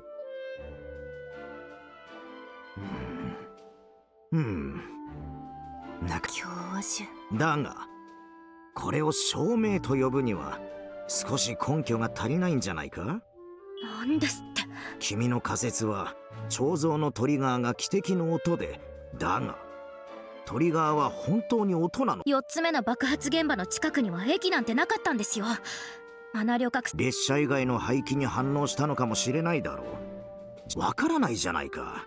トラックの荷台が古くなっていて無理な主張ですね。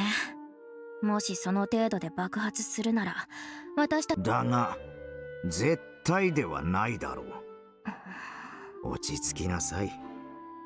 どちらまた今度彫像を持ってきてきちんと実験しよう。今日はこの辺にして、つまりだね、今日はみんな疲れているし危ないかもしれません。実はここへウサギの彫像を引き上げどうしよう。早くここから逃げないと。でも先生はずっと私と一緒だ。先生、今の嘘。ええ、もちろんです。でも誰かさんはその嘘に引っかかっちゃったみたいですね。そんなに慌ててどこへ行くんです、教授？ Okay, yes, he very much is running ふむ。 with that bluff.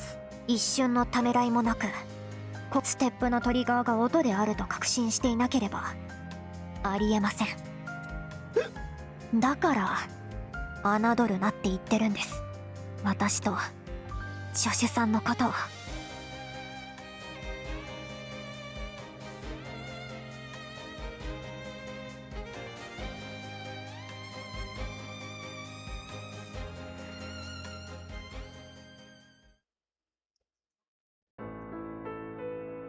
専門性など見当たらない辺境の大学では時代の流れに乗って創設され、いつの間にか消えていくような学科も少なくない。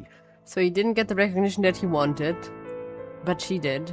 最新トレンド So のなんと absolutely か技 jealousy, 術 what I だ said の earlier. 大ヒット映画の題材となってある日突然再評価されたどこかの文化だの。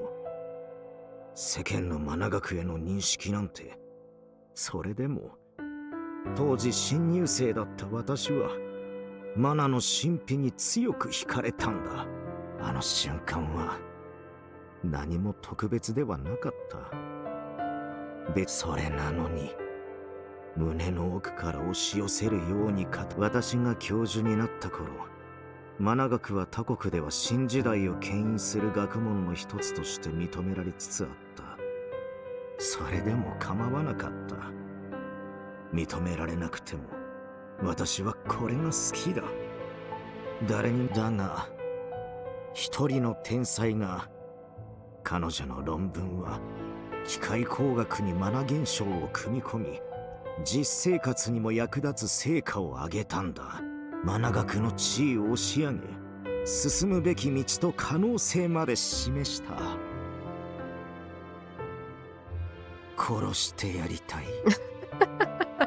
That they even have like these like meltdown things to the extent that it makes sense for this game and this art style. It's not as over the top as in Ace 学 Attorney. 術的にだ。学者として彼女を圧倒したかった。だがメラの成果は私の研究室にも変化をもたらした。皆ステップを生活に生かし、人類の発展に資する方法を考え始めた。それでも構わない。メラに勝てるのなら。ある日、メラは私にとある標本を求めてきた。私はくだらない嫉妬心からその標本を町の外に持ち出し、それは偶然の産物だった。危険も顧みず手当たり次第に試した末勝った。私がメラより先に見つけたんだ。メラの知らない事実を。I do not think that this is the big achievement that he thinks it is. そう思ったのはすでに手を下した後だっ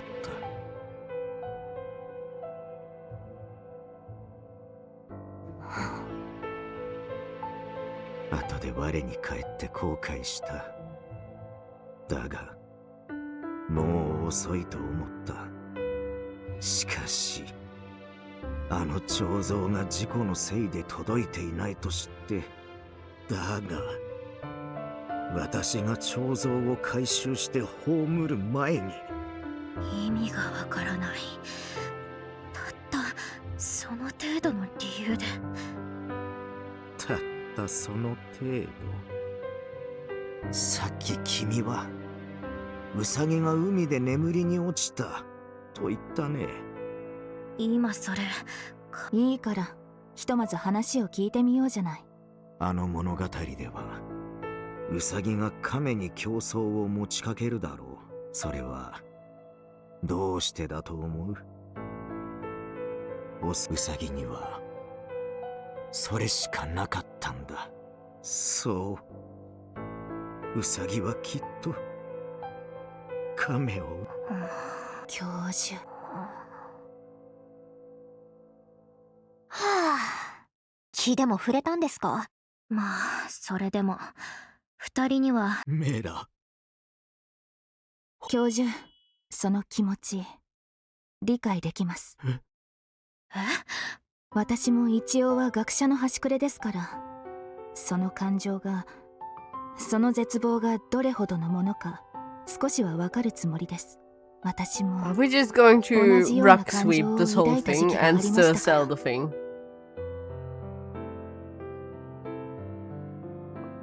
メラ。今回の件はメラ。We are. Oh my god. いいのかい？当然です。恩師を犯罪者になんて、ただこれだけは知っていてください。私の成果はすべて教授の教えの上に築かれたものです。私に嫉妬する必要なんて全くありません。これは教授の成果でもあるんですから。メラ。この借りはいつか必ず返す。必ず。そうさせてくれ。教授、帰りましたね。もう私たちに危害が及ぶことはなさそうです。まさかこんな結末になるなんて。トルレンさん、いくら恩師だってあんなことをした人を許すなんて私には絶 Was 対 she できな written い like this? I think there is an eye too many. Wait. Inventory. Wait, we can already just look here. Yeah, she was called Torlin, not Torlien.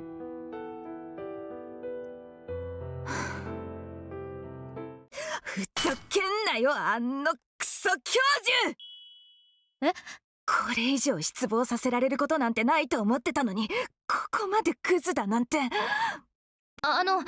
トルレンさん、教授のことを許したんじゃなかったんですか？んなわけないでしょ。あんなくだらない理由で私を殺そうとしたのよ。あんたなら許せるわけ？いえ、Good things. まあ演技かなとは思ってました。ビジネスって教え子を妬んで殺そうとした師匠だなんて、いかに私が教授を告発すればあることないこと全部ほじくり返されて面倒なことになるの。投資だって。それにもしステップを凶器として使おうとでもすれば、せっかくいい方向に変わりつつあるマナ現象のイメージだって地に落ちてしまう。 Okay, so she doesn't クズ really have 野郎一人 another のせいで研究を台無しにはできないの。another choice but to let it go. でもトルレンさん、下手したら死んでいたかもしれないんですよ。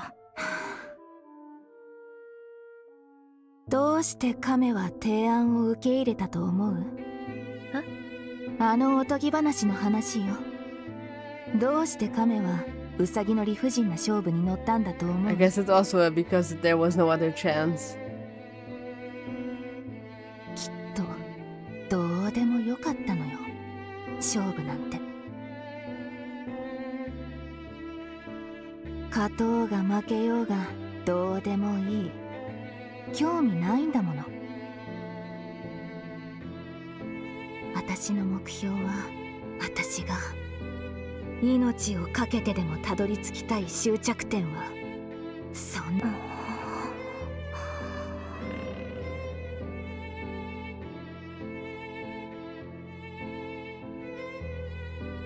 もうすっかり夜ですね。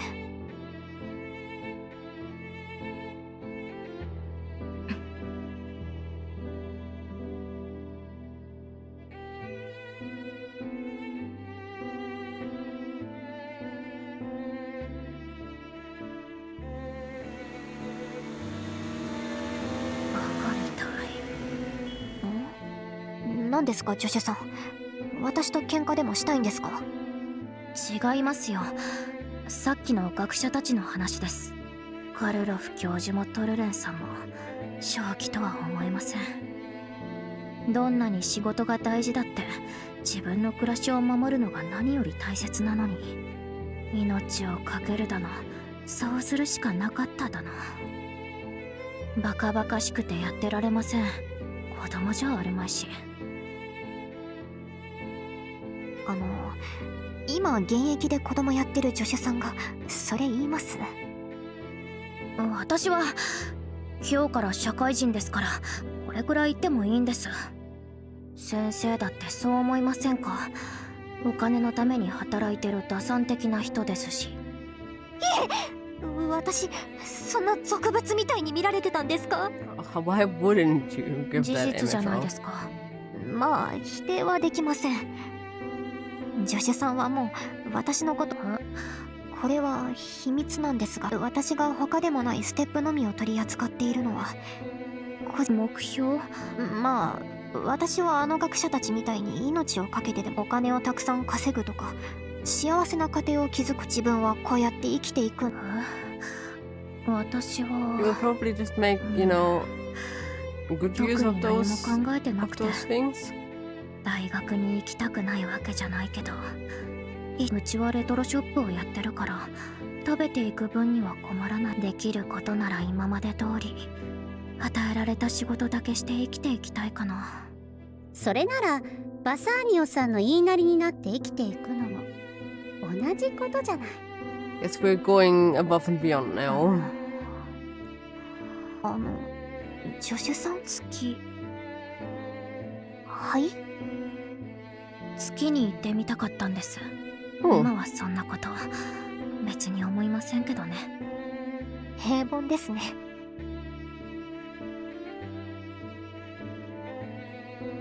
お嬢さん、待ちくたびれたから今日はもう帰るよ。明日の朝また来るからその時会おう。トラックのおじさんから聞いたが頑張っているようだな。危ないからあまり遅くまで出歩かないように。バサーニオポーシャより。 I don't think we're going to sell this to him. I hope at least that we're not going to sell it to him. 追伸、待っている間暇だったからお店の書で書いてあるわ。ふむ、ここに書いてある通りなら。助手さん、管理情報に変更があったので更新お願いします。はい。じゃあ私は彫像がちゃんとあるか確認してきます。別に遊んでくるわけじゃないですから。本当ですから。ベリータ、あの人このまま逃げちゃうかもしれないわ。もう疲れた。爆発だの殺人未遂だの思いもしないようなことに巻き込まれて、私が死にかけただなんて実感が湧かない。I mean, yeah, wouldn't to most people? でも明日バサーニオさんがステップを買い取ってくれれば1割は私の取り分だ。今日みたいな苦労をあと。でもこんなの何の意味があるんだろう。全部ベーロが余計なこと We 言 will ってくるせい probably だ。 also get behind what exactly ベリ Vero ータ is. 言ったでしょ、頭から離れない言葉っていう。図星だからよって言いたいんでしょ。何を偉そうに。どこ行くの？散歩。寝れそう。今夜は月明かりがやけに眩しいな。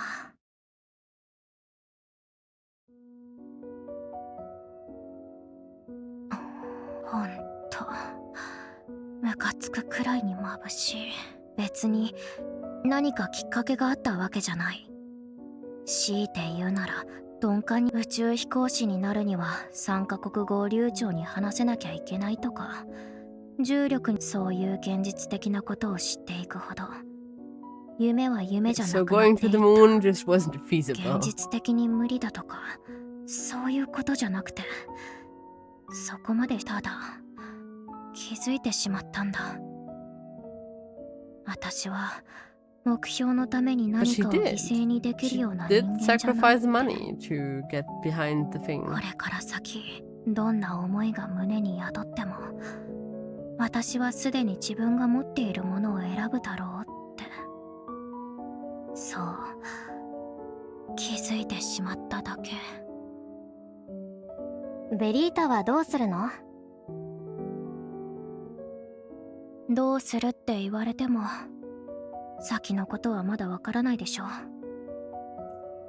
胸が高鳴るって一体何なのよ。命をかけるだのそれしかないだの。 I can ほんと kind of 意味がわからない。sympathize, like feel with her there. I don't have like super big dreams or anything. I have very small dreams. A lot of the bigger ones I actually already realized. They were not like super huge dreams, but they were like bigger, I guess. So I'm not a hugely striving person. どうしてみんなそんな簡単に今この瞬間を手放せるの？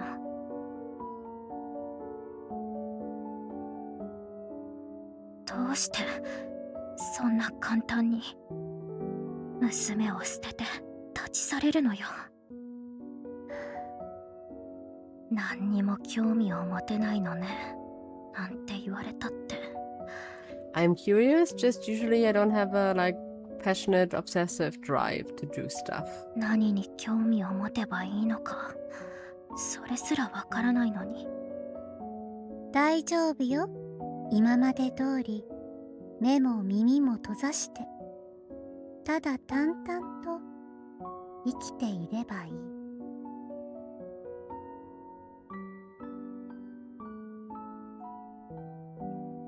見たり聞いたり話したりするのはお姉ちゃんが全部代わりにやってあげるから。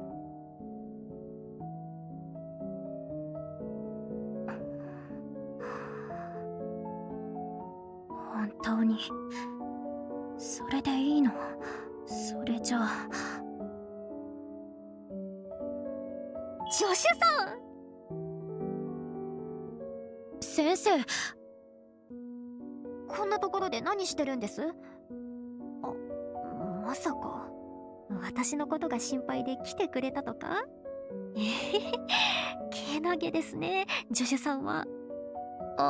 いえ、ちょっとベイロと話してただけで。ベイロ？誰ですか、それ。Oh, this is the first time we are acknowledging that no one else can see her. また忘れるところ。いや、気にしないでください。ところで、彫像は無事でしたか？はい。せっかくここまで来たついでに、水中から引き上げておきました。ほんと大変だったんですから。この時間なら船も列車も走ってませんし。このまま。はい。それがいいですね。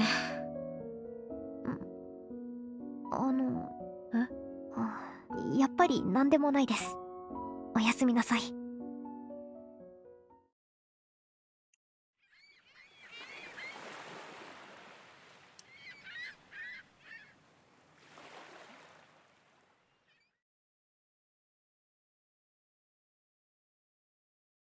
おはよう。待たせたね。How long is this going? I hope that we I hope we'll at least finish before 12. 今日は商人さん一 The 人か chapter, not the thing at all, お right? 嬢さんは遅くまでステップを調査してたせいで債務者についての情報収集は貸金業の基本だからな。ステップなら今すぐにでも取引できますよ。おお、たったそのことでジョシュさんが起きる前に一つ提案したいんですけど。Uh-oh. She's fucking us over. ベリータ？ベリータ？うるさい。ベリーさんが部屋にいないわ。ステップを持って店を出て行ってしまったみたい。ついでにバサーニオさんの自動車の音も30分前に聞こえたわ。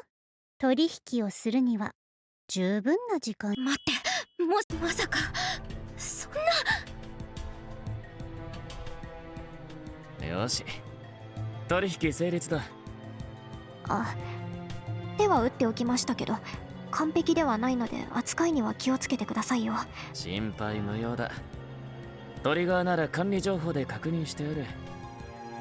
では、いい取引だったよ。また会おう、商人さん。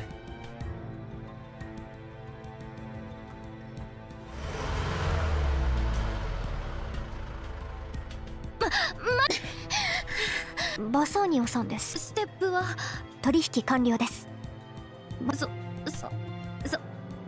それじゃあ私お願い。違うと先生、私の。そんなものありませんよ、ジョシュさん。Why is she not giving us any? 条件を変えたんです。私はステップを引き渡す。そしてバサーニオさんはジョシュさんの借金を全額免除する。Ooh, we're debt free. Whip up. ジョシュさん、どうして言わなかったんです？でも先生の取り分まで。もちろんただじゃありませんよ、ジョシュさん。投資？ジョシュさん、最初に観測されたマナ現象であるステップ、諸説ありますが、私が信じている説はこれです。ある男が深い穴の中から現れた、まるで別次元の存在のようなその男は、その3つこそが最初のマナ現象であり、最初の全ての文献に記されているその男の最大の特徴は、マナ現象を起こす不思議な道具はその杖にちなんでステップと呼ばれるようになった。国によって発音の違いはありますけどね。So it is derived from an actual staff. 私はその男が持っていた最初のステップを探しているんです。それからマナの根源も。How are you actually going to get that? Also, does she have any like drive now? ジョシュさん、私と同じ道を歩みませんか？私と同じ終着点を目指してくれたら嬉しいです。いや、違う。これは胸が詰まるんじゃなくて始まるんだ。先生、ちょっとストップ、ベリー。ベロ、空気読んでよ。今回は本当に緊急なのよ、ベリータ。橋の方へ向かってるわ。え、助手 Is さん。 this guy going to get blown up? いえ、管理情報を見せたら問題ない We とおっし did ゃったの not で。助手さん、 we didn't fix the 昨日 file. 管理上トリガー欄の廃棄という部分。Poor guy. 走って。待ってください、バサーニオさん。止まって。そんな、あそこ見てください、車が。よかった。ステップに巻いておいた防音用のプチプチが効いたみたい。お嬢さんと商人さんじゃないか。どうしたんだ？ああ、落ち着いてください。もう大丈夫。I think we now have more depth than we had before.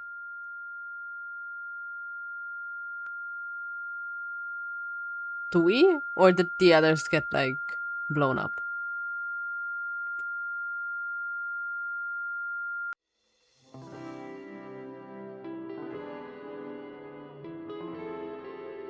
Did we just lose our people? No, okay.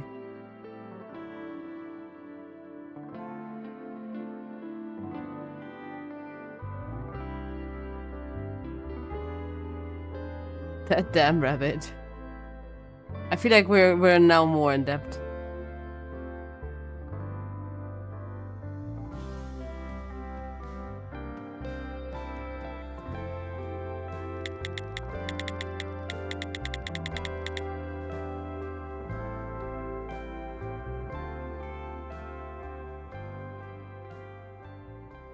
Uh-oh. Uh-oh. Okay, so we're not going to the next chapter because it's already super late. This was fun. I like the deduction mechanics. I'm not sure because this took 5 hours-ish. Or like 4.5. If I want to stream the next one this week also. I think that might be a bit like too long for a weekday and stuff. So we're stopping the game here. I might wanna look into the full game though when it comes out, because this was fun and it's novel and the art is super gorgeous, and also it's fully voiced. I just have to find a way to like be a bit more active in speaking while stuff happens and not just let the voice acting, because most people here don't speak Japanese that watch me, so that is kind of just flavor sound, background music in that case, even though I try to listen in and understand some stuff. Bit of exposure here. Yeah, I have zero clue how the thing would have ended if I went for the bad ending. Maybe he would have died.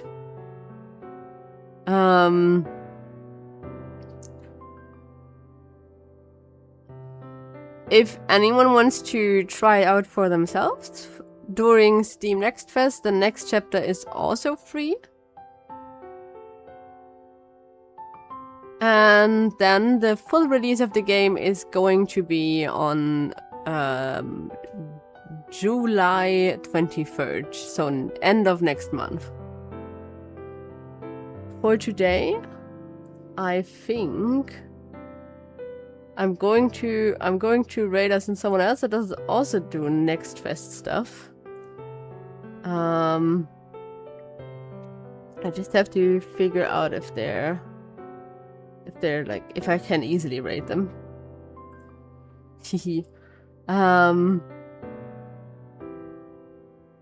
Very different vibes from what we usually have, but I think he's funny, so I'm going to take the chance that I'm streaming late enough to be able to raid him. And at least he seems to be planning, so if people want to stay up, otherwise we can also just, you know, raid and run. that is usually also fine. So yeah, we're going to raid Porcelain Maid. Thank you guys for watching. I'm going to stream again tomorrow, but we're going to stream Minecraft in a sponsored stream on the SMP alone this time. And other than that, I wish you good night.